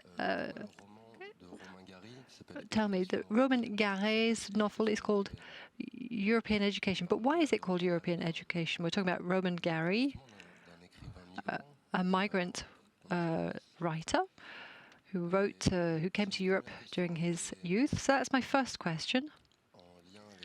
And linked to that, we've been talking about this great novel or great narrative. In the history of philosophy, this makes me think of Hegel, who, through his work, tried to produce a great narrative, but a narrative of humanity, more broadly speaking. It was a narrative that claimed to reach the end of history and the reabsorption of humanity in the concept, with an absolute quest. You can see traces of this in, great nationalistic narratives. I'm thinking about Germany under the Third Reich. So there was the idea that there was a narrative that was supposed to be universal, and with all of the consequences that entails. So if we take a novel like the European Education by Romain Gary, perhaps across Europe after the World War, we've not got a refusal to cede to this call for something that's absolute. It's denying otherness by reducing it to an overly determined concept. So that's not the story of, that's not the great European narrative. And that's what I wanted to say, the link with otherness. Who feels that they have what it takes to answer that question? It opens up some more optimistic horizons, let's say, than some of the other comments. Well, just to go back to what you said, Marlene, I think we could perhaps set up some kind of transition here. It's what you were underlining, Marlena, that we're not in the same period. We're no longer in the period of great narratives. We've got smaller narratives, broken up narratives, and I'm referring to Spanish literature. But if we talk about new subjectivities, short texts, factual texts that are broken up, that don't offer some kind of unity, ideological or aesthetic unity, or you know, texts with the subjectivity. I read Roman Gary with a lot of fascination. I have a great memory of that. I like thinking of that text. We're talking about an immigrant writing in French, and we're talking about extraterritorial writers. This is what we're talking about, extraterritoriality. Writers who come from another linguistic world and who choose to write in a different language. For example, in English, Conrad, who chose to write in English, Roman Gary, who chose to write in French. So I think that the epoch is not the same. So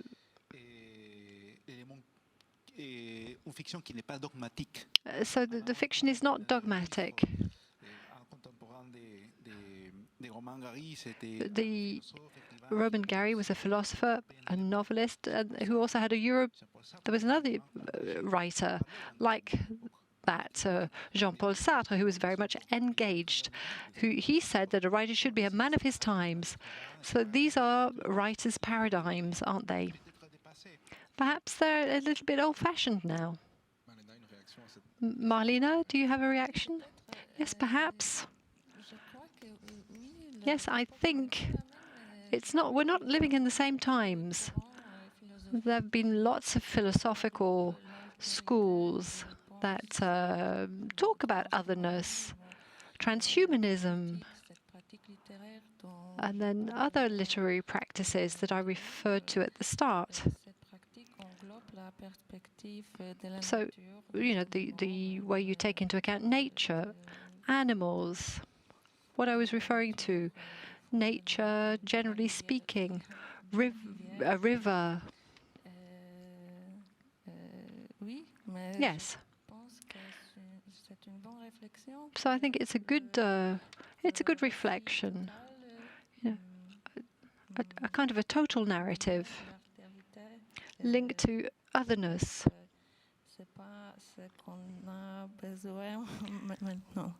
I don't think that's what we need now. Vincenzo, would you like to add one last thing? No? No, I agree.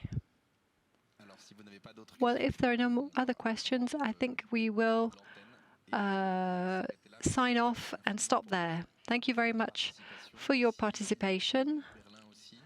Thank you for your participation in Berlin, and thank you for that very enriching discussion. I'm sure there will be other things written on these subjects, or at least discussed. There will be other discussions. Thank you.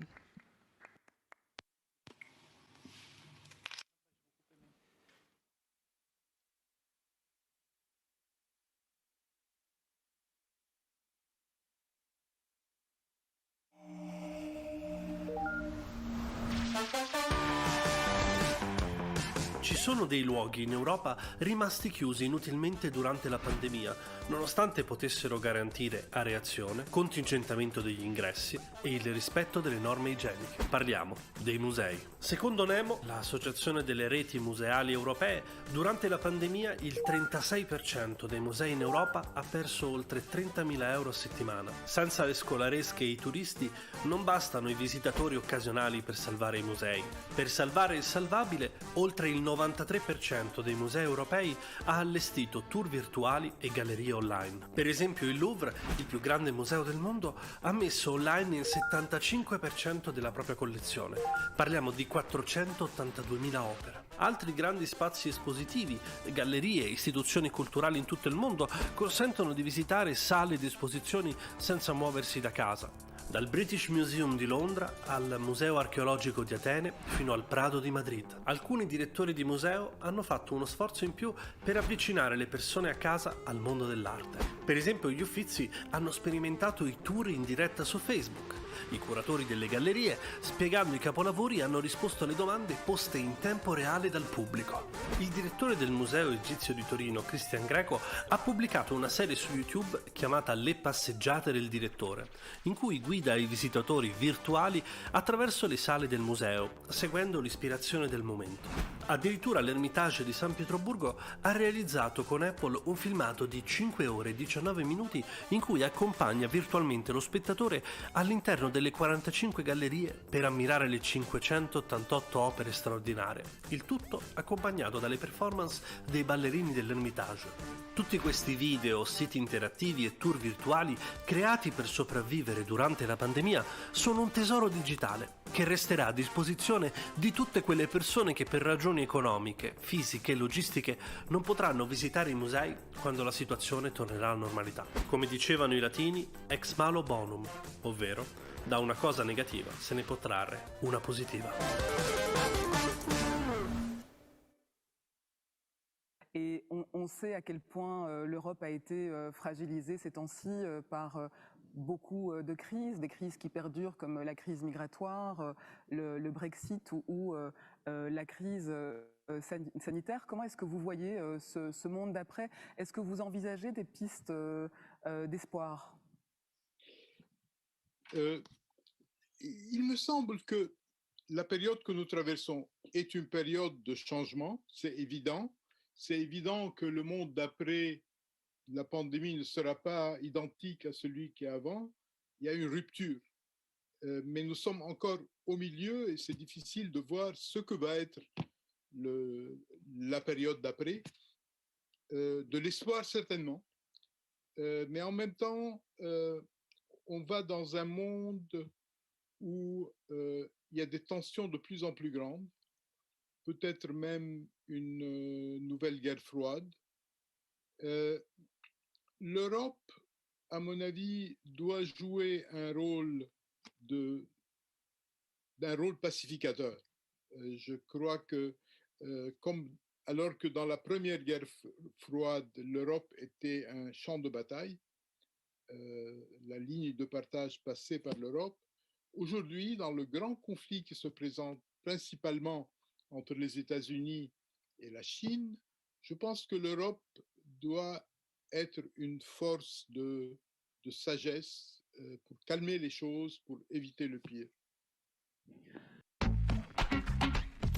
On April 25th of 2021, Chinese filmmaker Chloe Zhao becomes first woman of color to win Best Director Oscar. Le Collective also remarks that in Europe, only one woman, Jane Campion, has won the Palme d'Or at Cannes Festival in 74 years. A study made by Patricia Simon shows that just 21% of directors of European films are women. France, Germany, and Spain lead the ranking of European countries with highest number of films directed by women.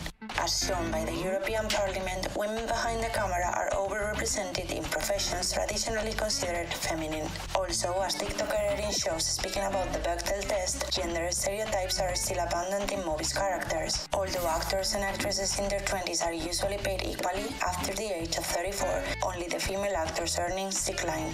How can we stop this from happening? Comment below.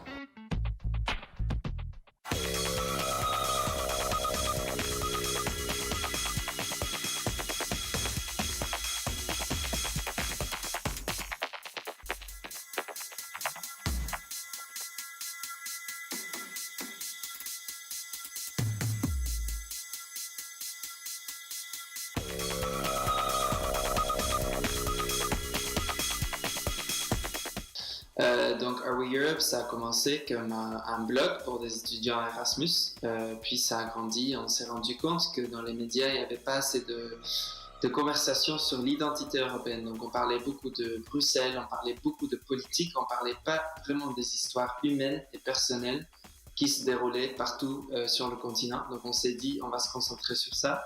Maintenant, on est devenu un magazine imprimé trimestriel. On a aussi une plateforme en ligne avec plus de 700 journalistes qui nous ont rejoints et on fait des podcasts, des documentaires, des illustrations, des séries, etc.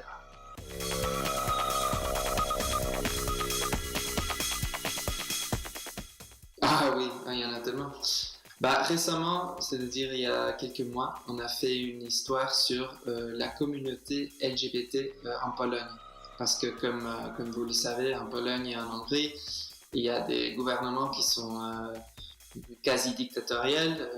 Les droits de l'homme, il y a un enjeu là. Et nous, on a fait une histoire très personnelle. On a fait 4 portraits de 4 membres, un pour chaque lettre, donc LGBT, sur comment c'est de vivre en Pologne, grandir dans ce climat-là, raconter leur histoire, vraiment des histoires personnelles, et réfléchir un peu sur la direction de leur pays et qu'est-ce qu'il faut changer et comment il faut se battre.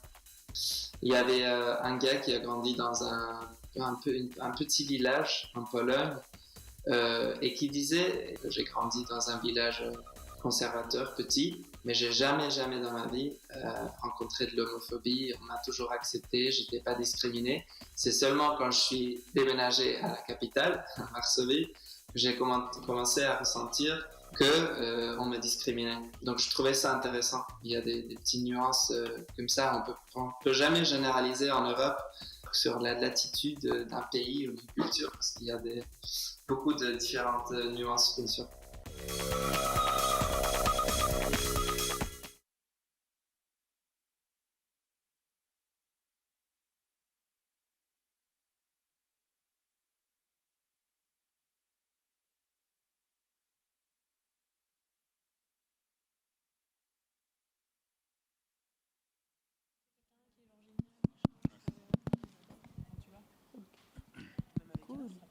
Mais grave.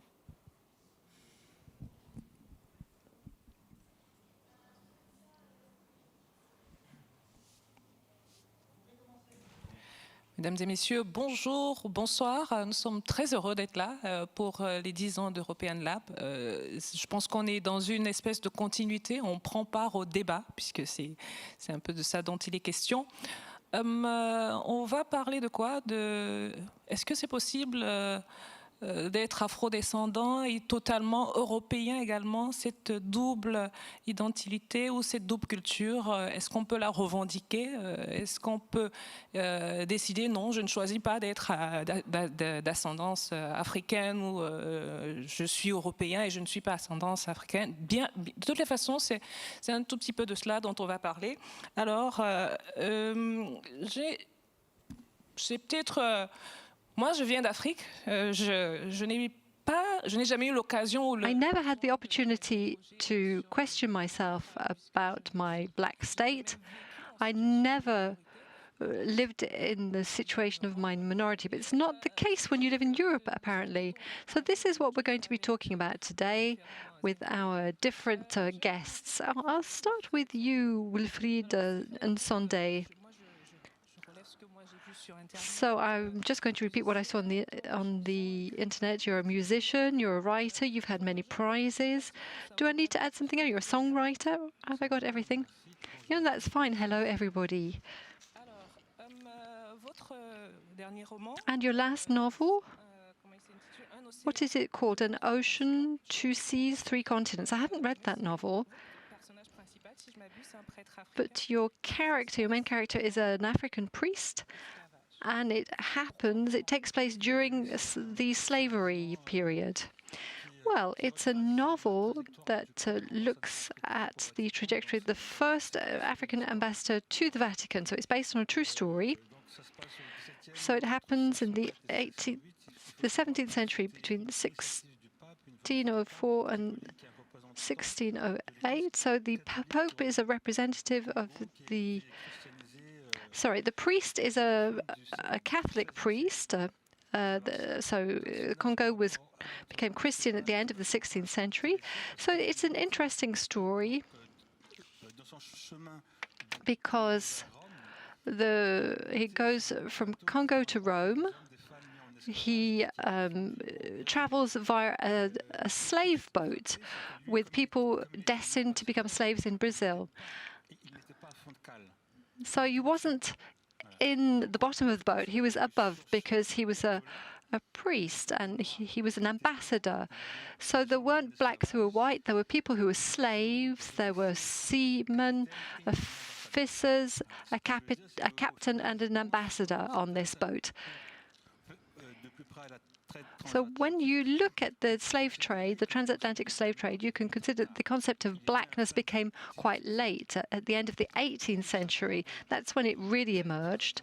So the transatlantic slave trade, I did, you can look at it without thinking about the color of skin. So, Kiemis, let me move on to you. You're an author, a poetess, a lecturer.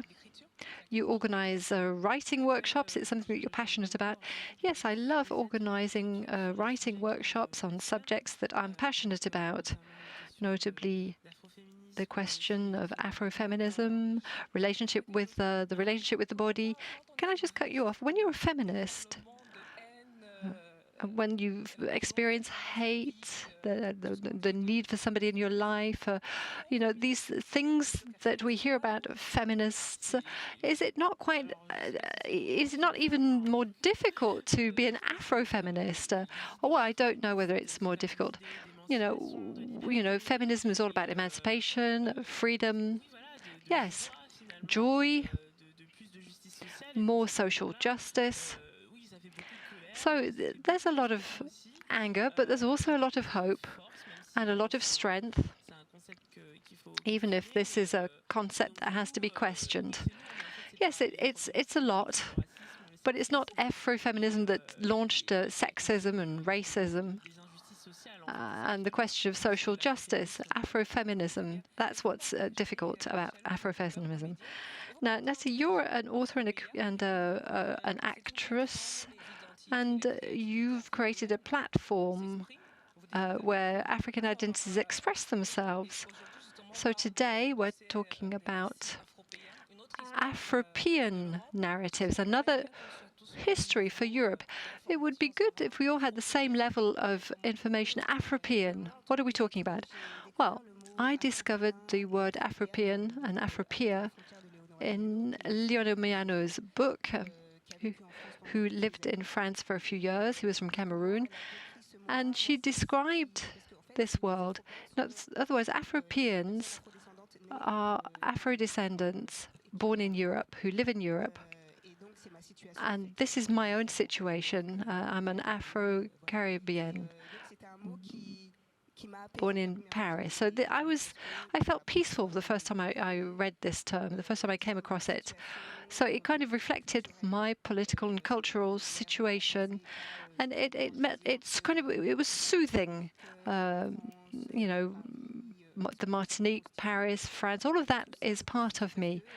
It's part of me because France has a colonial, a slave history, and that's why I was born in France. Very quickly, I wanted to document that word. I wanted to find other Afropean histories, other stories that might inspire me. I wanted to create the platform, which is an internet site where I question people, where there are meetings, where there are analyses carried out. And that's it. Thank you. In Afropean, is it a kind of a claim for the need to change the way people look at you? I don't know whether it's a claim. I'm not sure. Above all, it's a word that doesn't define me entirely either. It's a word that makes it possible to anchor our presence here. Why are we in Europe?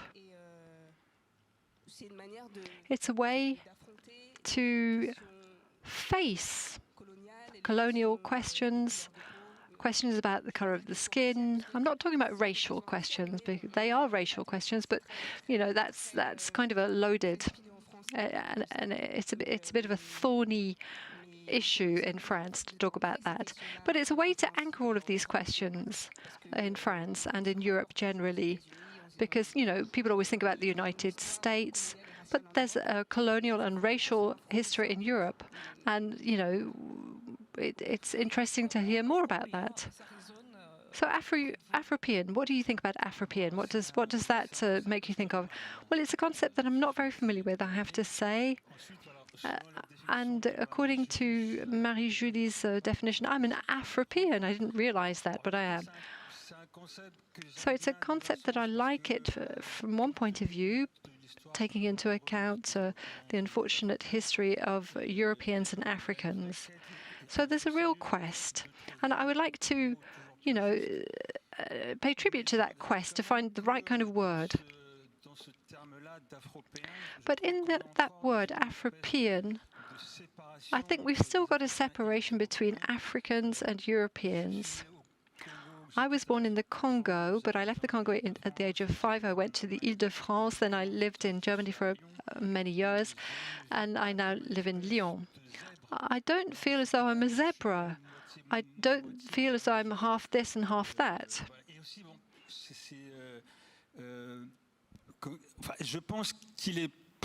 I think it's preferable to move away as far as possible from identities that are anchored in continental belonging. There's no race. You only have phenotypes of humanity. So I understand the approach, the Afropean approach, but I think you've got to be careful when you want to move away from stereotypes. Let's not recreate them elsewhere.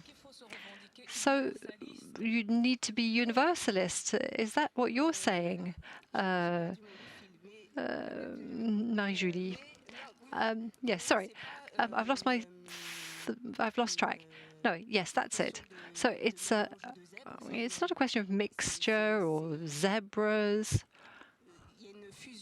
There's a kind of a fusion, a melting. It's a way not to decide.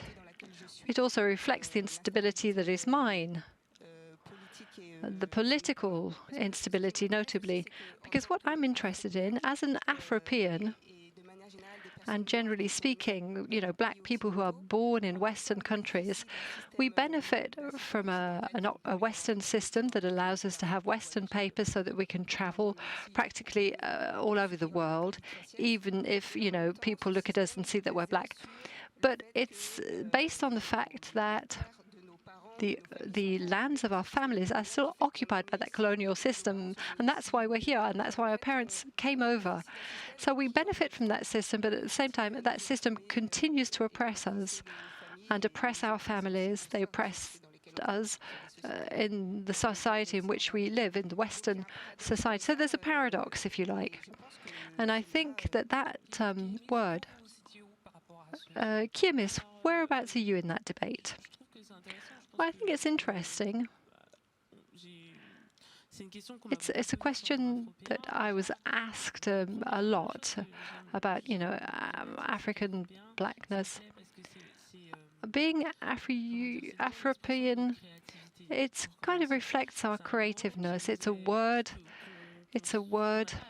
that we don't have to buy into. You know, I use the word black. And there are insults with this word, but Afropean, this is a word that we're inventing. So we're the ones at the end of the day who can create and make that definition. So the word comes from the grassroots, it comes from the bottom. Now, I know it's a bit complicated. You've got Afropean studies, and etc.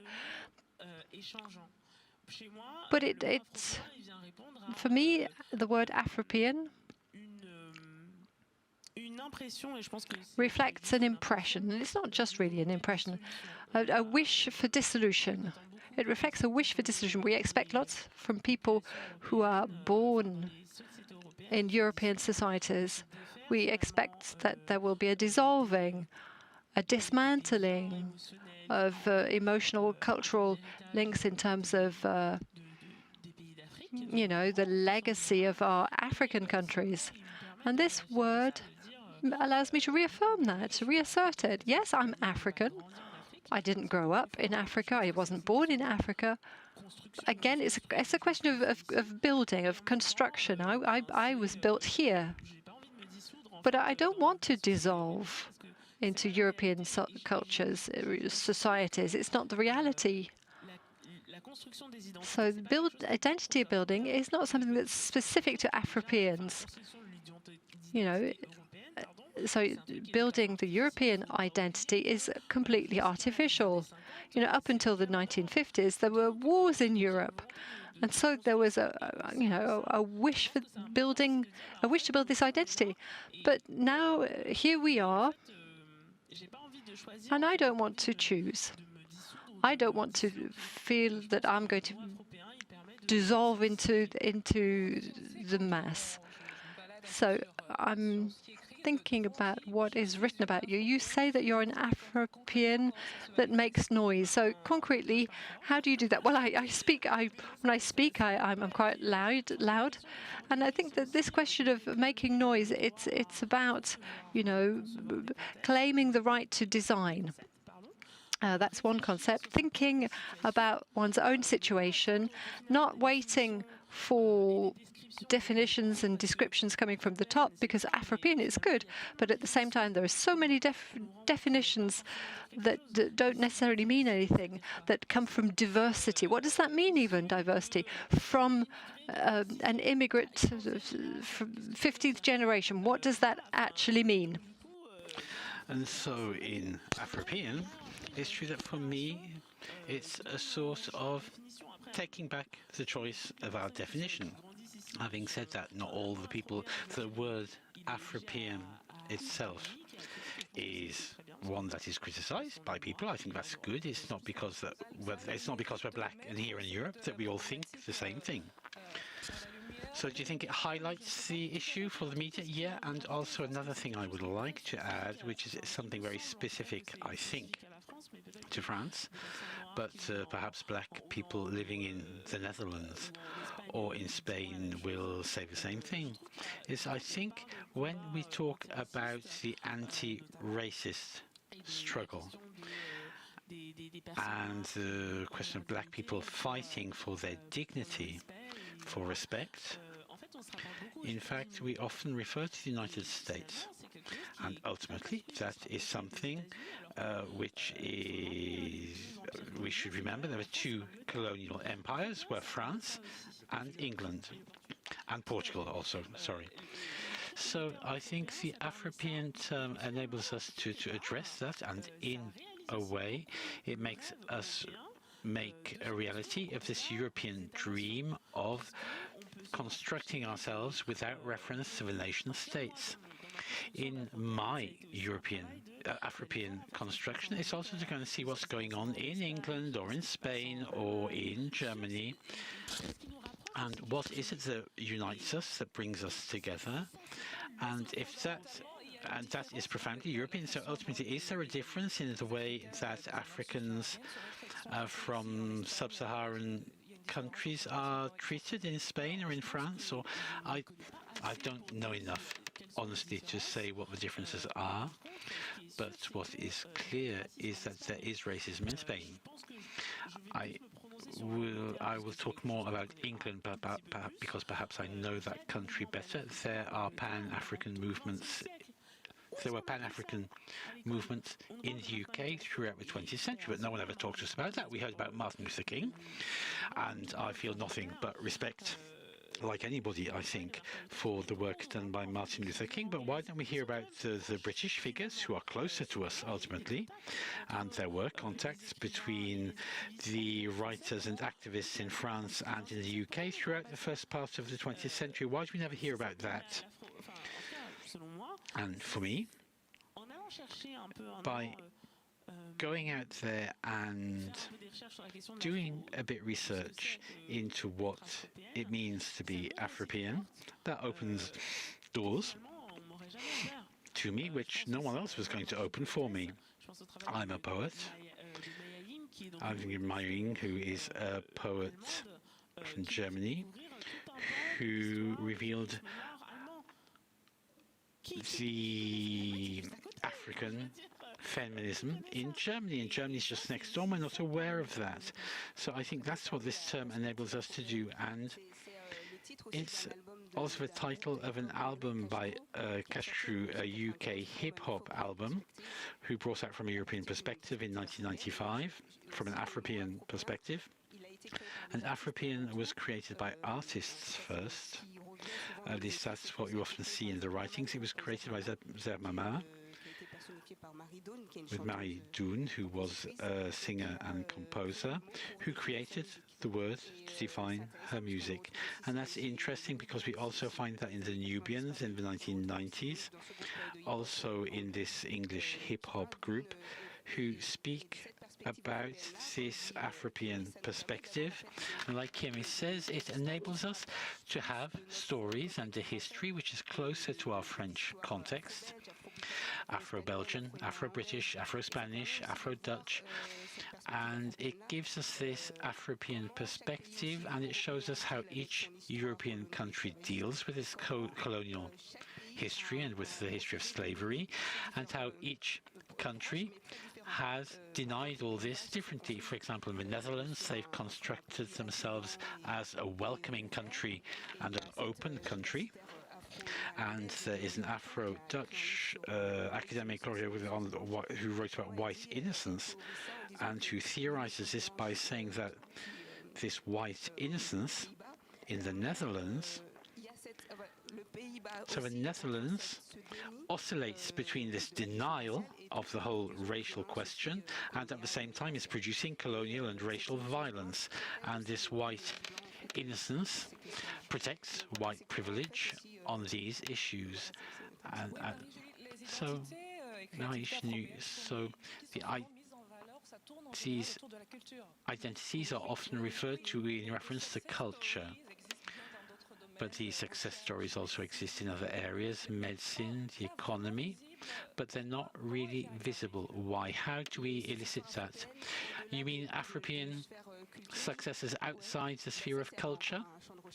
Well, that's something that's yet to be done. It's true that for me, I'm perhaps more interested in the cultural aspect because I myself am an artist, and Afropean to me is a source of imagination and utopias to allow me to breathe and as Kimi said, and also it's not for nothing that this was created by artists. It's not by coincidence that it was created by artists. So Wilfried, how can, in the public space, how can we elicit other kinds of Afropean success story? Very good question. Thank you. Okay. I don't know. No, just because the media often are accused, subject of accusations. The traditional media often accused of not doing enough.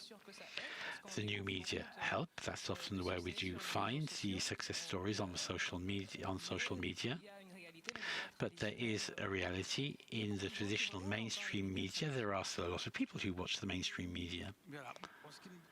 As far as I'm concerned, I don't think it's a problem of access to media, whether it be in France or Germany. So I think it wouldn't be honest of me to say that it's complicated, to say that there is a big problem. However,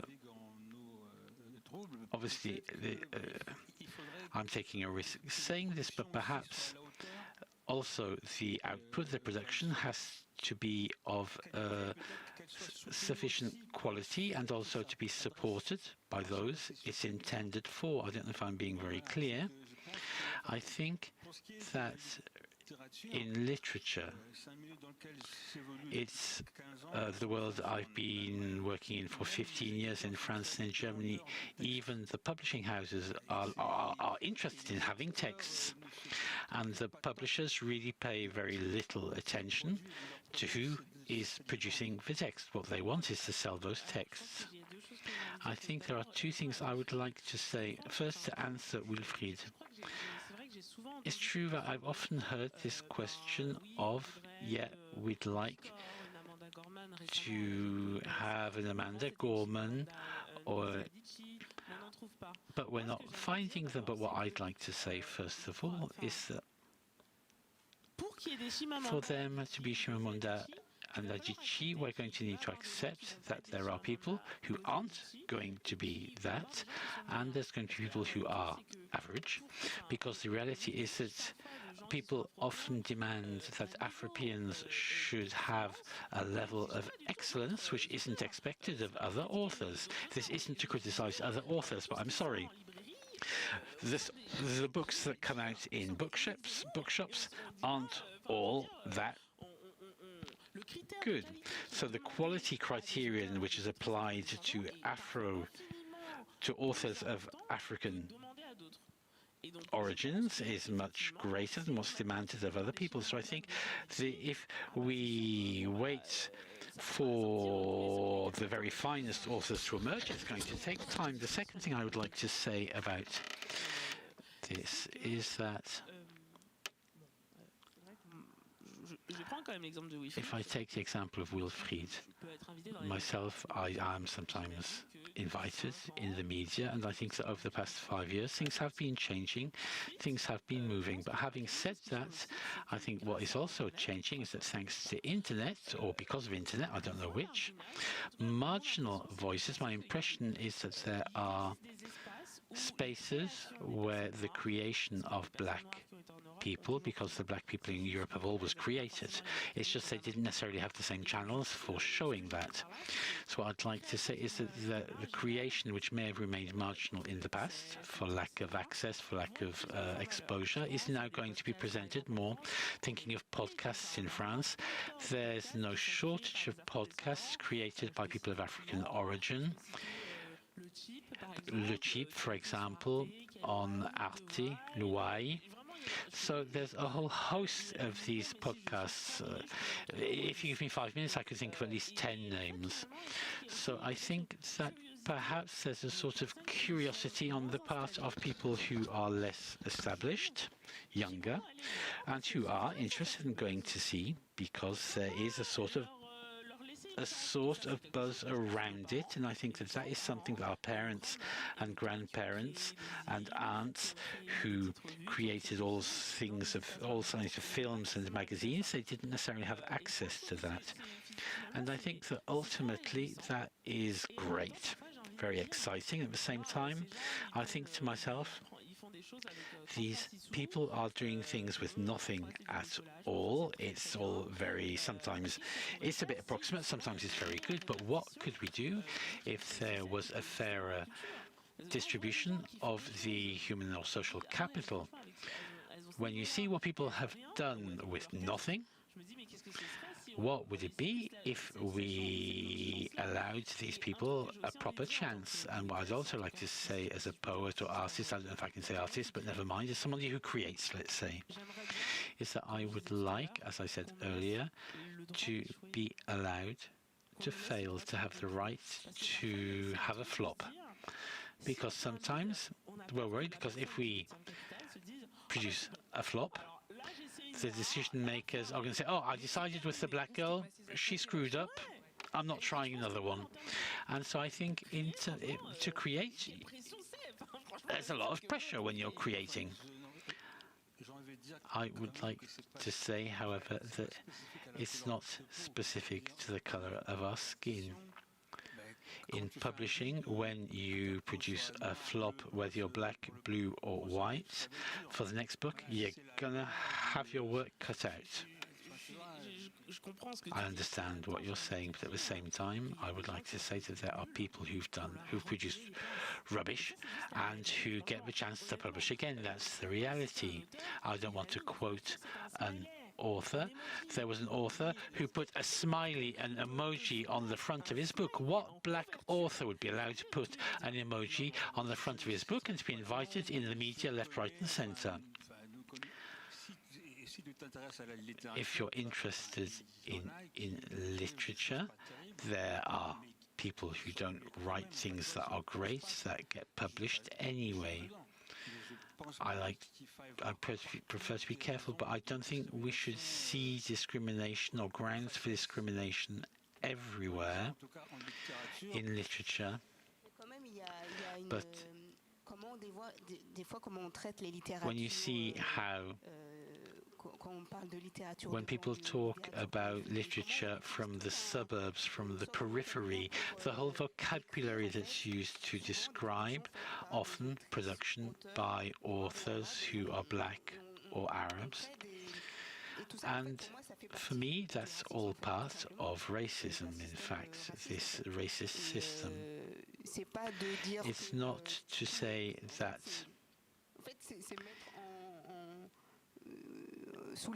it's underscoring, it's a systematic view, this systematic, there's only some people who will do this, and in the literary field and in the literary industry, it's like any other capitalist industry, it is challenged by these questions. Having said that, I don't think that saying this means that all the time each decision is necessarily made by racism. That's not at all what we're saying. That's not what I'm saying. However, as you just said, Marie-Julie, claiming that it's not a possibility and a very likely possibility is quite... Yeah, no, we agree on that, yes. Could I read a poem by Kiemis, since we're talking about literature? Afropean soul. Assimilation, dissolution. In my soul rings out an explosion. A cry cracks my body, my skin calls out Afro, our mouths sing the glories of our ancestors. To these these beings that were poisoned, our souls that want to be decolonized, avid for purified air and for a cleaner truth. Leaving aside pleas and demands, let the others change the way they see to the flamboyant, complex reality of an assertive element of the diaspora of African origin, Afropean, Afrofeminist, Afro.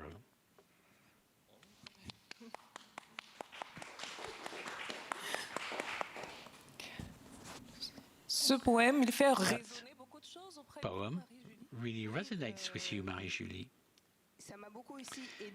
It helps me a lot. Kiemis's poems, like those of Laura Mianou, and also Eva Tombier's plays, who based her play on that. So it's a way of saying what we are at last and creating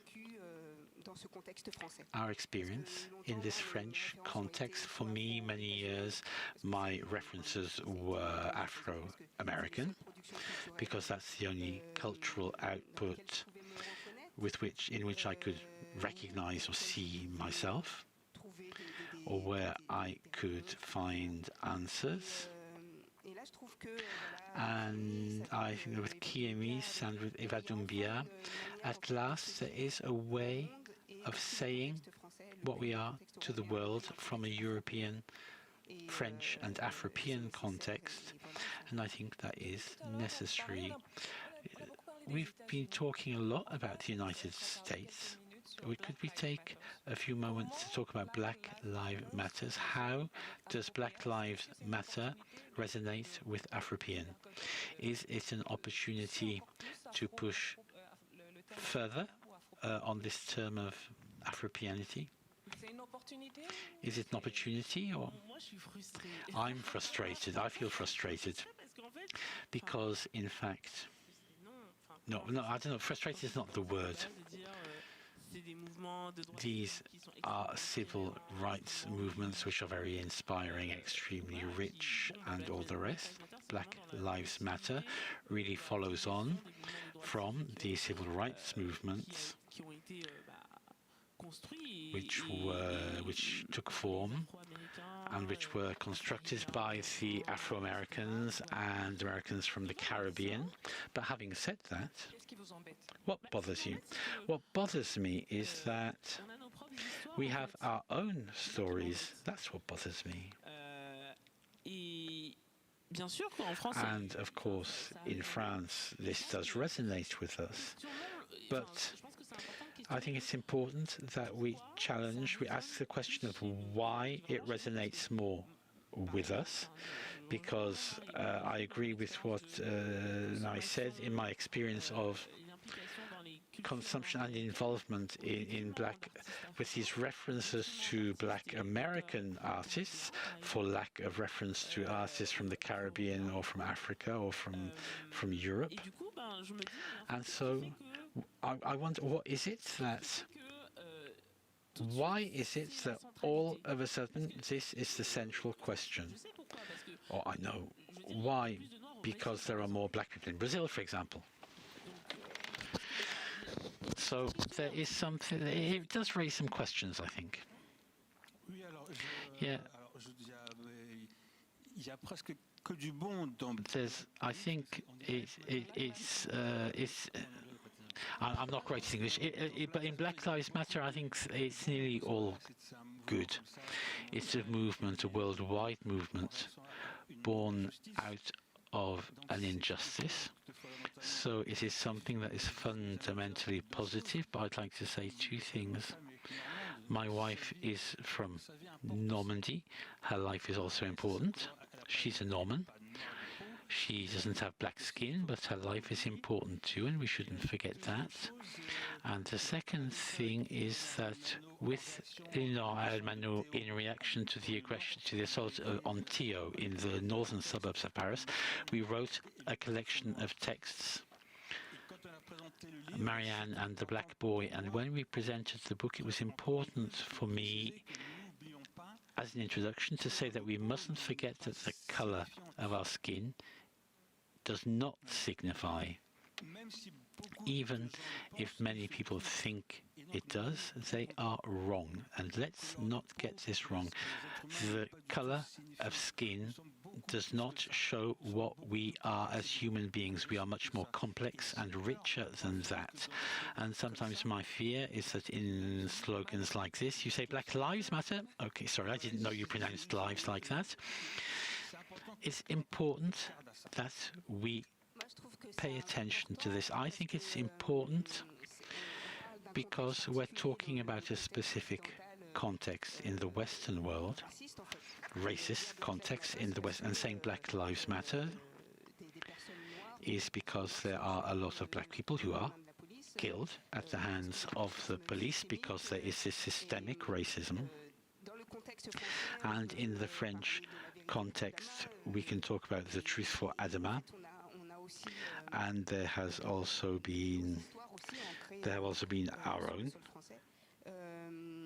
things that have happened here on French soil, and it is important in the context we live to say that Black Lives Matter, because at present they don't.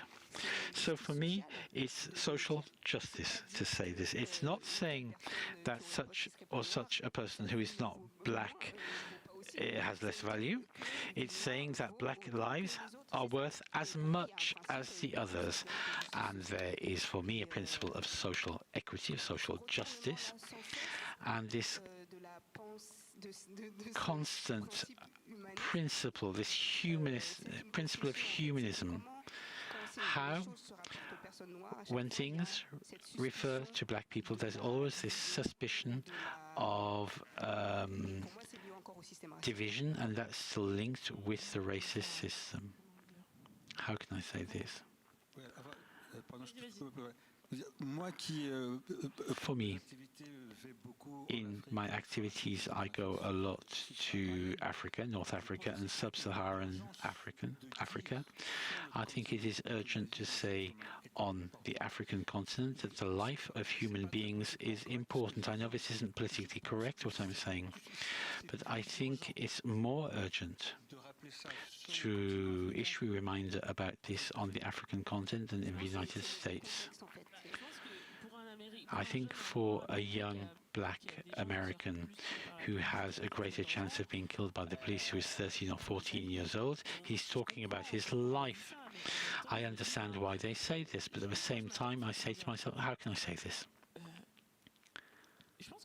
I think there are people who say in Africa that people's lives do count, and that in many contexts people consider that they don't count, but I don't think they need Americans to say it, and the Americans are talking about their own American experience. If they do feel concerned for the diaspora, all the better. But I think it's a bit unfair to say to somebody, okay, it's a crisis because there are black people who are in a terrible situation because of racism and other factors, and that therefore it's supposed to be unfair to say that, okay, it's complicated for you, but in Africa it's worse. And what I'd also like to say is that what is it that represents such a threat? I don't understand why there is this reflex, and people are saying, as you're asserting yourselves, asserting your beauty or asserting whatever, and when you assert your pride, we're just asserting that we are part of humanity, which means that other people who aren't like us, are they scared that they might be like us, or of being pushed outside of humanity? So there have been attempts to exclude black people from humanity. Are they worrying the same thing? But over the past few years, we've been talking about this crisis of identity. Is this something that scares you? The question I'd like to ask is, are you scared of living like we do? But look, we've survived. I don't understand what you're saying. I have noted on several occasions that when there have been these debates about Black Lives Matter, there are people who say you mustn't say Black Lives Matter, we must say all lives matter. Unfortunately, the reality is we're in a world where all lives are not equal. That's just a fact. And then we have a slogan which is saying that insofar as we're in a world where not all lives are equal in certain ways, and notably regarding race, we could have another debate about race, but I'll leave that to one side for now. We're issuing a reminder of this. So I sometimes have the impression that it's as if the context disappeared and that we're in an abstract situation where all lives count in an egalitarian way. That's what I want. I want us to be in a world where we don't need to say Black Lives Matter anymore. It's an admission of failure for all of us. Collectively, a failure of society. But I know that bothers people, but to care, to treat somebody, a doctor needs to make a diagnosis, and this is the diagnosis here. And another thing I would also like to say is that often we ask people who are living these experiences to find the diagnosis and also to find the solutions. But the solutions have to be collective. It's not just black people who must find the solutions, and who need to find perfect solutions in every way. Even if we're living, we mustn't essentialize things. So, they're really putting pressure on us. So what do you think that the political Europe, the European policy isn't doing enough to deconstruct prejudice? Or do we need to have Afropean lobbying to lead the way? Strong Afropean lobbying to fight this fight and to establish this message with political decision makers in Europe? I don't know yet. I know that I interviewed Olivier Bézira, who's a Central African and Belgian author, who talked about how Afropeans need to organise as Afropeans to have our voice heard at EU level. If it happens, all well and good, but I don't know.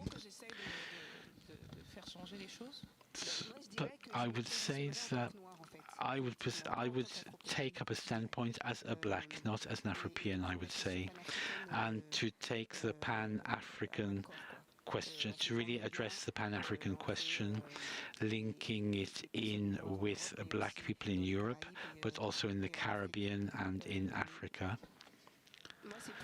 But politically, that is what the thing I think I could take up a standpoint on. What can I say? The term black, the term African, these are terms that are not very precise. They don't really mean anything. You can't create a black lobby or an African lobby. Now, perhaps this might make sense in the United States, given their history, but in a French context, what community can you create between Muslims, people from the Sahel Desert, women, and other people who might have a completely different conception, and in the Western context as well? Yes, let's not forget that the African continent is full of diversity, linguistic diversity, religious diversity, genetic diversity, historic diversity. There's Northern Africa that's more focused on the Mediterranean and the Middle East. Central Africa is in contact with Portugal and France and has been since the 16th century, and so on and so forth.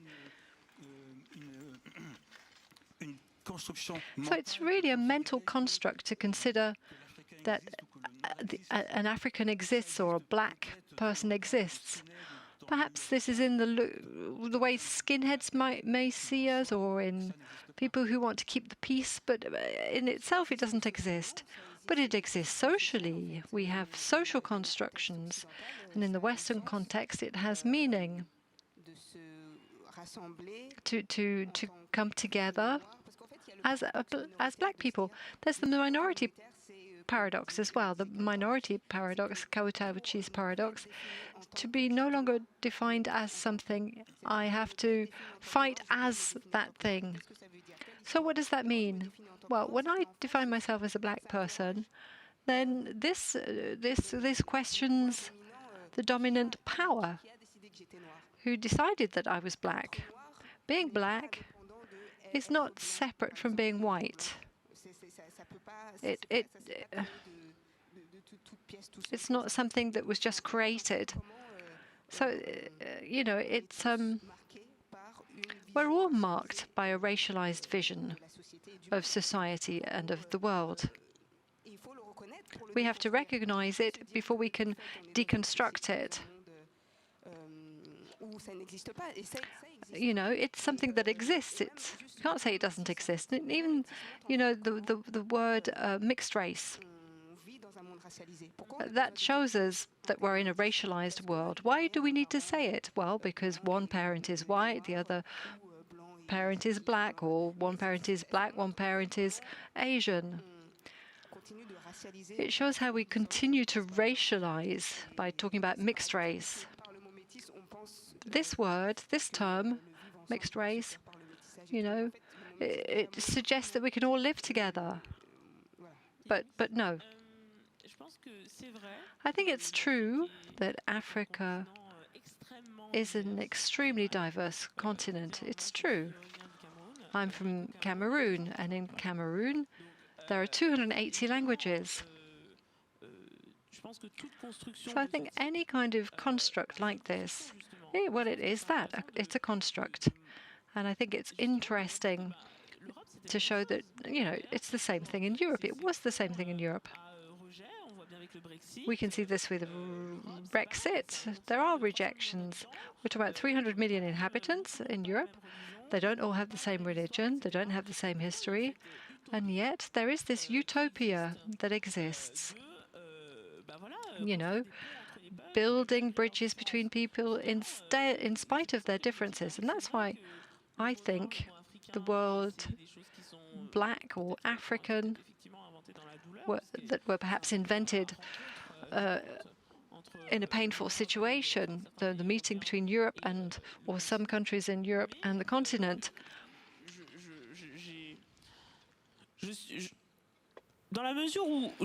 As far as I'm in a space that recognizes Europe as that kind of utopia, even if, you know, in a neoliberal Europe, it's not a Europe of the people, it's not, you know, but we do have this utopia all the same, it exists. Why not continue with the utopia? Why not?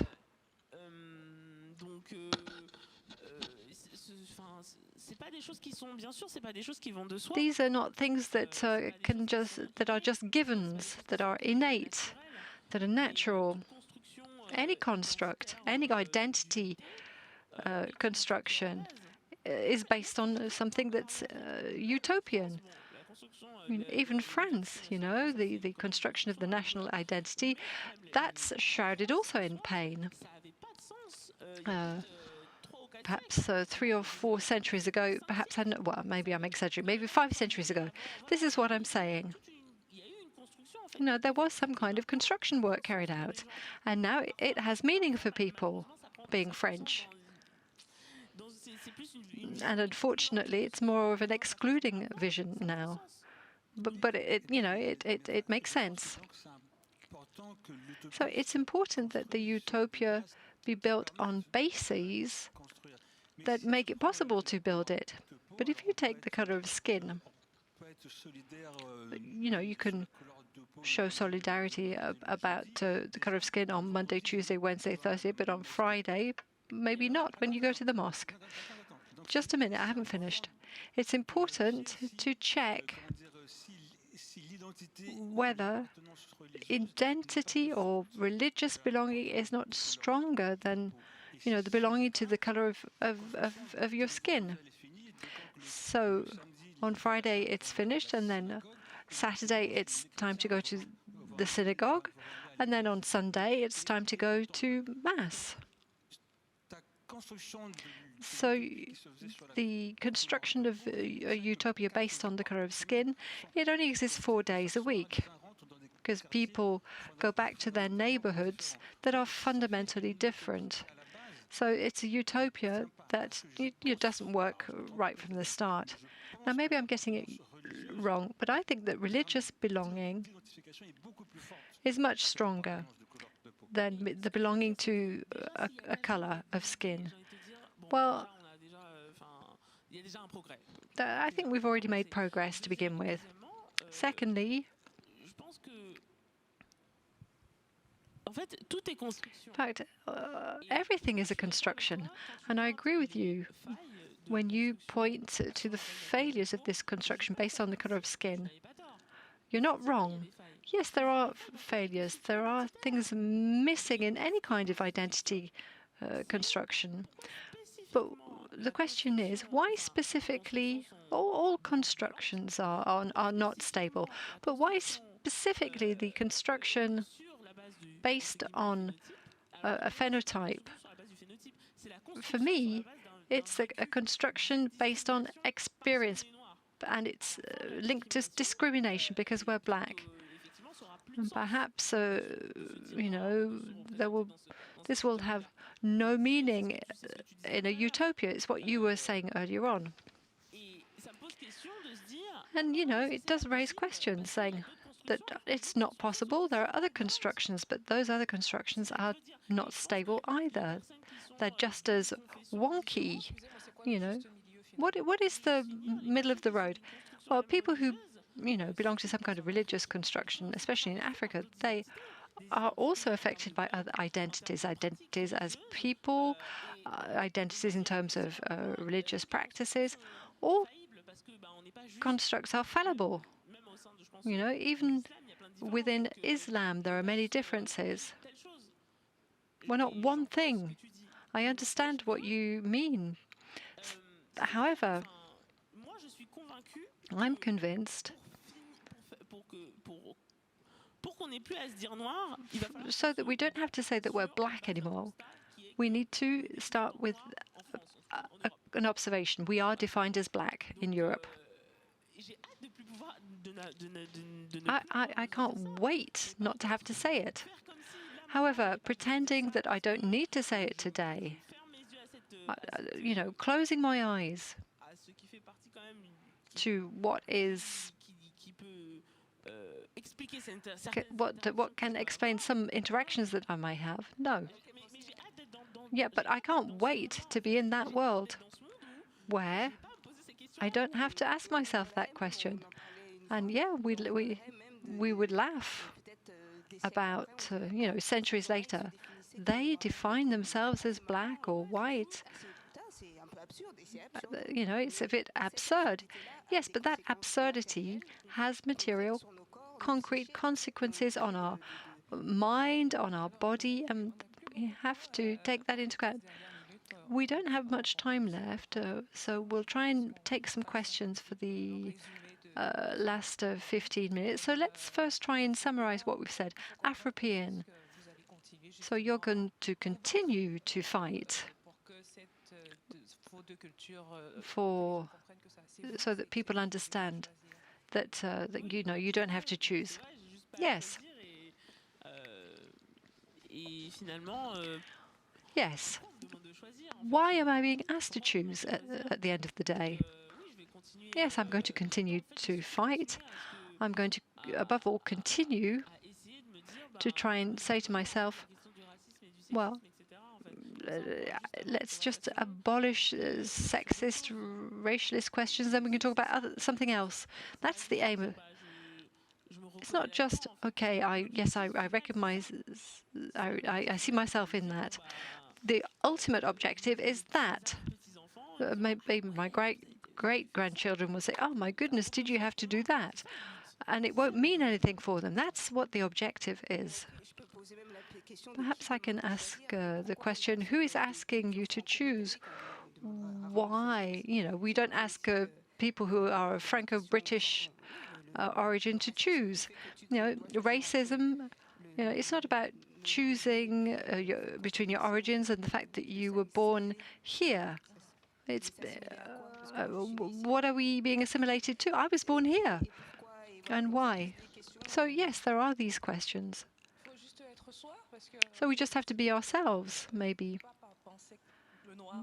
You know, we mustn't just think black. We've understood your argument. You know, how do we live in Europe? Is it just about, you know, being ourselves and accepting injustice? No, no. We mustn't accept any kind of injustice. So this question of choice is interesting because it was at the center of my first novel. All of these stupid questions that one asks us. We shouldn't even consider this kind of question. It's a question that makes no sense. So I'm just not going to be interested in it anymore. And just to summarize, what I've heard about Afropeans, yeah, it's interesting. I'm not against it. It's something that I'm discovering.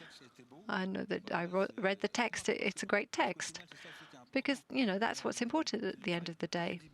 When I say it's beautiful, it's a beautiful text, it means that, you know, it's something that touches something inside me.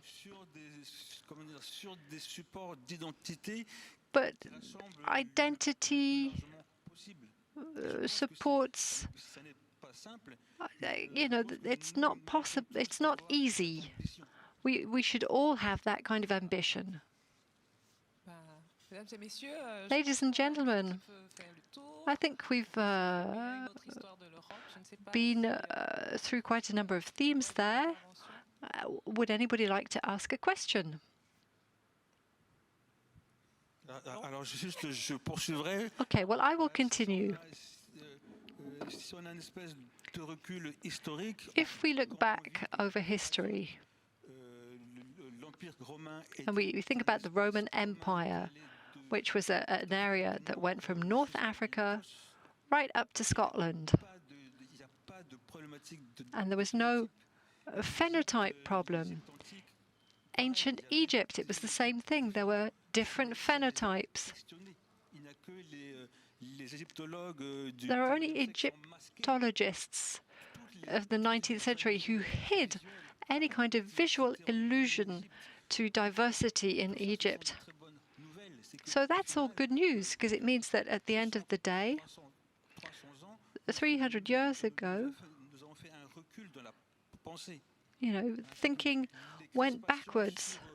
There were tensions about skin color that are recent. So perhaps we need to not be as tense. Well, in order not to be as tense, I understand what you're saying about the Roman Empire. However, there are other things that I might say about the Roman Empire. The Roman Empire, I'm looking for the right words. There was, it involved domination, without talking about blacks. Even inside the Roman Empire, there were categories of people who didn't have the same rights. If we don't talk about phenotypes, there was identities, regional identities were crushed to the benefit of the construction of an empire. But it's good to say that. But the problem is, thinking back to that time, many people don't know that what we are living today is the follow-on from what happened 200, 300 years ago. People are just catching on. So the common history with slavery and things, people said, oh, but it was only in the United States, no slavery. That doesn't mean anything. And I'm talking about people who were at university studying history. I think it's important as well to talk about the current context. There are a lot of tensions in Europe. There's the extreme right wing that is gaining popularity. But then, there's the message about importance. Colonialization was a long time ago. My grandmother was born before it. I don't agree. I'm not sure whether we want to be in a space where we can't have any tensions. Most people in the general public are not familiar with this history. The problems were already there. We didn't create them. They're reflected off us, and people are saying, that we have these tensions, but they don't understand their own history. So we're in a situation where. So this is the Afropean making a lot of noise again. As we're demonstrating these situations, we're talking about these situations, I think things are changing. There are teachers who are making an effort, and thanks to the media, thanks to alternative media, there are alternative histories, more complete histories, let's say. But there's a misunderstanding of the tensions. People don't understand them properly. Are you familiar with the history of Cameroon and its, when it was decolonized? People, when you talk to them about it, they thought it was all peaceful, that there was only a problem in Algeria. So what do we do about that? Especially because it's not even finished, is it, this decolonialization? Yeah, that's true. We should talk about how the colony inherited power. Yeah, so we're still talking about colonialism today in Africa. Yes, that's yet another debate. I can't wait not to be subject to those tensions, because I'm somebody who's very joyful. in spite of all that, I love life to the full. And so these questions, I experience them.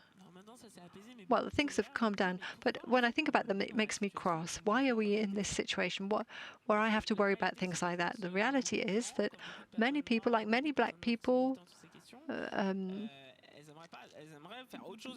they'd like to do something else with their life. So much time wasted, so many poems not written because I was so cross about racialism and sexism. Very well. Thank you. I think there's a question. Yes, there is a question at the back there.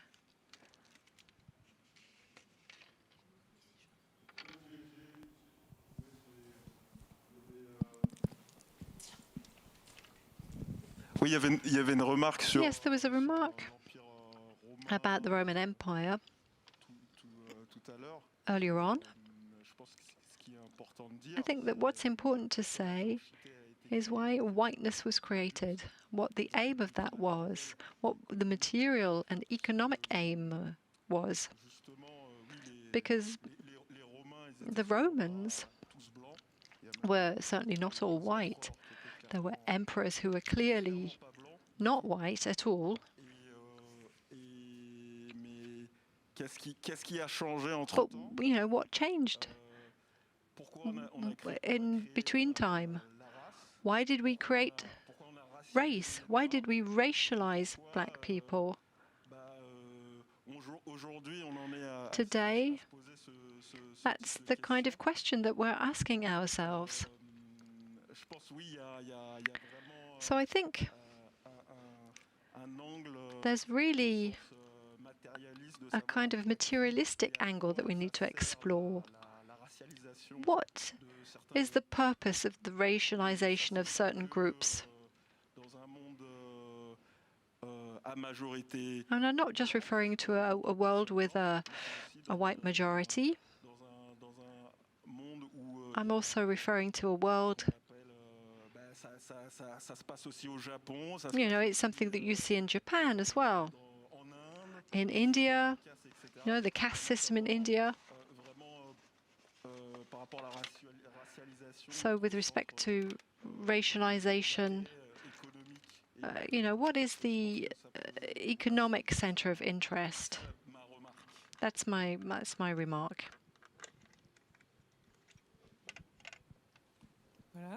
Okay, would anybody like to react to that? Well, when we talk about the black experience, it's impossible not to talk about whiteness. How whiteness is resting on, the fact of making other human beings inferior. Power, economic power notably, and it's continuing today. So it's a power regime, whiteness. It's a system of domination. What else can I say?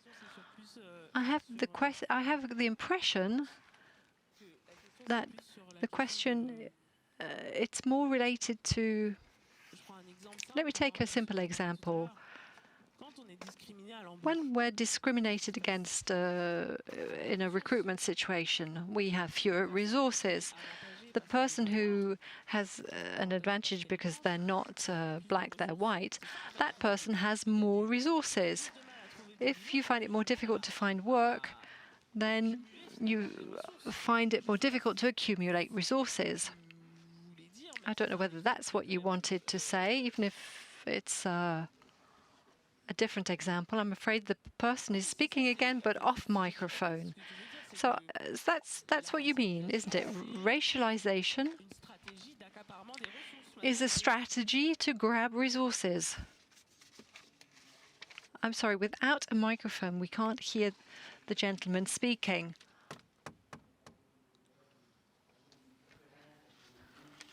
I'm sorry, without a microphone, we can't hear the gentleman speaking.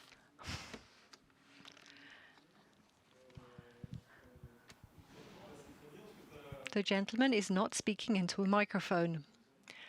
Can we ask the gentleman to use a microphone, or somebody give him a microphone?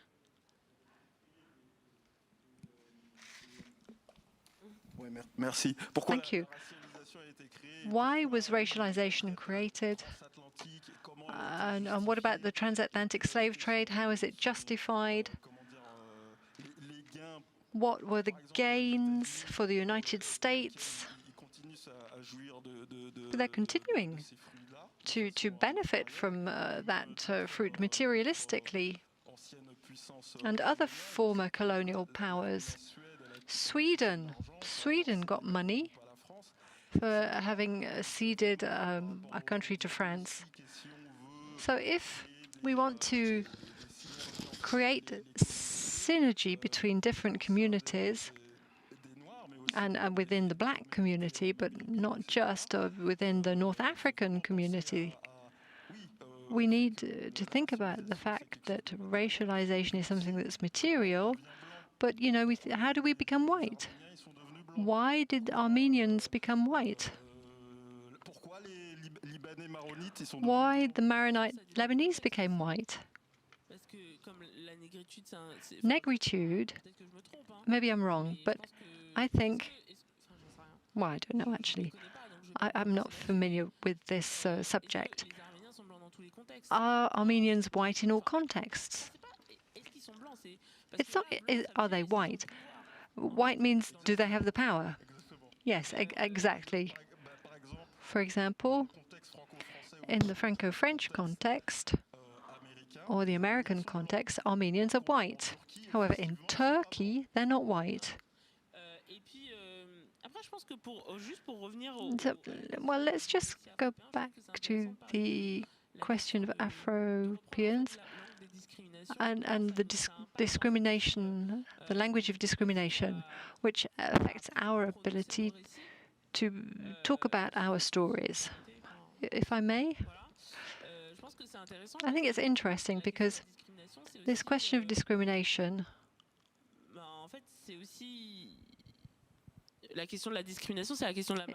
it's the question of economic marginalization. And so it makes it a lot more difficult to underline the value of Afropeans. That's why we have platforms that are really good. Your platform, Marie-Julie. But at the end of the day,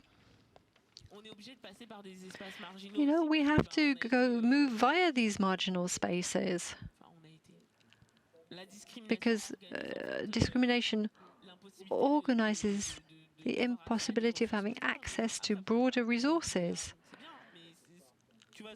Do you know what I mean? It makes sense what I'm saying.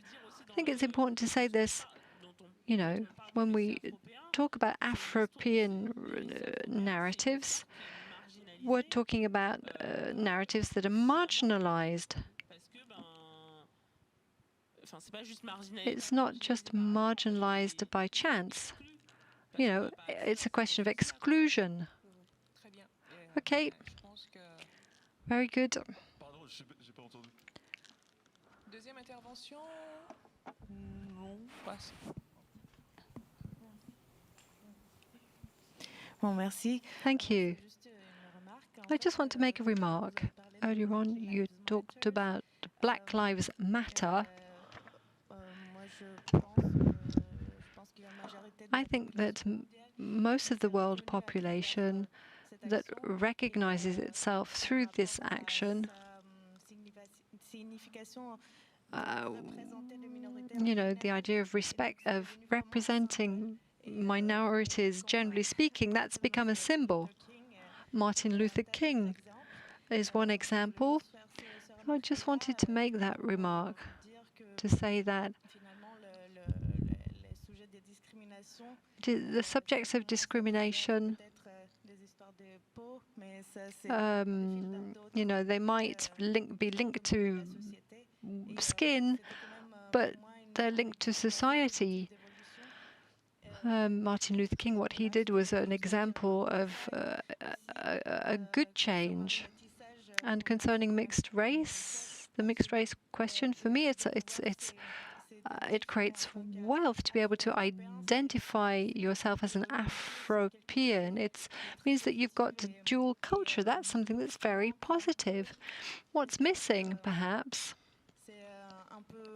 What's missing is, encouraging young people today through education to be inspired by people like you. Give them the legitimacy to go beyond.